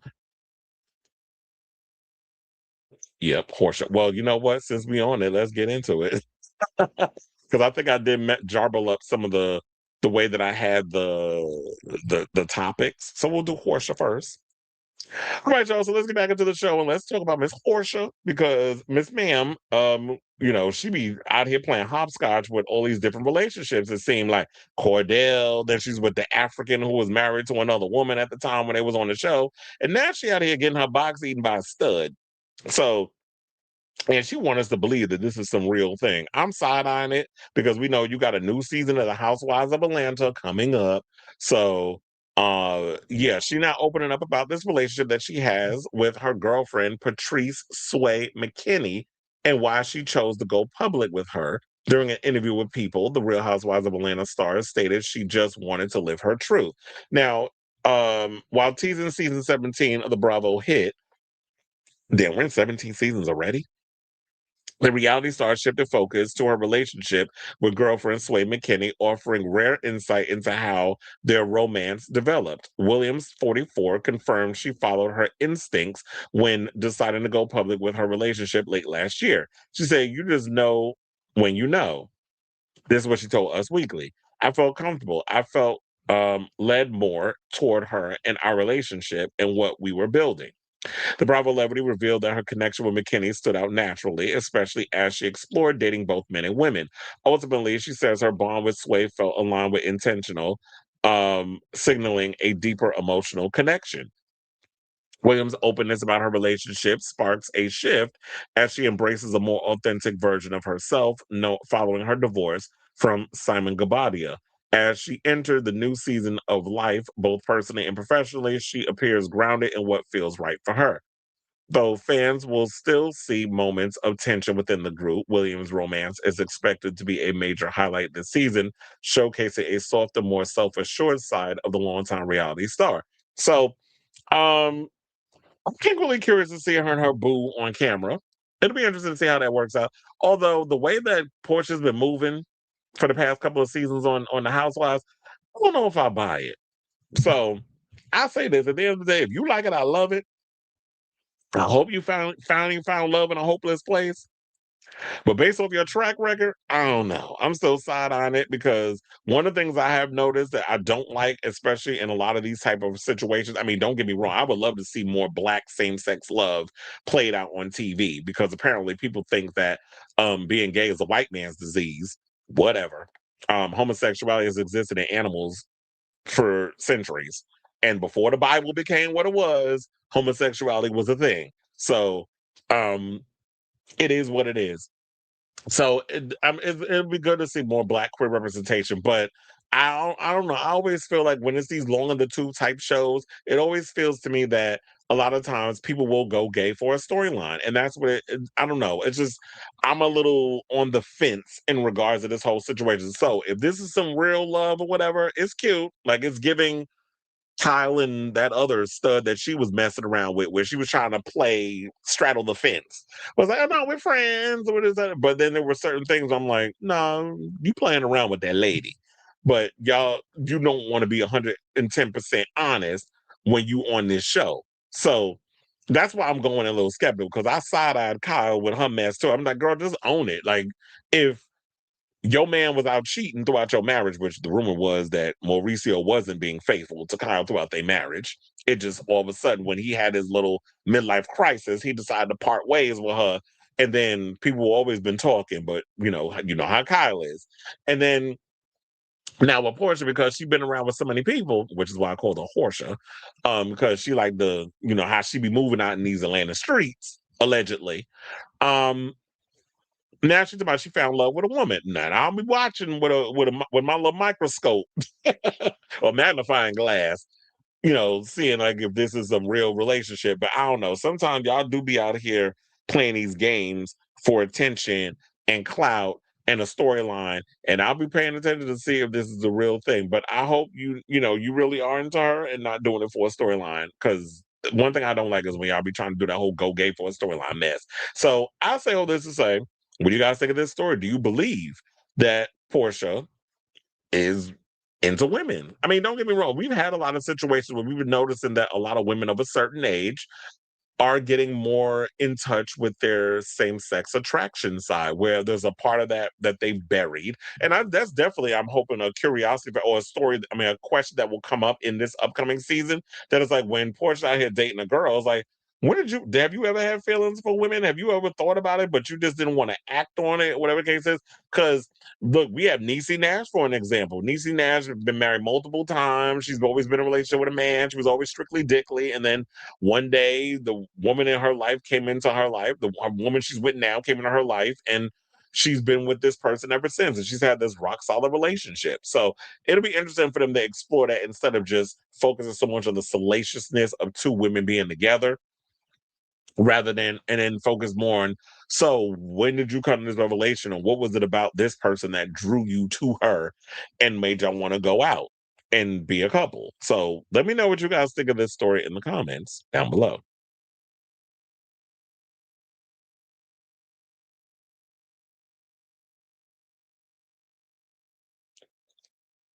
You said more is because they're monitoring spirits and miserable. Okay. That's what I say. I move on. If I don't like what somebody got to say, I mean, don't get me wrong. Now there's certain YouTubers that I'll be watching, and they'll say something. I'm like, you sound dumb as fuck, and I'll say it to the screen, and I'll just scroll on by. But I'm not sitting there like I got to write in the comments that you're a dick, or I need to make little derogatory comments towards you in order for you to feel a certain way. You have a right to say whatever your opinion is, but if it's incorrect, I'm gonna give my intelligent different point of view. I'm not gonna come up in here and just, you know, be an asshole because there's a lot of y'all floating around up here on the internet. I saw that you've been spelled there. You said I might start watching Real Housewives. Oh yeah, that just started because I know Black Dolores is on there. Well, I told you I met her. What was it, like last month? One of the events I was working, she was there. Walked right past her. We looked. I looked at her. She looked at me. We smiled. She like she knew I clocked her. But I wasn't sure if it was her until I told her a bunch of girls came around. I was like, and wanted to take pictures. I saw, oh, so that was Black Dolores. Because sometimes you see people on TV and then you see them in real life, and it's like you're not sure if it's them. So sometimes, because the other day I forgot to tell y'all. So when we had that No Kings March, I was on my way to work. And I kid you not, I walked past Patricia Arquette. Didn't even. I was like looking at her mad hard too. I'm like, is that Patricia Arquette? Like literally, we walked past each other. I did not realize how small she is in person. She's short. She came up to like my waist. That's how tiny she is. She had to be about 5'2", 5'3", or whatever the case is. Looked dead at her blonde hair and everything, and like. And funny enough, how I recognize her because, well, obviously I know who Patricia Arquette is, but because she was recently in They Will Kill You. And then I was like, literally, she walked past me. I'm like, like I'm staring hard too. I want to tap. I'll be like, "Are you Patricia?" But sometimes I don't want to be rude in that way, so I don't bother people like that. Or you said, I was so drawn to that New England preppy Ivy League upper class lifestyle, and these ladies are fulfilling my fantasy. The other franchises should take notes. I might actually watch that just out of curiosity. As for Porsha, who said that? He said, "Get off the live. Girls rarely initiate in that way. It shocks clavicular." Did I see a recent interview where somebody asked him what did he think of Woe Vicky's relationship? I'm like, why are you talking about a bunch of no doubt? Like, who gives a fuck about that colonizing bitch? Whoa, Vicky. I'm like, and I said to TMZ, I said, it clearly must be a slow news day that this is what y'all talking about. I'm sorry, I don't care who she with. That won't get me to follow or watch at all. Yeah, because the past season's been boring. I don't care. I mean, I might watch that Ultimate Road Trip because Nene and them is going to be on it. I might watch that, but I'm kind of over the whole Housewives. Although I do need to watch Beverly Hills because I heard that Erica Jane read Dorit down to the ground, and I got to watch that episode. It's like, now it might be time. I got to get back into the Beverly Hills Housewives. Just don't bring all these random people around your child to you. And you know what? I've been saying that for years. And it's not just same sex, it's any kind of relationship. If you are into someone and y'all dating, don't bring these people around your kids like you met them yesterday, and now you bring them around your kid the next day. Give it some time, get to know each other, hang out a bit, and when you feel comfortable that you want to introduce them to your children, because I knew family members that did that, and it causes attachment issues. Like when the relationship don't work out, then your kid is like getting used to get attached to somebody. Then when it doesn't work out anymore, then it's like there's that mourning period. So that's why you got to be careful who you be bringing around. I don't give no F's long as the show is true entertainment. Please don't cosplay gay for TV. Yeah, I don't like the whole cosplaying. Yes, but Niecy not playing. She really loved her wife and been married for a minute. Now, I was just using it as an example in regards of like a similarity, but it's like, yeah, well, Niecy generally loves her wife. Comment on the subject, don't stall insult. Exactly. And that's what people don't know how to do. People really don't know how to have a conversation and comment on the subject at hand. Instead, they got to jump in people's comments and they got to throw insults so they feel like, oh, I got to troll you. And how does that make you feel? Does that make your asshole pucker? Because I hate when the minute someone comes out with a same sex partner, everyone jumps to they're gay. I'm bi. Hello, that is true. Is that we are bisexuals? Erasure. We talk about that a lot on this show. Thursday night, I found out Robert Pattinson and Zendaya were near my job in Union Square for a premiere at Regal Cinema. It's like I see now all of a sudden all the celebrity. Oh yeah, because you do work over there by the Regal. I know there's a lot of people that there's been a lot of celebrities I noticed as of late that was New York. So we definitely been doing a lot of premiere screenings. I remember when I used to work at the AMC in Times Square, we used to do a lot of those. Now they've been going over to Lincoln, which is a much better theater if you ask me. I was so pissed. I tried to convince my manager to close the store early. The customers will understand. Child. um, I wouldn't mind to seeing Zendaya and Robert Pattinson. Well, you got to hurry up and wrap this up because he's about to go shoot the new Batman movie.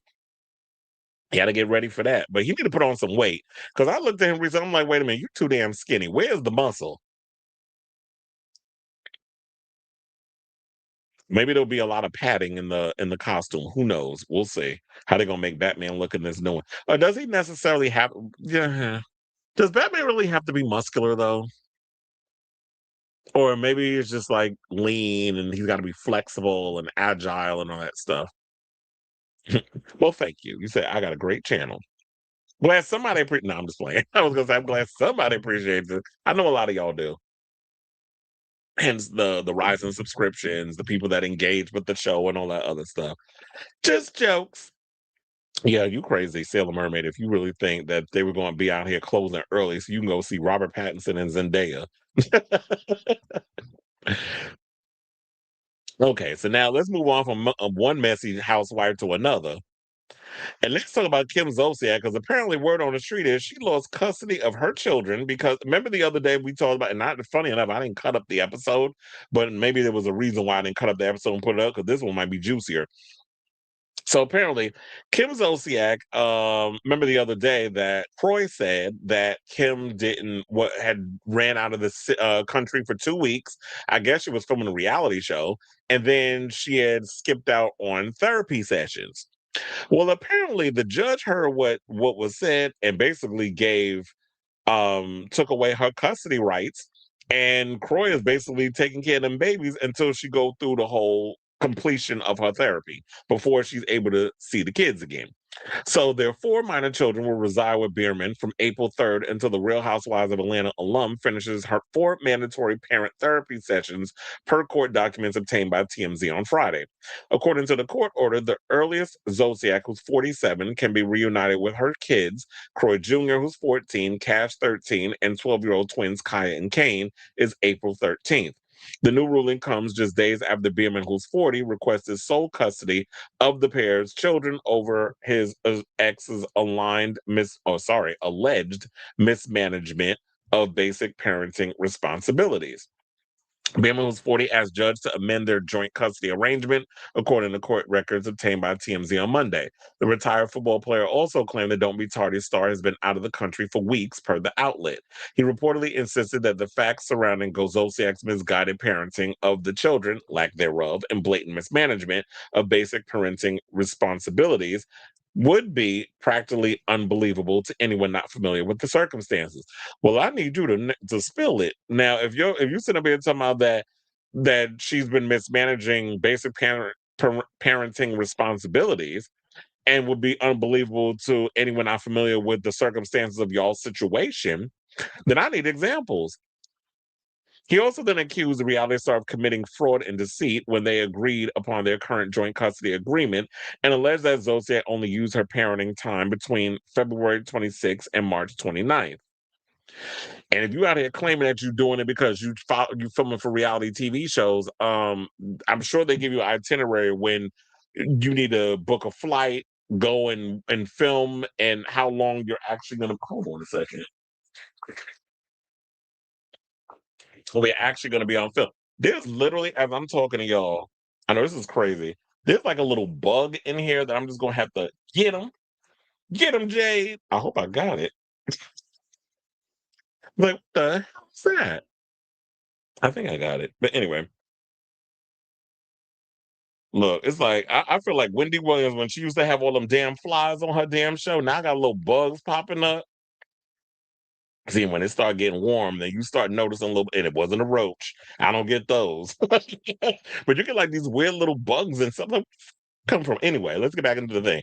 So now, despite the duo signing a temporary custody agreement early last month, Biermann argued that Zolciak wasn't following the terms of their agreed upon therapy, according to TMZ. In a statement to page 6, the Bravo vet slammed her ex's request, telling us, "These accusations are completely false and nothing more than a deliberate attempt by Kroy to defame my character. I spent 5 weeks away working on 2 TV shows to support my family and make sure my children are cared for, something I will never apologize for." Well, that's great. But my thing is this: if this is the case, that you were filming 2 TV shows so that way you could take care of your children? Because clearly Kroy out here ain't working. But couldn't you have presented all that evidence to a judge or whatever the case is, and then you wouldn't have gotten the kids taken away if he was like, yeah. Or you could have asked for permission to go out because, like, okay, I know normally I have to do these therapy sessions, whatever the case is. However, I have to go film because I'm a reality star and I make money. This is my way of making money. So I need to be excused so I can go do these things so I can go and take care of my kids financially. She probably didn't discuss it, probably took it upon herself to just pack her shit, fly off to wherever she was flying off, film the stuff, and not think about the repercussions of what was going to happen. Because you know how these Karens are. Y'all run around thinking that the world is your oyster and you could just do whatever the hell you want and not have to deal with the responsibilities of whatever it is that you got to do. And so the judge humbled your ass, took them kids away from you, took them and had Kroy deal with them, and now you're going to have to follow up on your therapy sessions in order to see your children again. So you're saying he's defaming you. You could have had all this nipped in the bud had you dotted your I's and crossed your T's in the beginning. At least that's what that's how I'm looking at it as an outsider looking in. You got to always make sure your stuff is taken care of before you're ready to run off onto the next damn thing. And that's what she should have did, and that's not what she did do. So um she continued by saying, I refuse to be bullied or have lies twisted into a narrative about who I am. I will not stay silent. The truth is on my side and it will come to light, no matter how hard anyone tries to bury it. However, Zolciak and Biermann's bitter battle has been playing out for over 2 years, with Biermann previously filing for sole custody of the kids in August 2025. He reportedly accused Zolciak of subjecting their children to emotional and psychological abuse in that filing, and claimed that his ex repeatedly left them alone without proper parental guidance. Zolciak and Biermann first filed for divorce in May of 2023 following 11 years of marriage. Well, these two always been a damn mess. And that's why I'm laughing at this whole situation. It's sad for the kids, but I'm cackling this whole thing because she laughed and thumbed her nose up at the rest of them girls over on Housewives, acting like she was better than, and now look at you. And then at that point, when they did bring your ass back and they called you out on your blatant racism, and you ran up in the bathroom like the Karen you was, crying to Andy, gay ass, about a whole bunch of other shit. And they're all ganging up on me and trying to act like you was too good to film with the rest of them girls because you thought you had yourself a prize package. Some big booty failed football player that you met on some watered down Timu version of Dancing with the Stars, and you thought you was out here balling like you was some A-list celebrity, and now look at you, in debt, broke, living in a mansion that got foreclosed on. Menashe, you ain't there no more. And now you got your kids taken away from you. So how's life working for you? And I don't want to kick nobody while they down, but it was like, girl, you was doing it to other people. And so I don't feel no ways tied about this situation. Now, if you're really about trying to get it to get together with your kids and work the things out, you can figure those things out. But until now, I'm calling cap on this mess. Good luck to you, Kim. That's all I got to say on that. So I'll say all this to say, what do you guys think of this story regarding this mess that's going on between Kim, Kroy, and them babies? Whatever your thoughts are, let me know in the comments down below.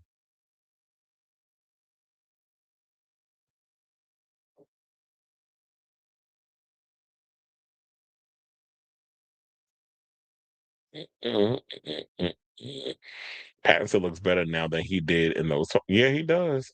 Not in Twilight movies. Don't he have a kid with Suki Waterhouse, who also got a kid with Bradley Cooper? I'm like, damn, Suki, you getting around.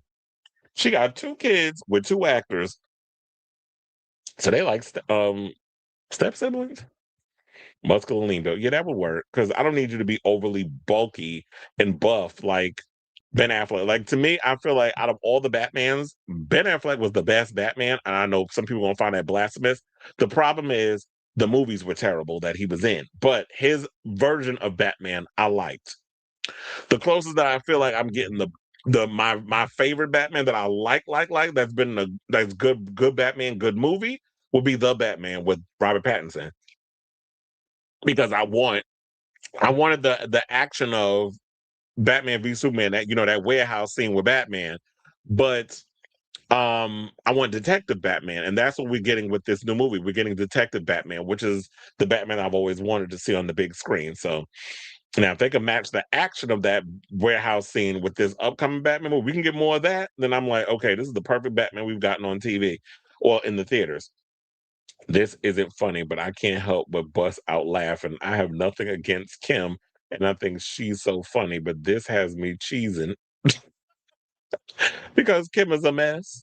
And I feel like she likes the fame and everything more than actually the responsibility of being a mother and a wife. In that police video, he mentioned she has gambling. Yeah. Hmm. I believe, yeah, definitely. She definitely has a gambling problem. I think we've seen that play out on the reality shows. He was breaking down saying she gambled away their life savings and all the money they had. That's why they were losing their homes.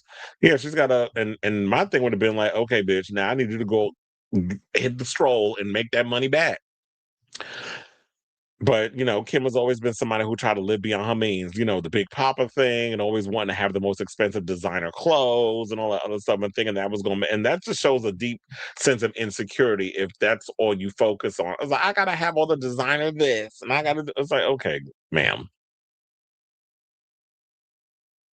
She could have set the schedule up differently to comply with the court order. Common sense. She claims she's so rich. Get your lawyer to set it up. Exactly. That's what she should have did. That's why I said makes no sense. You should have went.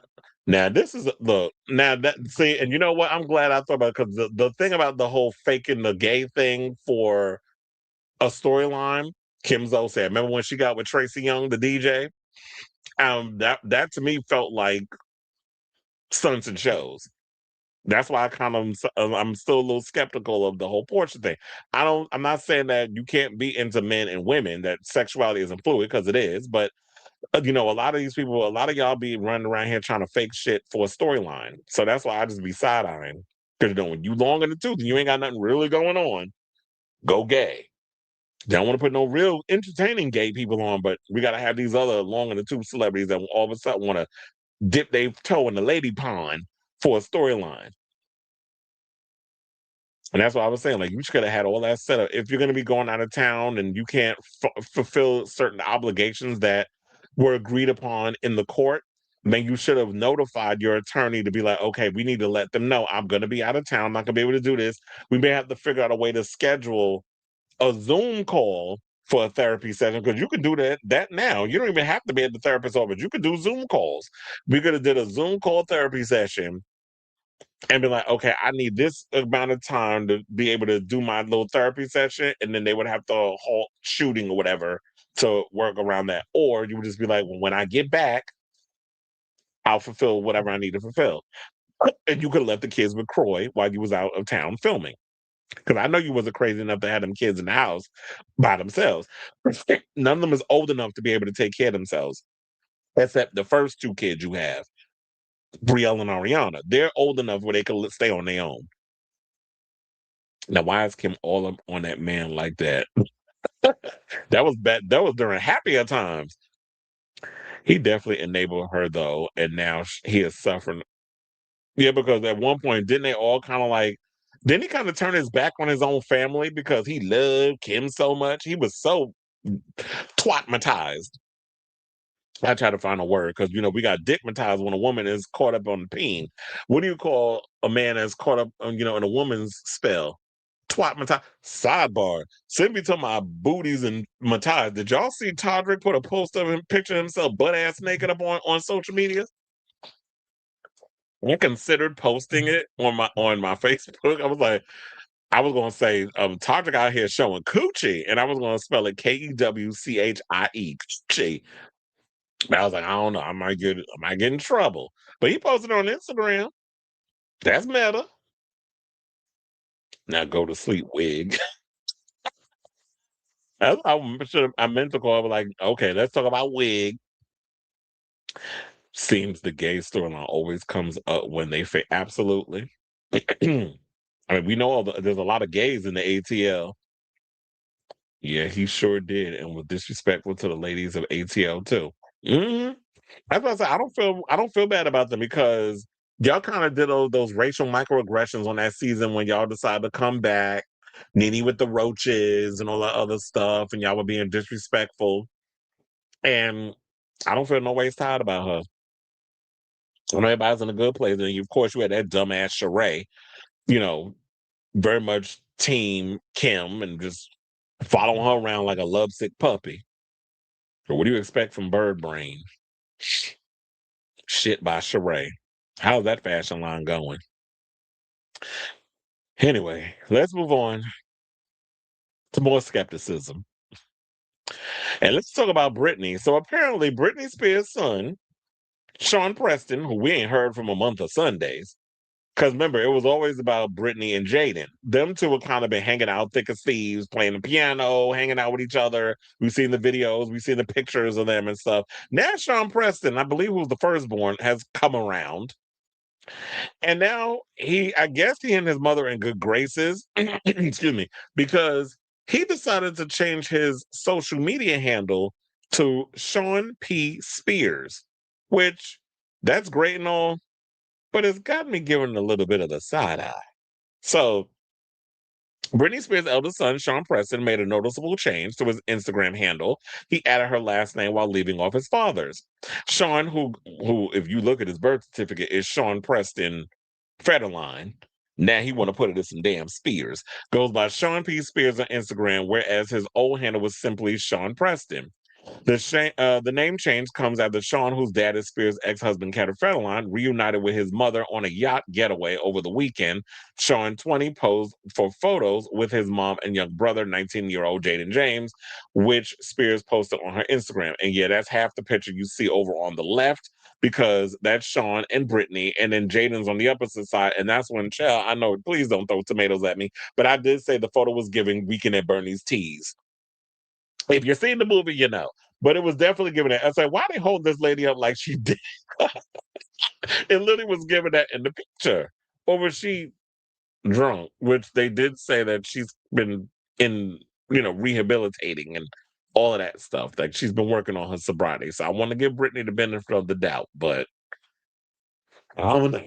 But now, anyway, so they said, while Jada has been photographed with Spears on numerous occasions, Sean reunion with the pop star was more rare. Page Six confirmed that Spears tried to convince Sean to spend the holidays with her and Jada in California last December, but he declined. Sean chose not to because he wasn't ready to meet her halfway, which led Spears feeling really hurt. This is according to Us Weekly. Sean instead spent the holidays in Louisiana with Lynn Spears, his grandmother, and Jamie Lynn Spears, who, Britney is estranged from, and more loved ones. However, Britney and her eldest son appear to be on good terms as he put his arm around her in the pics from their recent family getaway. Sean is supporting his mother after she was arrested on March 4th. Spears was taken into custody on suspicion of DUI in Ventura, California, and released the following morning. Her arrest records from the Ventura County, arrest records from the Ventura County Sheriff's Office. Following her arrest, a source close to the singer told Page Six that both Jaden and Sean were offering their support. Her sons are with her right now. They love her and want to support her and just want her to feel better. Now, Spears, who's 44, returned to Instagram for the first time since her DUI arrest last Friday, posting videos with Jaden, saying, "Thank you guys for all your support. Spending time with family and friends is such a blessing."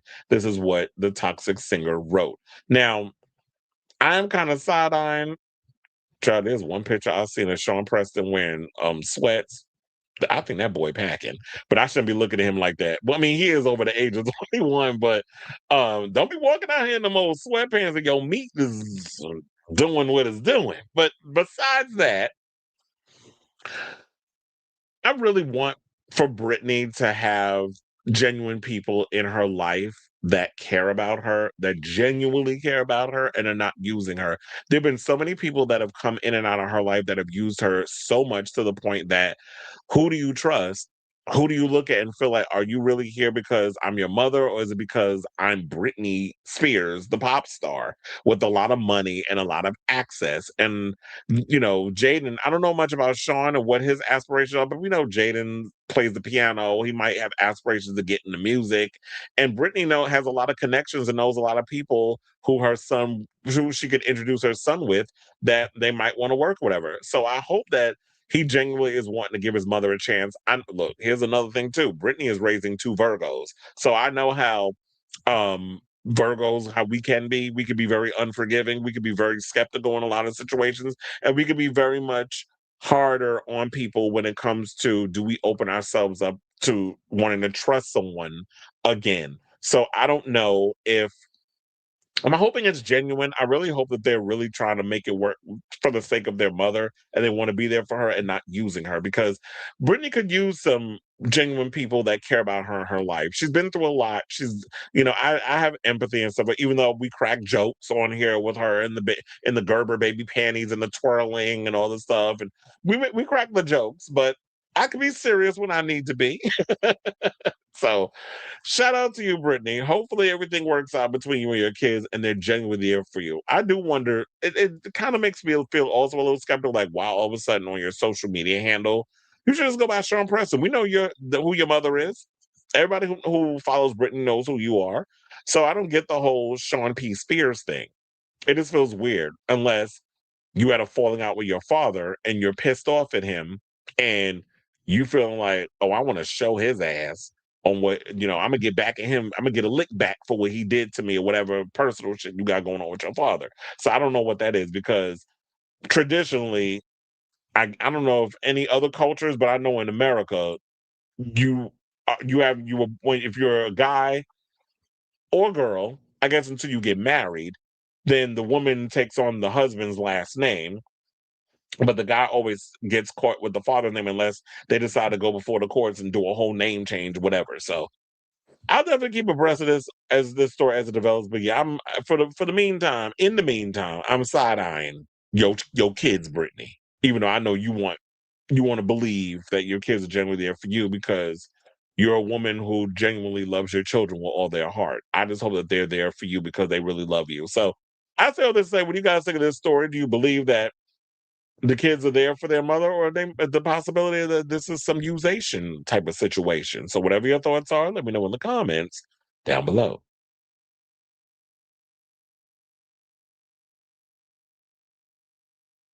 Well, the dad is broke and not up to anything, so they flock to the breadwinner. I'm sure. Yeah, it's like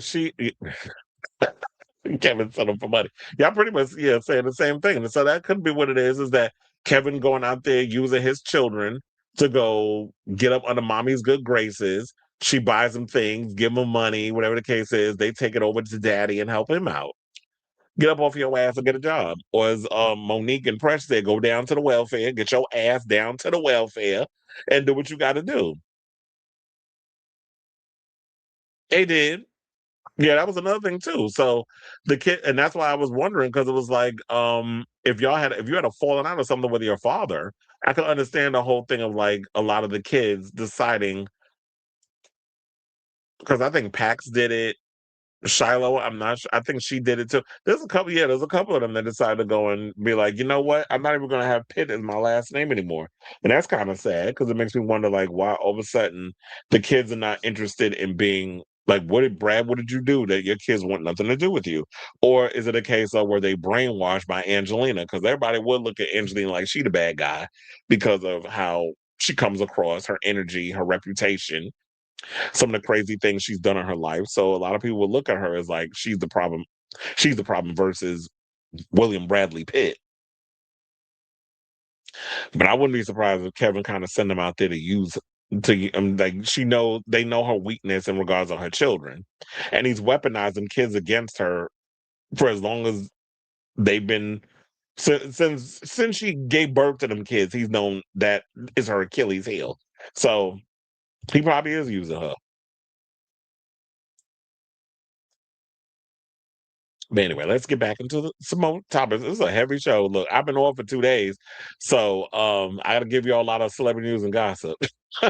We're about to go into 3 hours of this show, by the way. Okay, so now let's get into our next topic. And let's talk about Brandy. So Brandy's Phases book is out. Let me know if y'all liking it. We did break down a lot of the salacious, juicy highlights. I'm sure there's way more in the book that is going to be coming out. I mean, she did speak, of course, excuse me, on her relationship with Ray J. But she also did a recent interview, I believe, with Parade magazine, and she talked more about her relationship with Ray J. But it wasn't the lollipops and rainbows that she brought up in the book. she said that she gonna love him from a distance. So the singer and actress opened up about where things stand with Ray J in a recent interview, making it clear there's currently some space in the relationship. Well, we kind of noticed that. I mean, Ray J been out here carrying, and we've seen that Brandy kind of just been very. I'm over here doing my thing. Ray J over there being a nuisance, and I'm just minding my business. She said there's distance right now. This is what she told Parade. There are a few things that he's been doing in the public eye that I don't condone, and I just feel like loving him from afar right now is best, excuse me, for me and my peace. The Moesha star didn't go into specifics about what's causing the strain, but it seems like the disconnect is connected to her brother's recent public actions, including Ray J threatening violence against former Bad Boy artists Sean and Mace for mentioning their previous relationship with Brandy, which she did have to get online and get them together for jumping into the situation, and then he ended up apologizing over, asserting himself. But it was just, I looked at it as like a brother defending his sister. Still, she makes sure to clarify that the love is still there. She said, but my life with Ray and my connection with him is all throughout the book, and my love for him never wavers. Well, I did say that. I said she's saying something completely different because she's showing all love to him in the book, but in his interview, she said, oh, yeah, I'm loving him from afar. Brandy and Ray J have always been seen as having a close relationship. Brandy's recent comments reveal a more complicated dynamic.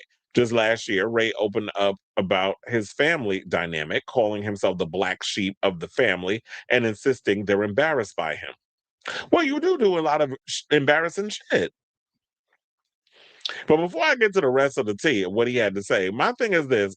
Why don't y'all just say, okay, loving him from afar, okay, you could say all of that, but why not just reel him in? Like, bro, what are you doing? Like, have that conversation. Even me, even though I'm a grown man, my mother still gets me together. I still have people that check me in my family. I mean, yeah, it kind of annoys me. My mother's like, you'll always be my child. I don't care how old you are. And I feel like that should be the same dynamic. It's like, rein them in. Like, what are you doing? Why are you doing all of this ridiculousness? What is the point of you getting on social media and threatening people to S8 him? Because that's what he said about Sean and Mason, all of them, that he was going to S8 him. Well, he said about Mason Cameron.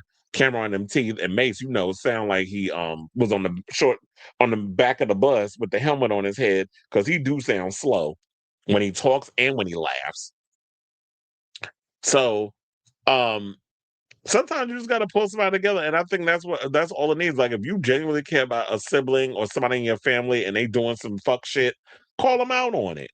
But I feel like maybe they feel like it's just too much energy to just be trying to get Ray together on his mess, because he's an attention whore, and I think that's where a lot of it comes from. So, during a conversation on the Drop the Low podcast in 2025, the One Wish singer was asked about the state of his relationship with Brandy, to which he responded, I love my sister, but I'm an embarrassment to them. So, and then, well, on the podcast, that's Evelyn Lozada's podcast, by the way. And so Evelyn and her daughter, Shanice, Ray J continued by saying, I never wanted to be accepted. I just feel like I'm an embarrassment. Lozada said that she thinks his family would like the former Love and Hip Hop star to be more clean cut in his actions, but that his unpredictability is what draws in his fans, particularly online. Saying, your family is the only people that can get to you, he said, adding that he doesn't think his family is intelligent enough to know that much of what he does is to serve the algorithm. Oh, Chum, we know this. I've been saying that. You are an algorithm hustler. We know that everything you do is for attention, it's for clout, it's for the algorithm, it's for you to go viral and all that other stuff. But what you have to realize is all these little shenanigans you do, you just come across looking like a lame ass clown. He said, I just feel like it's not fair and they're not intelligent enough to know what's going on in the digital world. So shame on them. It's the way of the future. I'll never go broke. Do the dog and pony show. I love being on stage, but with the shit I know and the codes I know, we'll always be safe. I can put 3 codes together and we're good forever. Well, the one thing about Ray J, I will say that he's gotten heavily into tech. So Financially, he is good on that point, but here's the thing: you're talking about people like particularly Brandy. Brandy's bread and butter is off her talent. She ain't got time to be running around here, um, stroking out, giving hand jobs to algorithms. She ain't got time to be doing all of that. That's what you do. You like all the stunt shows and shenanigans because Brandy's always had to rely on her talent to get her where she is, and she's the A-lister.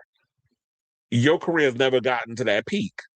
You were always kind of seen as Brandy's little brother, and you popped up in things here and there, and you put out an album and nobody bought it. So you had to find a way that separated you from what your sister was doing. So yeah, they're from the old school of like image and perception and talent being what you bring to the forefront. You're the different, you come from a different place of algorithm hustling and technology and attention and going viral on the neighborhood talk and the shade room and all these other places. That's where your bread and butter is residing. So I just think both of your heads are in two different places, and that's fine. But let me read what some of the people in the comments were saying, because this was over there at the Jasmine brand that I saw this story also. But in their comments, some of the people said, I don't blame her not one bit, but I can't help but feel this will break Ray J because he loves her so much and looks up to her. The other person said, it's crazy how he stands up for her, but she don't do the same. She does the same. She said that she showed her love for him in the book. And everything with Brandy, unlike Ray J, is not up for public consumption. Another person said, you can still love your siblings, but from a distance. There's nothing wrong with that. Still pray for them. I agree with that because I always said, and then they said that, so that's why Ray didn't show up to the star. Yeah, he wasn't there at the star of the Rock and Roll Hall of Fame, probably because Brandy didn't want him there. Because you're an embarrassment, whatever the case is. And so that kind of makes me wondering, is your heart really messed up? The blood out the eyes, that little stunt that you pulled. There's so many little stunts and shenanigans that you be pulling, and people just get tired of the BS. So, and I feel the same way. Like I'm somebody when you get to be a person of a certain age, and me, Brandy, and Ray J are within the same age group. Um, Sometimes you have to separate yourselves from your siblings to protect your peace. And I'm at that point. It's like 1%. Y'all know my business, but because I've told y'all I do not get along with my younger brother.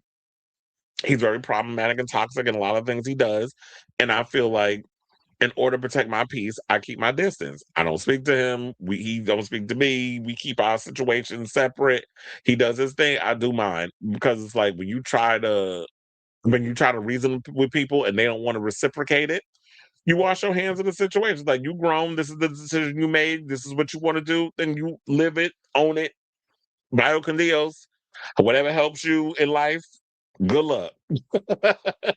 I'm not gonna subject myself to your BS. And in order to protect my peace, I need to just stay over here. You stay over there. We keep our distance and we good. So I totally get where Brandy's coming from with this. But I ask all of you, what do you guys think of this story? Do you think that, I mean, you understanding of the fact that, yeah, Brandy is someone who is like, yeah, I gotta keep my distance from all the shit. I can't with all the drama, the shenanigans, all this mess that he's been doing.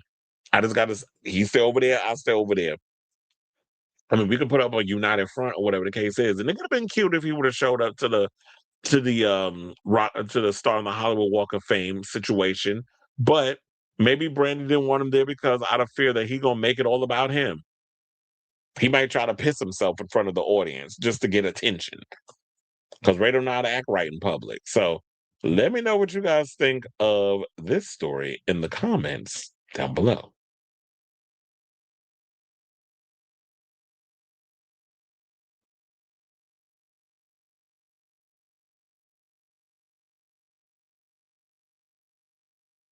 What's HY? He said he's a mess, honestly, and keep on embarrassing his sister and family. He just can't seem to grow up. Same acting antics over and over. I don't know. I think they probably try. Yeah, it could be that too. Like I said before, it's like when you try with people and they're not willing to meet you halfway or whatever, then it's like, okay, well, you don't want to grow up, and I'm over here maturing. This is what you want to do. You stay over there, and I stay over here. Like that's just the way it's going to work, unfortunately. Can't help those who don't want to help themselves. He didn't understand having connection either. You can't call everyone out publicly in the industry because you might need them for future projects. hmm She and his mother established his entire career and continued to aid him. They more reserved, not loud and flashy.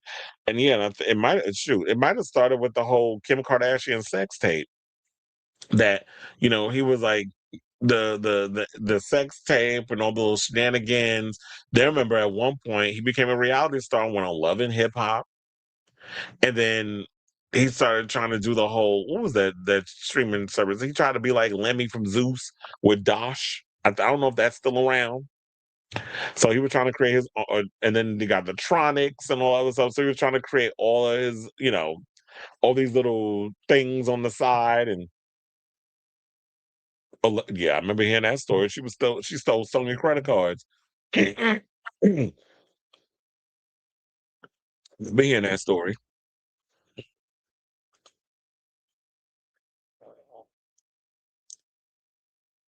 Okay, y'all. So now, let's move on and get some reality TV news, and let's talk about Tyra Banks. So, if you saw that, what was it? That docu series, Reality Check Inside America's Next Top Model. Even once you get past all the stuff where people felt like Tyra didn't take no accountability for any of the stuff that was really going on during the time when she was the host of and the executive producer of that show. A lot of people felt like she didn't really take accountability and all that other stuff.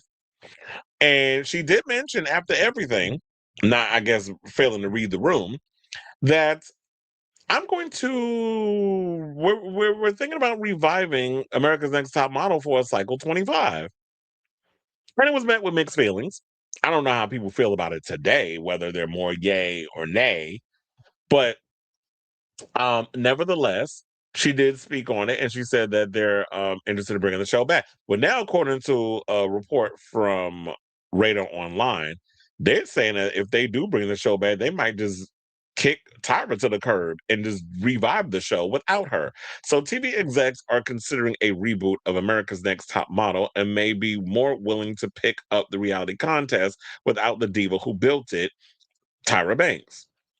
Networks love the name recognition, one television insider said, but they think the show needs a softer, more modern face to lead it. Bigwigs are eager to reintroduce the series to a younger audience after years of viral backlash over resurfaced clips showing harsh critiques and controversial challenges. The brand still has huge value, another source noted, but internally, their feeling is that the next version should be more empowering and less intimidating. Well, how are they gonna make that work when the fashion industry really hasn't evolved? Now, Tyra is not interested in being pushed aside, a source said. If they want the show without her, she's perfectly happy to walk away and take her show with her. So, according to the story, they're saying that the show needs a softer, more modern face to lead it. I don't know who that would be because quiet as it's kept, like back in the day when we had the Kristi Turlingtons and the Naomi Campbells and the Claudia Schiffers and the Kate Mosses and the Tyra Banks and the Naomi Campbells. I don't know if I said a name, but if I said it again, oh well. Um or the Imans, these girls had real personalities. I can't think of any of you new generation broads that got the personality these girls had back in the day. So who could y'all pick? The only ones they would probably say is Gigi Hadid. They tried her on a show. It didn't work. That was that horrible ass fashion show with Tan France on Netflix that only lasted 2 seasons. So I can't see her hosting it.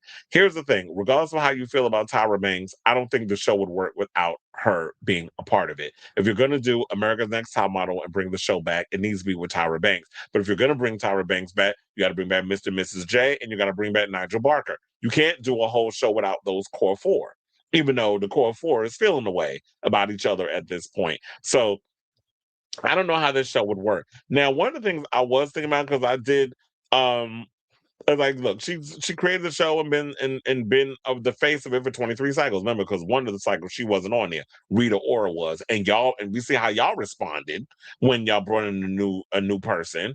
Then they had to bring Tyra back. So, if Tyra is omitted from the revival because of all the Gen Z post-COVID backlash from watching past episodes, then I think that maybe what they should do is create a whole new show because um I don't know if you could call it America's Next Top Model. and then have the newer generation, they watch the old episodes because of COVID shutdown. So they decided to put it on, they binged it, and y'all just picked apart everything around surrounding that show. And there was a huge backlash because of a lot of the controversial challenges from there. Yeah, we all knew it was like crazy to watch, but like I've said many a times, it was the times in which we lived in, and things were different. It was all about, because it was all, it was Survivor and Fear Factor and American Idol, and a lot of that was you had to have the mean judges, the one that would be real shady to you if you performed and really get up on your skin and hurt your feelings, whatever the case was, for ratings. Like, it was a lot of crazy stuff that they put people through for ratings in those days. I'm not condoning it. I'm just saying that was the times. So I did read this other article right after this one when I was talking about it. They're talking about bringing back the Victoria's Secret fashion show. So, and they said they're looking for a new angel. So maybe what y'all need to do, instead of doing America's Next Top Model, why not create a show around the Victoria's Secret fashion show that you're looking for a new model, similar to Dance with the Stars. So Dance with the Stars, I don't know if y'all know, has a new show that's coming out, I think this summer, where it's gonna be like dancing, and they're also gonna be living in a house, Big Brother style, or whatever the case is. And they're basically, what it is that whoever the winner is of this show becomes a new dancer on this neck of the upcoming regular season of Dance with the Stars. So why not do that? Have a bunch of girls try out to be a Victoria's Secret model. We're looking for an angel. You do challenges based on that. Have a bunch of former Victoria's Secret models, a model turn host, whoever that is, I don't know, cook that show up, and then have them go through a series of challenges, and the winner of the show becomes an angel. How about you do that instead of coming aboard and trying to do a revival of America's Next Top Model without Tyra Banks? Because she owns the IP on it. She owns the show. She's an executive producer.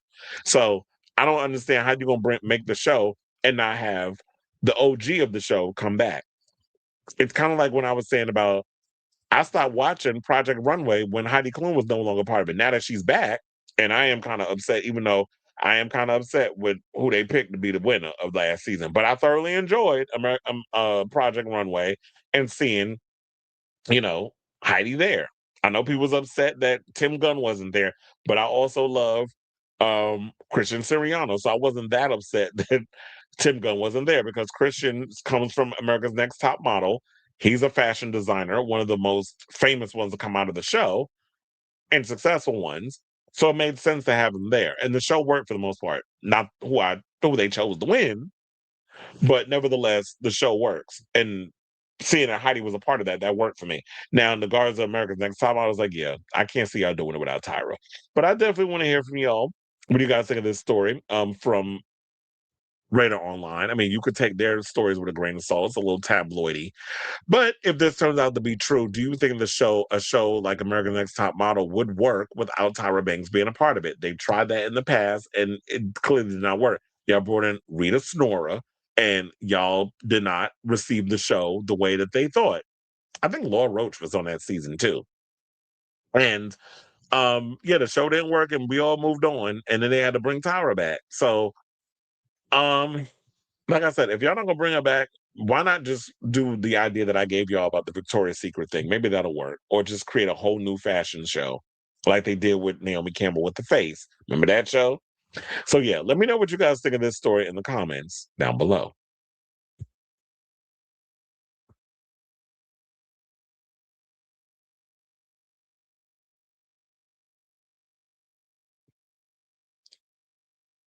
I think they should leave it alone, and I don't think it would be the same without her either. Right? All we now got now is Instagram models. Exactly. And even Tyra said we opened the door for that, because we were doing America's Next Top Model, then it just opened the door for Instagram models. Because remember, at one point, weren't they doing like online votes? I think that was during the co-ed season, where they had male and female models on there.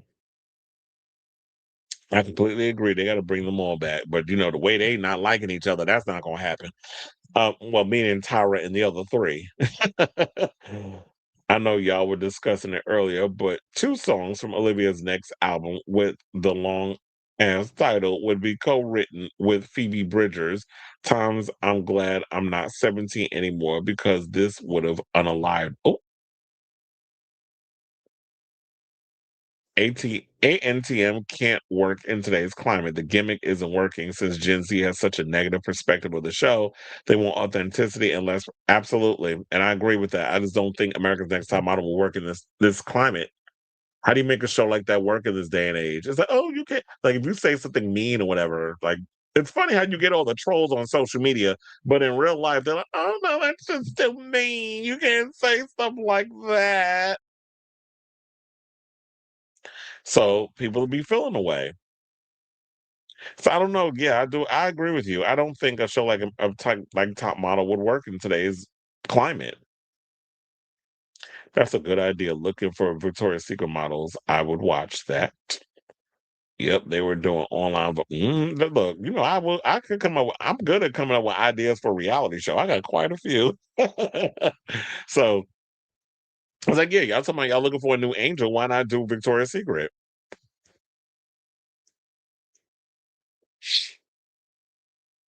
Anyway, all right, y'all. So now we're down to our final four topics. So before we get to our final four topics of the day, if you could please do me a solid, hit that like button. If you're new to the channel, hit that subscribe button. And also be sure to smash the notification bell so that we know when we go live with a brand new episode of Chris Avalon Unfiltered. We also have memberships. If you want to become a member, you could do that. You also send super chats, super stickers if you want to do that. But if you want to save your little coin tada and help out with the channel, and which will put a little more coin tada in my pocket, hit the like and subscribe because it helps with the algorithm and all that good stuff. Please and thank you. Now, without further ado, let's go from reality TV to Broadway. And let's talk about Amber Riley. So y'all know Amber Riley, who played Mercedes over there on Glee, said that she has no interest in coming back to Broadway anytime soon unless the climate changes. So let's get into that story. So shout out to Broadway World that had this tea. So Amber Riley is opening up about her decision not to do theater in New York City, pointing out industry standards that are not sustainable. In a new post on Threads, the Glee alum shares that she will not do Broadway until the culture changes.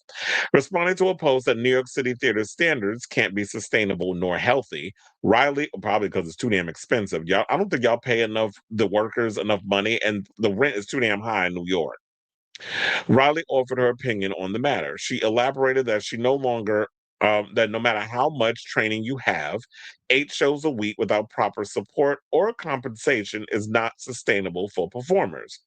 She said, it's not. That's why when people hassle me about it, I say, when the culture changes, maybe I'll do it. But as of now, asking people to sing at the top of their range 8 shows a week without proper support or compensation, absolutely not. You can have all the training in the world, which I do, and you can still injure. It's not sustainable or healthy. Any ENT doctor will tell you that.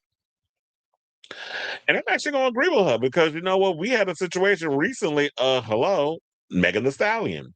Megan the Stallion is doing Moulin Rouge, 8 shows a week. Said she was running on fumes, wasn't taking care of herself, felt like she was going to pass out, had to be rushed to the hospital. And then they found out all these issues that was wrong with her. We talked about it on the last episode. And then you were only out for 2 days, came back to work Thursday, which I'm like, sis, you bugging. I would have took the whole weekend off and I would have came back Monday or whatever. Well, no, Monday. Monday's a one day a week that Broadway is closed. So I'd have been like, I'd have came back Sunday for the matinee. That's what I would have did, which is no tomorrow. Today's Saturday. I don't know. It's just like the days are blurring. So technically, I would have came back tomorrow, which would have been Sunday. She could have did the matinee and the evening show. I forget how many because don't they do like 2 or 3 shows? And trust me, believe I know how grueling the live performance space was because I worked in the circus, and there were days that we would do 1 show or we would do 2 shows. We would do like a morning show for the kids or whatever, and then we would do an evening show. Or on weekends, we would do 3 shows. So I understand how that is. And then certain times we would have to work around some of the performances because some of the performers would get sick, some of them would get injured, they would need time out. So you have to rearrange certain performances because of what was going on. So I totally understand that. And this is why I say, like, it might be easier to be a pop star than a Broadway star because at least when you're a pop performer, you could do 2 shows, take a day off, come back, or take 2 days off, and then come back and do a show the next day. Or you can find time to break in between, so you're not overexerting yourself. Even though there are artists out here who still do overexert themselves. But I agree with her on what she said. Now, her comments, I should say, immediately sparked conversation among theater fans and performers, especially given her acclaimed stage history and powerhouse run as Effie White in Dreamgirls on the West End. In 2017, she took home the Laurence Olivier Award for Best Actress in a musical for her performance. Now, what I would have liked to have seen, what she would have done also, is specify what changes she wants to see in Broadway. Because when you go and say it's not sustainable, um, are we referring to the fact that maybe it's the pay? Is it burnout? Is it performer wellness? Is it rehearsal demands? Is it the physical, emotional toll of a live theater schedule? Because yeah, they're doing their own hair and makeup. The rehearsal time is crazy. There's a lot of demand that goes into performing on Broadway, and those Broadway performers, they work their asses off. But um, it is a lot of work. So I do hope that, because of who Amber Riley is, and she's someone who is very much well known and respected amongst the theater community, that her comments will resonate for, beyond circles in the whole Broadway space, and will open up a wider discussion about what performers are expected to endure in live theater spaces. So I would hope that this would open up a Pandora's box of more live theater performers to speak out on this. I'm definitely gonna clip this out and put it up there, because I definitely want to hear from the live theater community, especially me living in New York. I definitely want to hear from the live theater community. And do y'all, do you guys agree with what Amber said, or what would be the things that you would like to see changed within the Broadway world? Because she's saying it's not sustainable. So I definitely want to hear from you guys, or anybody that loves live performing, because I love live performances, and those people work hard. There's a lot of great shows that I want to see. I want to see Megan in Moulin Rouge. I want to see Rocky Horror that just popped up with Luke Evans and Michaela J. Rodriguez from Pose. Like, I definitely want to see that on Broadway. There's a couple of plays I want to see. So that's popping out right now. The Lost Boys, they made a musical based on one of my favorite vampire movies. So yeah, I definitely want to hear from y'all. Whatever your thoughts are, let me know in the comments down below.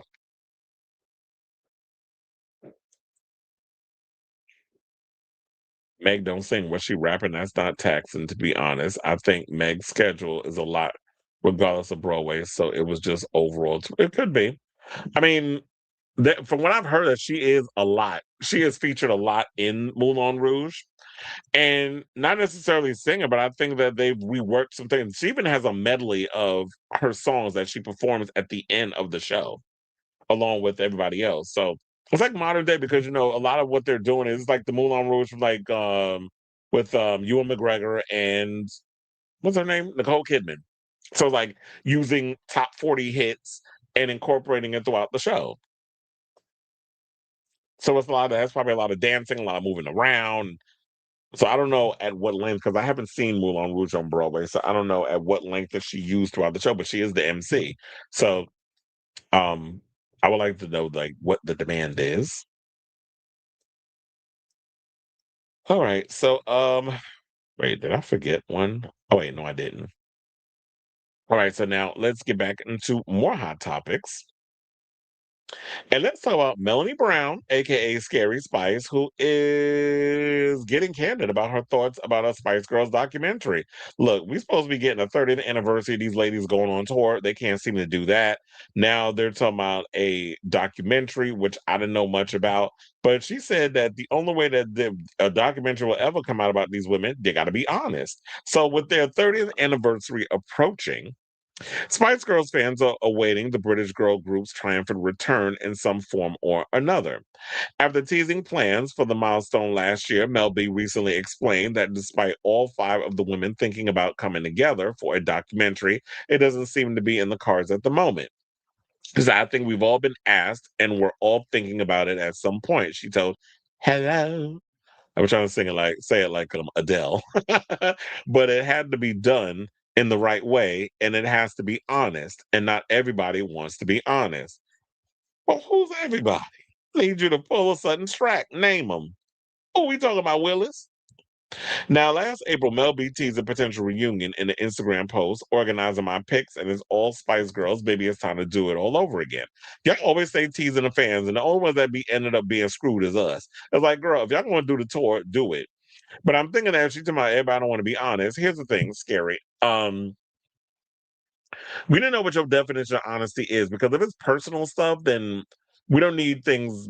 I guess maybe it's a Pandora's box. Some people don't want open, like that time when you spill that you basically did you go down on her in a theater, and by her I mean what's her name, Jerry Hollowell? Because remember, word on the street was you ate her box, and you admitted that you were the one that put that out there, that you and Jerry had a little flingation situation. So I don't think that was something that Miss Horner wanted out there, especially when she's dealing with her husband and his infidelities, allegedly.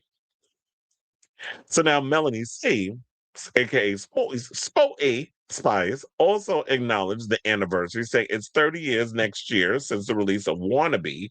We have to do something special. This is what she said on on an Australian radio station. Obviously, I can't say too much, but we were talking about things. Hopefully, a nice little world tour. We're not the British say tour. They always say tour. You know who says it like that? Jade. When she cracks me the way she says tour, she always goes tour. But then Jerry Horner, speaking of the devil, also sounded hopeful and said, "My hope is we come back together as a collective. It's more respectful to come as one. When two become one, I need some love like I never needed love before. When two become one, yeah." Or she said, "Want to make love to you, baby." That's what she said. Which how do that know? But anyway, I be like the regular older folks where I be messing up the lyrics. But anyway, I would like to see a Spice Girls reunion. Y'all just can't, like many of these other girl groups, y'all just can't seem to get it together with the drama and the egos and all this other stuff in order to put something together. And remember, y'all were like the first girl group out there that had, like, in my opinion, the popular great songs with the personality. I mean, some of us I also could say TLC was given that too. The personality with the good songs and the performances. But we liked y'all for your individuality and how creative and stuff y'all were. And I just wish that y'all would be able to get it together. But who knows?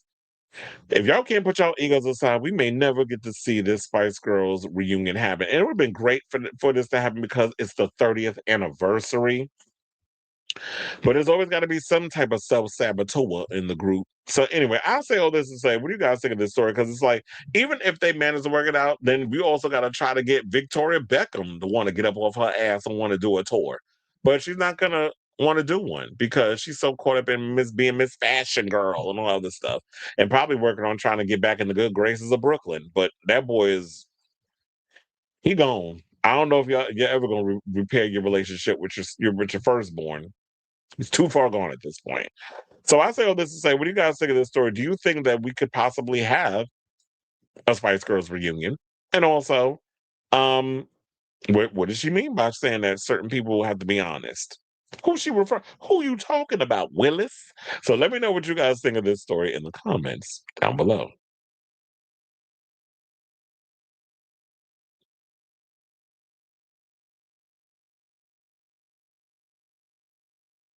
I think it's more like the performances cut in half, or charging the shows like 4 shows, one cast, the other half is a different cast. I think Amber is like wanting rest and time off, be a human. Well, it's a lot of work that goes into the performance. I mean, we talk about performances cut in half. When you think like, well, I was gonna say an intermission, they have intermissions, but I was thinking like a lot of, if especially if you're in every scene, it's kind of hard, singing and dancing, and it just takes a lot out of you physically. Nobody wants to be a machine anymore, and the industry isn't really wanting to evolve. Hence why they always saying like, uh, I'm laughing at this. I mean, yeah, it's all that damn Botox. She is starting to look a little feline-ish, little Jocelyn Wendelstein. May she rest in peace. But anyway, but yeah, I mean that's why they try to come in. Oh, we're gonna do AI pop star. Ain't nobody going out to see no damn hologram or no AI pop star. Get out of here with that. Mm. Throwing that shade. Don't be throwing no shade. I just want to get paid. Says some of the Spice Girls fans admit that Melanie C created the world tour for Sweat, including a North American leg, to make up for Spice. Well, I mean, she got a new album coming out, and don't get me wrong, I would go see Melanie C in a tour. So if I don't get all of them, at least I go see her. And good and funny enough, it's the one that actually can sing in the group that's going on tour. Yeah, it is. Her family situation, everything going on with that, and the fact that Nicola Peltz and the whole drama going on with them, and Brooklyn not one. I'm like, this is a mess, and it's sad.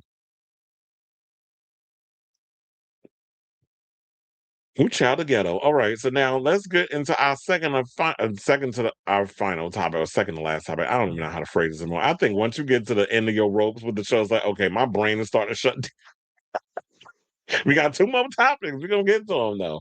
But let's talk about Perez Hilton. So now Perez is out here on his little apology tour. Wait, hold on. I missed. We got two topics, three more topics. Hold on. Let me take that out because I just realized what I didn't do is make the Ethel Cain thing the what do you call it? The lower third, because I was rushing. And I was talking to my mother on the phone who was sick. So we were having a conversation. I was getting sidetracked by so many things that I didn't have all my stuff together. So I had to create the Ethel Cain story. Now we're good. Okay, so now take two in action again. This show, when you look, y'all gonna see a lot of mess happening in real time. So it is what it is. But anyway, let's talk about Perez Hilton. And apparently, so he almost had a near-death experience. So he is currently on his apology tour because of a situation that went down with him and all of this mess regarding him being in the hospital. So now he is apologizing for a lot of his selfish behavior. Because remember, there was a story that we did, or maybe you didn't see that last story, but Kristen Johnson, who is from Third Rock from the Sun, she also had her infamous scene in Sex and the City. I said that after all this other stuff, some celebrities were gonna pop up and say some stuff about him where it was like, hope you get better. But some of the things that you said in the past towards other celebrities, a lot of people have not gotten over that. And so it's in so many ways, I believe, affected him in that way. So now I guess he had heard about it and now he's speaking on it. So he went on his YouTube, I believe, did a 9-minute video and admitted to years of selfish behavior, saying he prioritized views, attention, and money over people's feelings.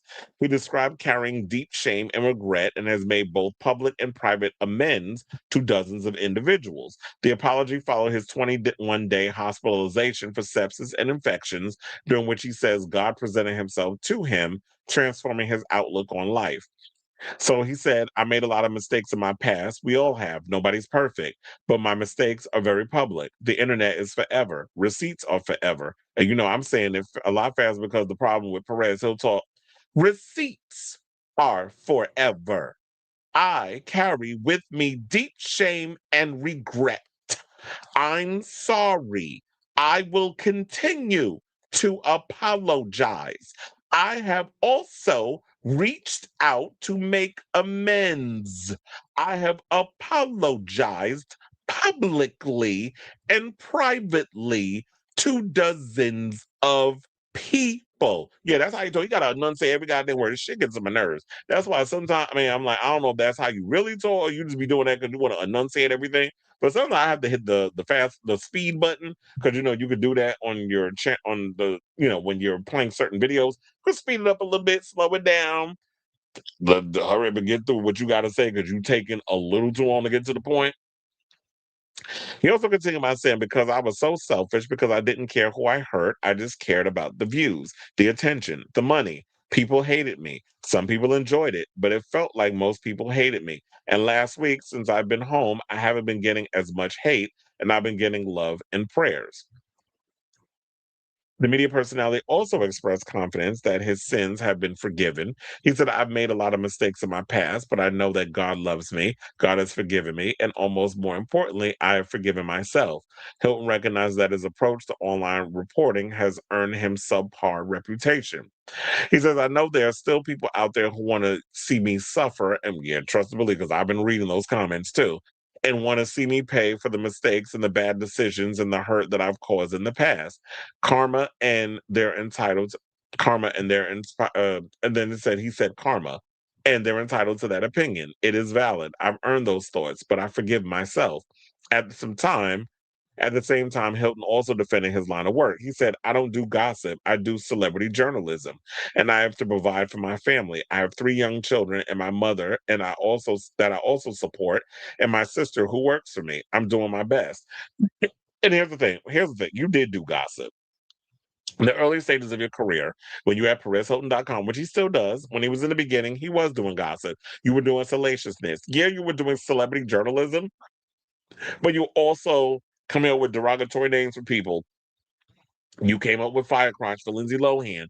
You were drawing cum droppings on people's faces and outing celebrities like Lance Bass and so many others.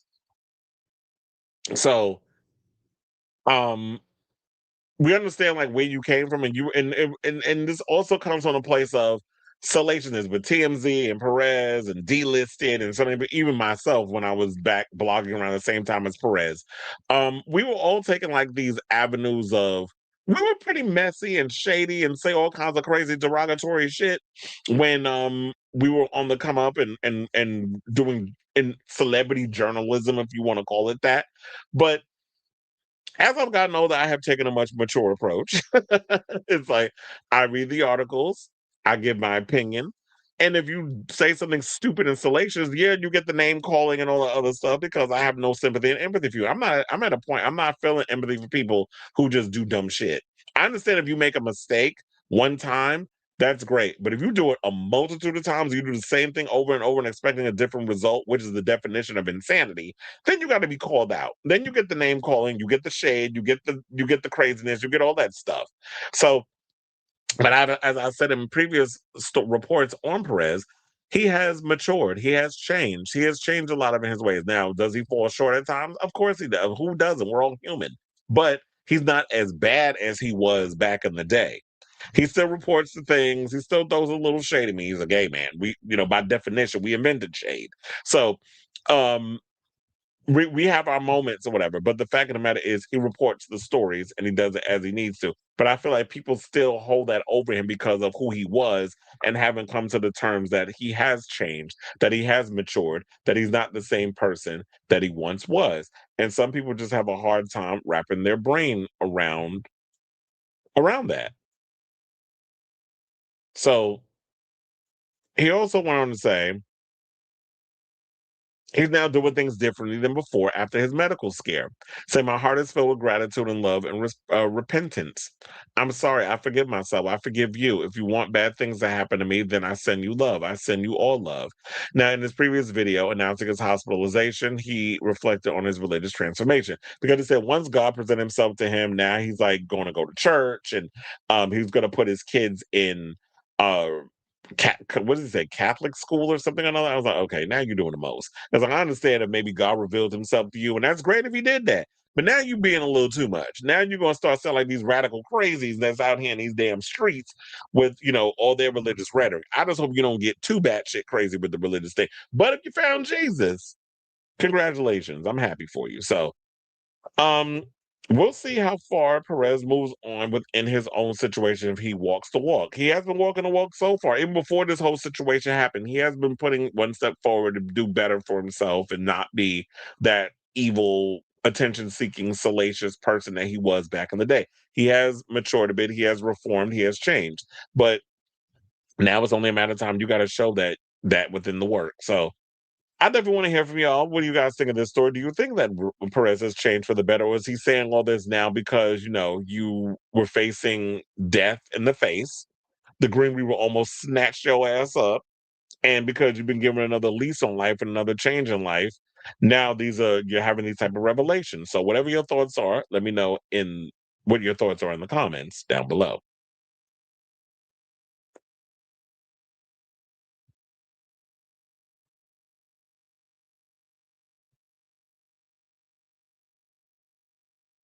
Mm-mm-mm-mm. You said this man heard Britney, Gaga, Christina, Janet, RuPaul's Drag Race, slut shamed countless women and was just a punk in general. And now at his big age, he wants to apologize to who exactly? Yeah, because you're gonna be atoning for the rest of your life. Dead Not Health and was very disappointed when he played. Oh, you said Dead Not. Oh, you talking about the whole thing about that Britney should have died instead of Heath Ledger? Oh yeah, I remember that. I remember that. I was like, wait a minute, hold on, because I just realized my mic came loose. So y'all gonna hear a little noise.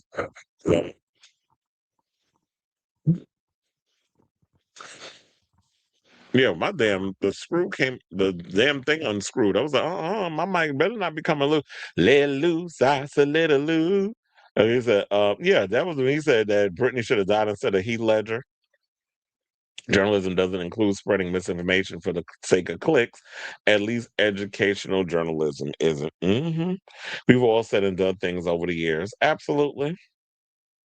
It's important to not just apologize, but also change the behavior. Absolutely. And that's another thing too, is that you got to change the behavior. You can't just say, I'm sorry, I did things that I shouldn't have done. You got to show it in your actions at this point. Because now we are going to be looking at you harder than usual. I'll never forget browsing his website at 12 years old, hearing all the latest tea of celebs. I will never forgive the crap he said about Amy Winehouse calling her. Why? See, I shouldn't laugh at not him Amy crack. Oh, that's shady. Speaking of which, I watched that interview with her at what was it? I don't think they ever married. The man that she was in a relationship with that went to jail, and then he said when he gets out, he's going to work on like rekindling their situation. And then she passed away. I think she OD'd. But Mr. Fielder Civil, I can't remember his first name, but yeah, he did a whole interview. I think about a month ago. I gotta watch that. Slater went to Catholic school. Child. Religious psychosis. I hope he just stays spiritual and none of that. Yeah, exactly. That's why I said I follow more spiritual life. That whole conservative Christian bullshit, because they don't even believe in half the stuff that they pretend that they're into. That's why I said I'd rather just follow a spiritual life than this whole religious mess.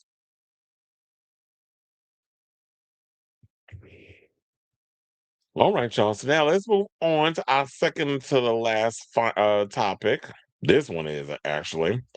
And let's talk about Ethel Cain. So the other day, Ethel Cain posted a photo for Trans Day of Visibility and had the children gagging because Miss Thing was showing twig and berries. So for those of you not aware, Ethel Cain is a transgender singer and decided to post a semi-nude photo on social media. And she shot, well, it should come as no surprise that people on social media decided to send hate her way. Now, let's go over to her page and pull up the photo. No, I'm not going to do that.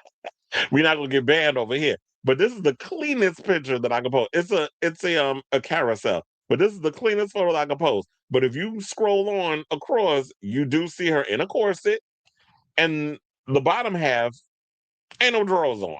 And you see the man's toolbox, or as I like to call it, twig and berries. So people out here gagging because Miss Thing is living her truth. And it's like, I'm a trans girl and I didn't have the bottom surgery. And it's like, yeah, not everybody gets bottom surgery. T.S. Madison still, she calls tits at the top, dick at the bottom. That's what she said. So Kano came out as trans when she was 20, posted a carousel on Instagram of beautifully shot images by photographer Dolly Karn, I think is how you say the name, including two photos of Cain wearing a corset with nothing covering the lower half of her body. The artistic photographs posted the day after Trans Day of Visibility have been given a sensitive content warning by Instagram, but have been left up on social media site, which I think is still is great that they're doing it. It's on the site, but they put it's a sensitive content warning. despite showing Cain's genitalia while she stares into the camera. At a time when trans bodies are being policed like never before, the politicians are doing everything in their power to strip trans people of their rights. Meanwhile, but they over there watching the adult cinematography and probably getting their backs blown out by trans hookers. It feels refreshingly liberating to show the full breadth of the same kind of trans body the Republican Party is trying to criminalize. The photos are not overtly sexual. Instead, they lean into femininity with a floral bedspread and draped curtains in the background. Other photos in the carousel show Cain in the same corset, but also wearing tight white shorts. While Elon Musk's social media platform Twitter is full of people making crude transphobic comments about Cain's decision to show off her body, the American teenager singer's comment section under the post is filled with people applauding her brave choice. Say, I'm just applying again to say that in today's political climate, this was the most radical middle finger to the system. You could never make me hate her. Mother said transgender day visibility. I'm gonna be visible. Someone else commented. Downright iconic. I hope this doesn't get taken down. She's a real one for this. Another person said. However, look, however you feel about Kane's music or the controversial history, because like we said about her using the N-word and all things, which I've heard that she has apologized for. Um, let's focus on this at hand, which would be the fact that she felt brave enough to post nude photos and giving visibility to to trans identity or trans visibility. I think is a great move on her part. We need to see more trans women out here doing this and men, because we're in a situation where there's so many trans people are being unalived at an alarming rate. You know, unalived as in red rummed or taking their own life. Forgot the certain words you can't say on YouTube without your stuff getting flagged, and then I won't be able to monetize. So there's a lot of those things that come into play. And I applaud her for coming out and making herself visible. So we need more women out. I'm not saying y'all all got to come out here with an erection or do something crazy, but I'm just saying, like, be visible, show yourself. Don't be afraid to expose who you are and show that vulnerability. And if it's in a way of showcasing it through your art, then I think that's even more precious and more beautiful than letting these bigoted idiots just win and get away with the things that they get away with. So shout out to you, sis. Let me see if anybody else said. Okay, so Rose was living. Can you please us at work? Kelsey Dirac, I don't know who that is, said woman. There's somebody said God is a woman. Yes, she is, Ariana.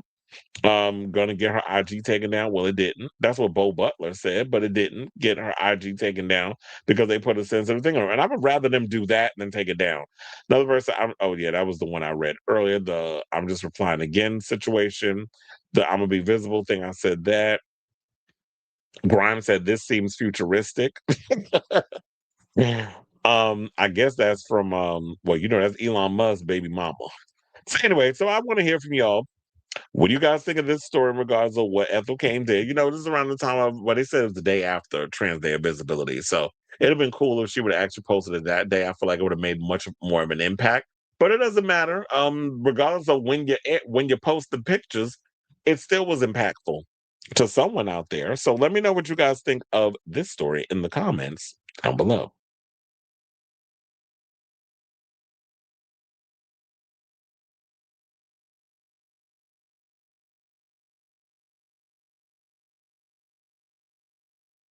Wait, what are we talking about, Blake? He says, so what if he is a Christian? Well, we're talking about the organized religion, hypocrisy, and all that stuff. My girl Ethel was probably the most notable trans musician in the 2020s. Is definitely the one that used to work with Dr. Puke. Not you reading Kim Petras. And can't release an album that's been finished for nearly a year anymore. She bold AF, real Aries. Oh, is she Aries? She was also the first openly trans artist to have the top 10 album on the Billboard 200 chart. You can never make me hate her. We know you love you some Ethel Cain. He says some of the best music that has come out in the last decade were from trans women. They have raised the bar to blown artistry and creative innovation. Yeah, because I definitely love Arca. The other day I was actually listening. I went on a whole Arca binge, and you know when that happened, I think it was because I went to after I worked the FKA Twigs concert. I started getting this whole hyper pop bag, so I started listening to a lot of Arca. Like I went through a whole um what's his name? Kick one, kick two, kick three. I was going through all the eras. So I was listening to a lot of those records and stuff. And I'm forgetting like how complex a lot of the production and a lot of what Arca does. I definitely need to see Arca live. That's the one person I haven't seen perform live yet. So next time it's thing get her ass up out in these streets and do a show, I'm definitely getting a ticket. But and Sophie, I'm so upset that we still lost Sophie. Sophie was definitely on the verge in regards of how creative she was in regards of her production and stuff. I still listen to her album and how influential she was on people like Charlie XCX. I can't remember which one did I actually hold on. So now I can't remember which one. But let me look. My job's still trying to get me to come into work today. It's like, I need a break. They got women's hockey out here. I mean, for today. Wait, hold on. So now I gotta look it up. Which was the album that I was like really into that I was listening to on repeat?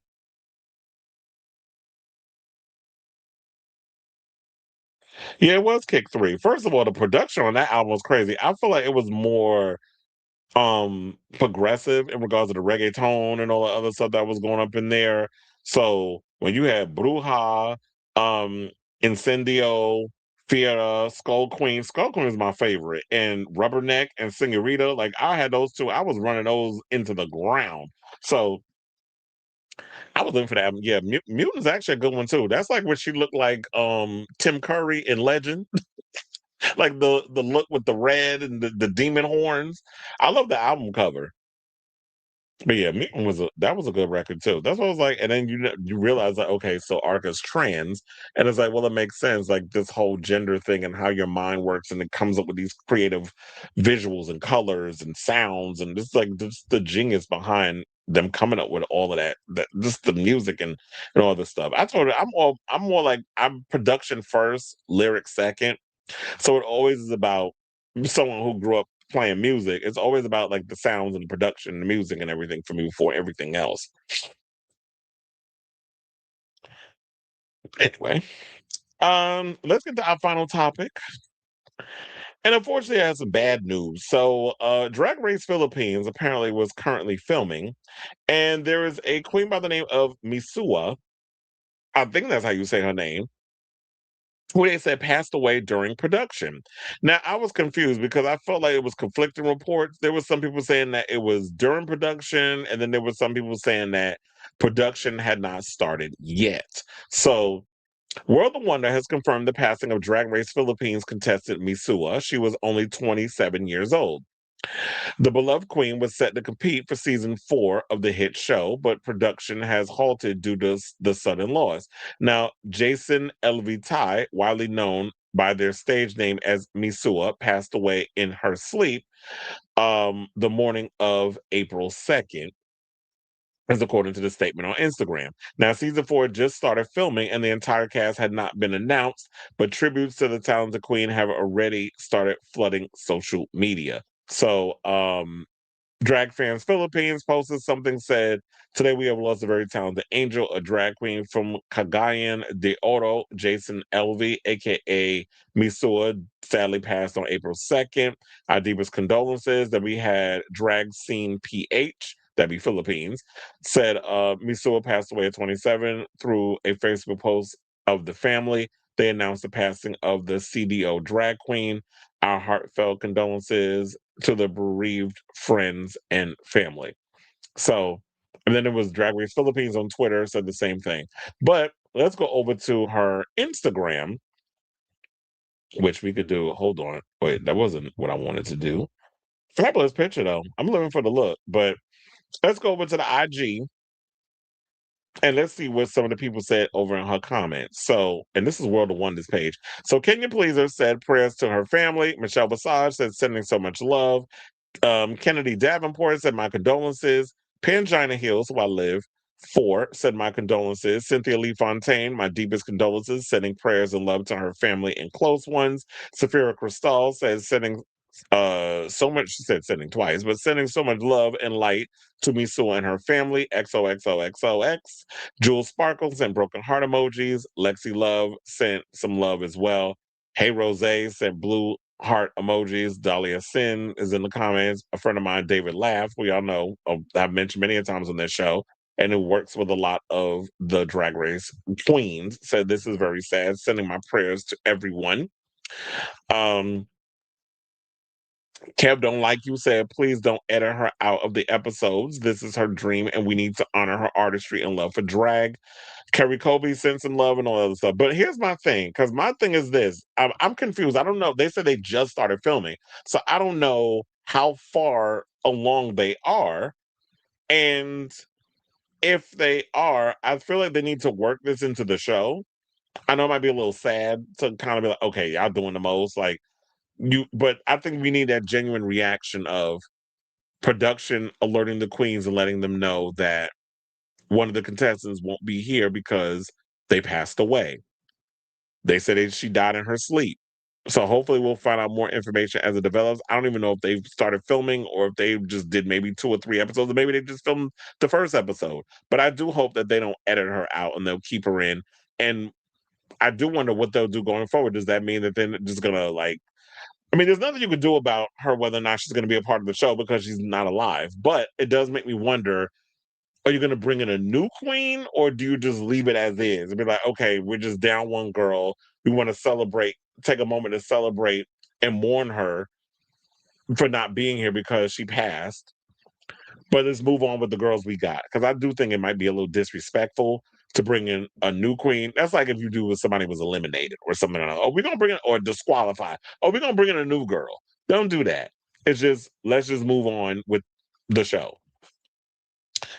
So yeah, condolences to Misua and her family. So I say all this to say, what do you guys think of this story? I never heard of this girl. I'm not familiar with her, but anybody that's coming through the whole drag race pipeline, we got to celebrate them on this show because it's one of the most prominent, biggest drag shows in the world. And condolences, and I'm looking forward to seeing this upcoming season of Drag Race Philippines. So, whatever your thoughts are, let me know in the comments down below.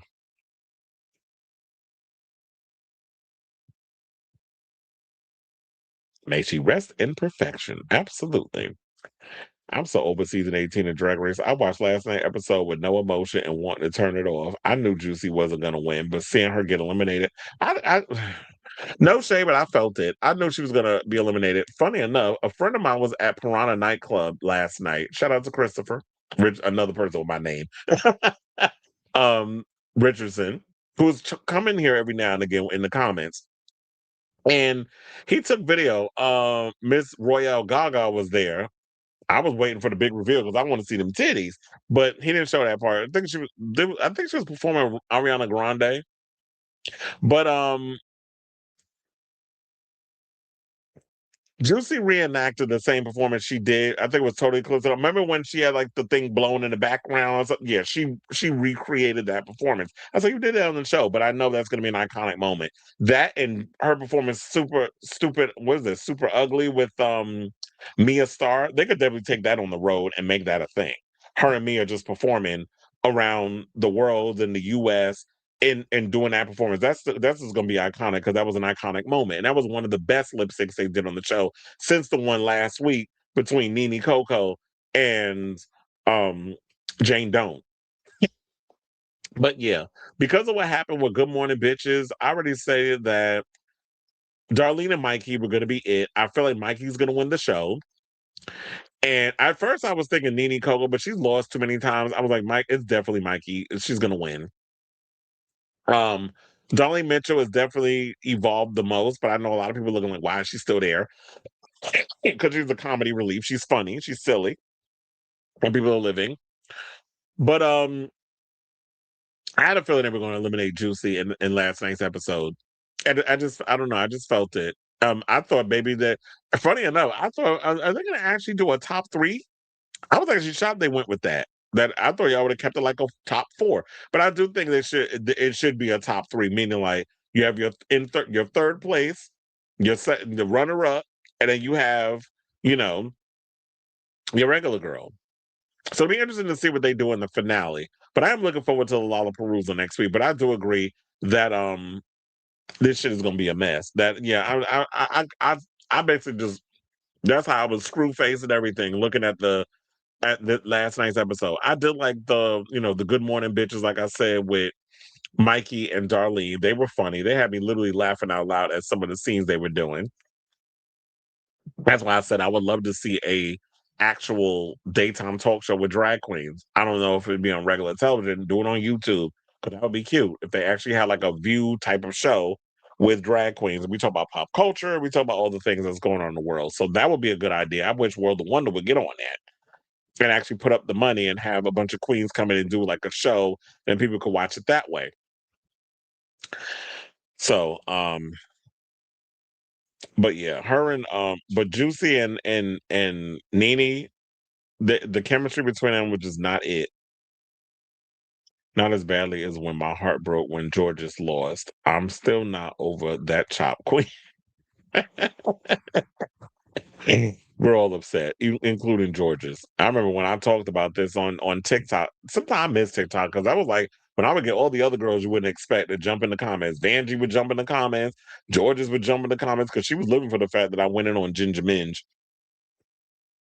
So I do miss TikTok in that aspect, but I can't because the Ellisons run that shit now. So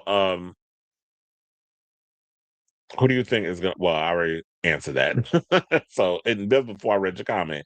So, a Miley Cyrus lip sync song, probably Darlene or Mikey, but not. But I'm rooting for. I would like Nene to win, but I feel like they're probably gonna look at it as like she lost too many times. They might not give it to her, but then again, if we not, they inconsistent with going with track record because if that's the case, Jane Don't shouldn't have been eliminated. All the lip sync songs in next week's Lollapalooza will be by Child. I cannot. Please tell me that is not true. I was like, girl, Ru, you don't have those songs that we want to hear people lip syncing to. Y'all really must be trying to save money. But I believe it. You said this is the recession indicator. Because I told you when I went to their New York season 18 premiere event, it felt very much, and I'm challenging you when I say this, was there no budget this time around? It was definitely given that.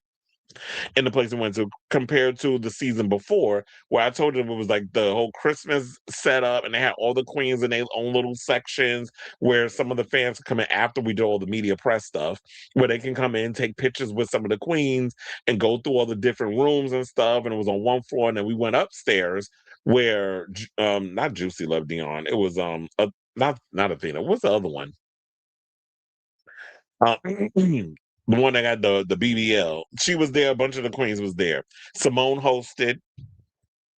Candy Muse was there. That's where I met Tsunami. We took a photo and had a little moment. And then I also met Alex Newell. We had a moment. Alex is lovely in person, by the way, and we had a little cute conversation. It was a lot of people, and Kevin Avian's DJ. He didn't DJ this year. They should have had him DJ this year. They had Monet DJ this year. But I definitely think that, and Kevin Aviance was there along with Amanda Lepore. She was off in the corner. Well, I was going to get my coat, and I seen her and them boobs sitting right there on the couch in VIP. And I was over there getting my coat because I was like, it's cold. I'm tired. The show's over. I'm ready to go. I've been eating and drinking all night. I'm ready to leave. Mind you, a friend of mine was, I shouldn't say it, but she was off giving a little meat popsicle, a bologna wash in the bathroom. And I was being demure and mindful. Good news for non-smokers on 420. The All Stars 11 cast will be revealed on that day. Well, that's good, even though I already know who's on the show, but um, it'll be good. The only thing is that's messed up because I believe the itineraries for All Stars went out for next month for media. A friend of mine is not going to be able to make it because I think he'll be in the process of moving back from Thailand to the U.S., which I was like, child, you shouldn't have left in the first place. But I can't. I don't never want to be someone that pisses on someone's dream. If you're ready to leave and go off, do you? Because I did the same thing when I went and I left. I was just over New York, and I was like, you know what? After I'm gonna just take all that money I saved from the circus because I didn't have to pay rent or none of that other stuff. So I was able to accumulate and save up a lot of money. Took that money and bought a ticket, a flight, one-way flight to LA, and stayed out there for like a year. And then I got homesick, and then I came back. I love the weather. The people were cool out there, but they were also a little wishy-washy. I was like, "Oh, I feel grown. I'm out here like miles and miles away on the other side of the world, or the United States, while all of my family, friends, everybody I'm close to was out in New York, and I'm over in LA doing my entertainment, living my entertainment fantasy." I met a lot of celebrities, but it was like, I needed that groundedness, that authenticness of New York, so I had to come back. I honestly forgot who's in the cast and who makes it into the semifinals. As long as Sam Star gets a good show, yeah. If they want to give me a refresher, they could do that. I remember the queens. I know the queens on the show, but I'm just like, I'm not. I feel a little lazy. I don't want to look it up, but yeah, Sam is on the show. Um, I was like, wait, who else they said was on the? I forgot, but we'll break it down when we cross that bridge. All right, y'all. So anyway, we gonna cross this bridge because we at the end of the show. Now I want to thank you all for tuning in to the latest episode of Chris Avalon Unfiltered. One more time, if you have not already, hit the like button, smash the notification bell, hit the subscribe, all that good stuff. Definitely helps with the algorithm. Thank you all for tuning in. Good, bad, and indifferent. The messy trolls and you regulars, and some of you new ones that I've never kikied with. Thank you all for coming into the comments and leaving a little something something. I definitely appreciate it. I'll be back on Monday with a brand new episode of the show, so definitely be looking out for that. I know I was supposed to give y'all a show a couple of days ago, but I just think like energy wise, I just wasn't in. I just didn't have it in me to do the shows I was needing. So I made it up for y'all today. Coming in on the weekend when normally I'm working, but I was like, no, I needed 4 days. Because the way I was working this month, it literally was last month, it's March Madness. It was a lot, and I was literally in the busiest sections of the garden. So I was like, I needed I need a couple of days, but I'm good now. I'm good, rest and relaxed, and I'm back on it. But I know, like they always tell you, and funny enough, me being in the YouTube space, when I post a lot of stuff and they give you your aesthetics for the month, they always say prioritize your health. They always remind you of that. So I appreciate the fact, pace yourself, don't be overexerting yourself, prioritize your health, physical and mental. So, and y'all need to do that too. If you got a lot going on in your life, prioritize your health, whether it's mental or physical or both. So, love you all for watching. Thank you all for tuning in. Thank you for your continued support. And until next time, ciao, darlings.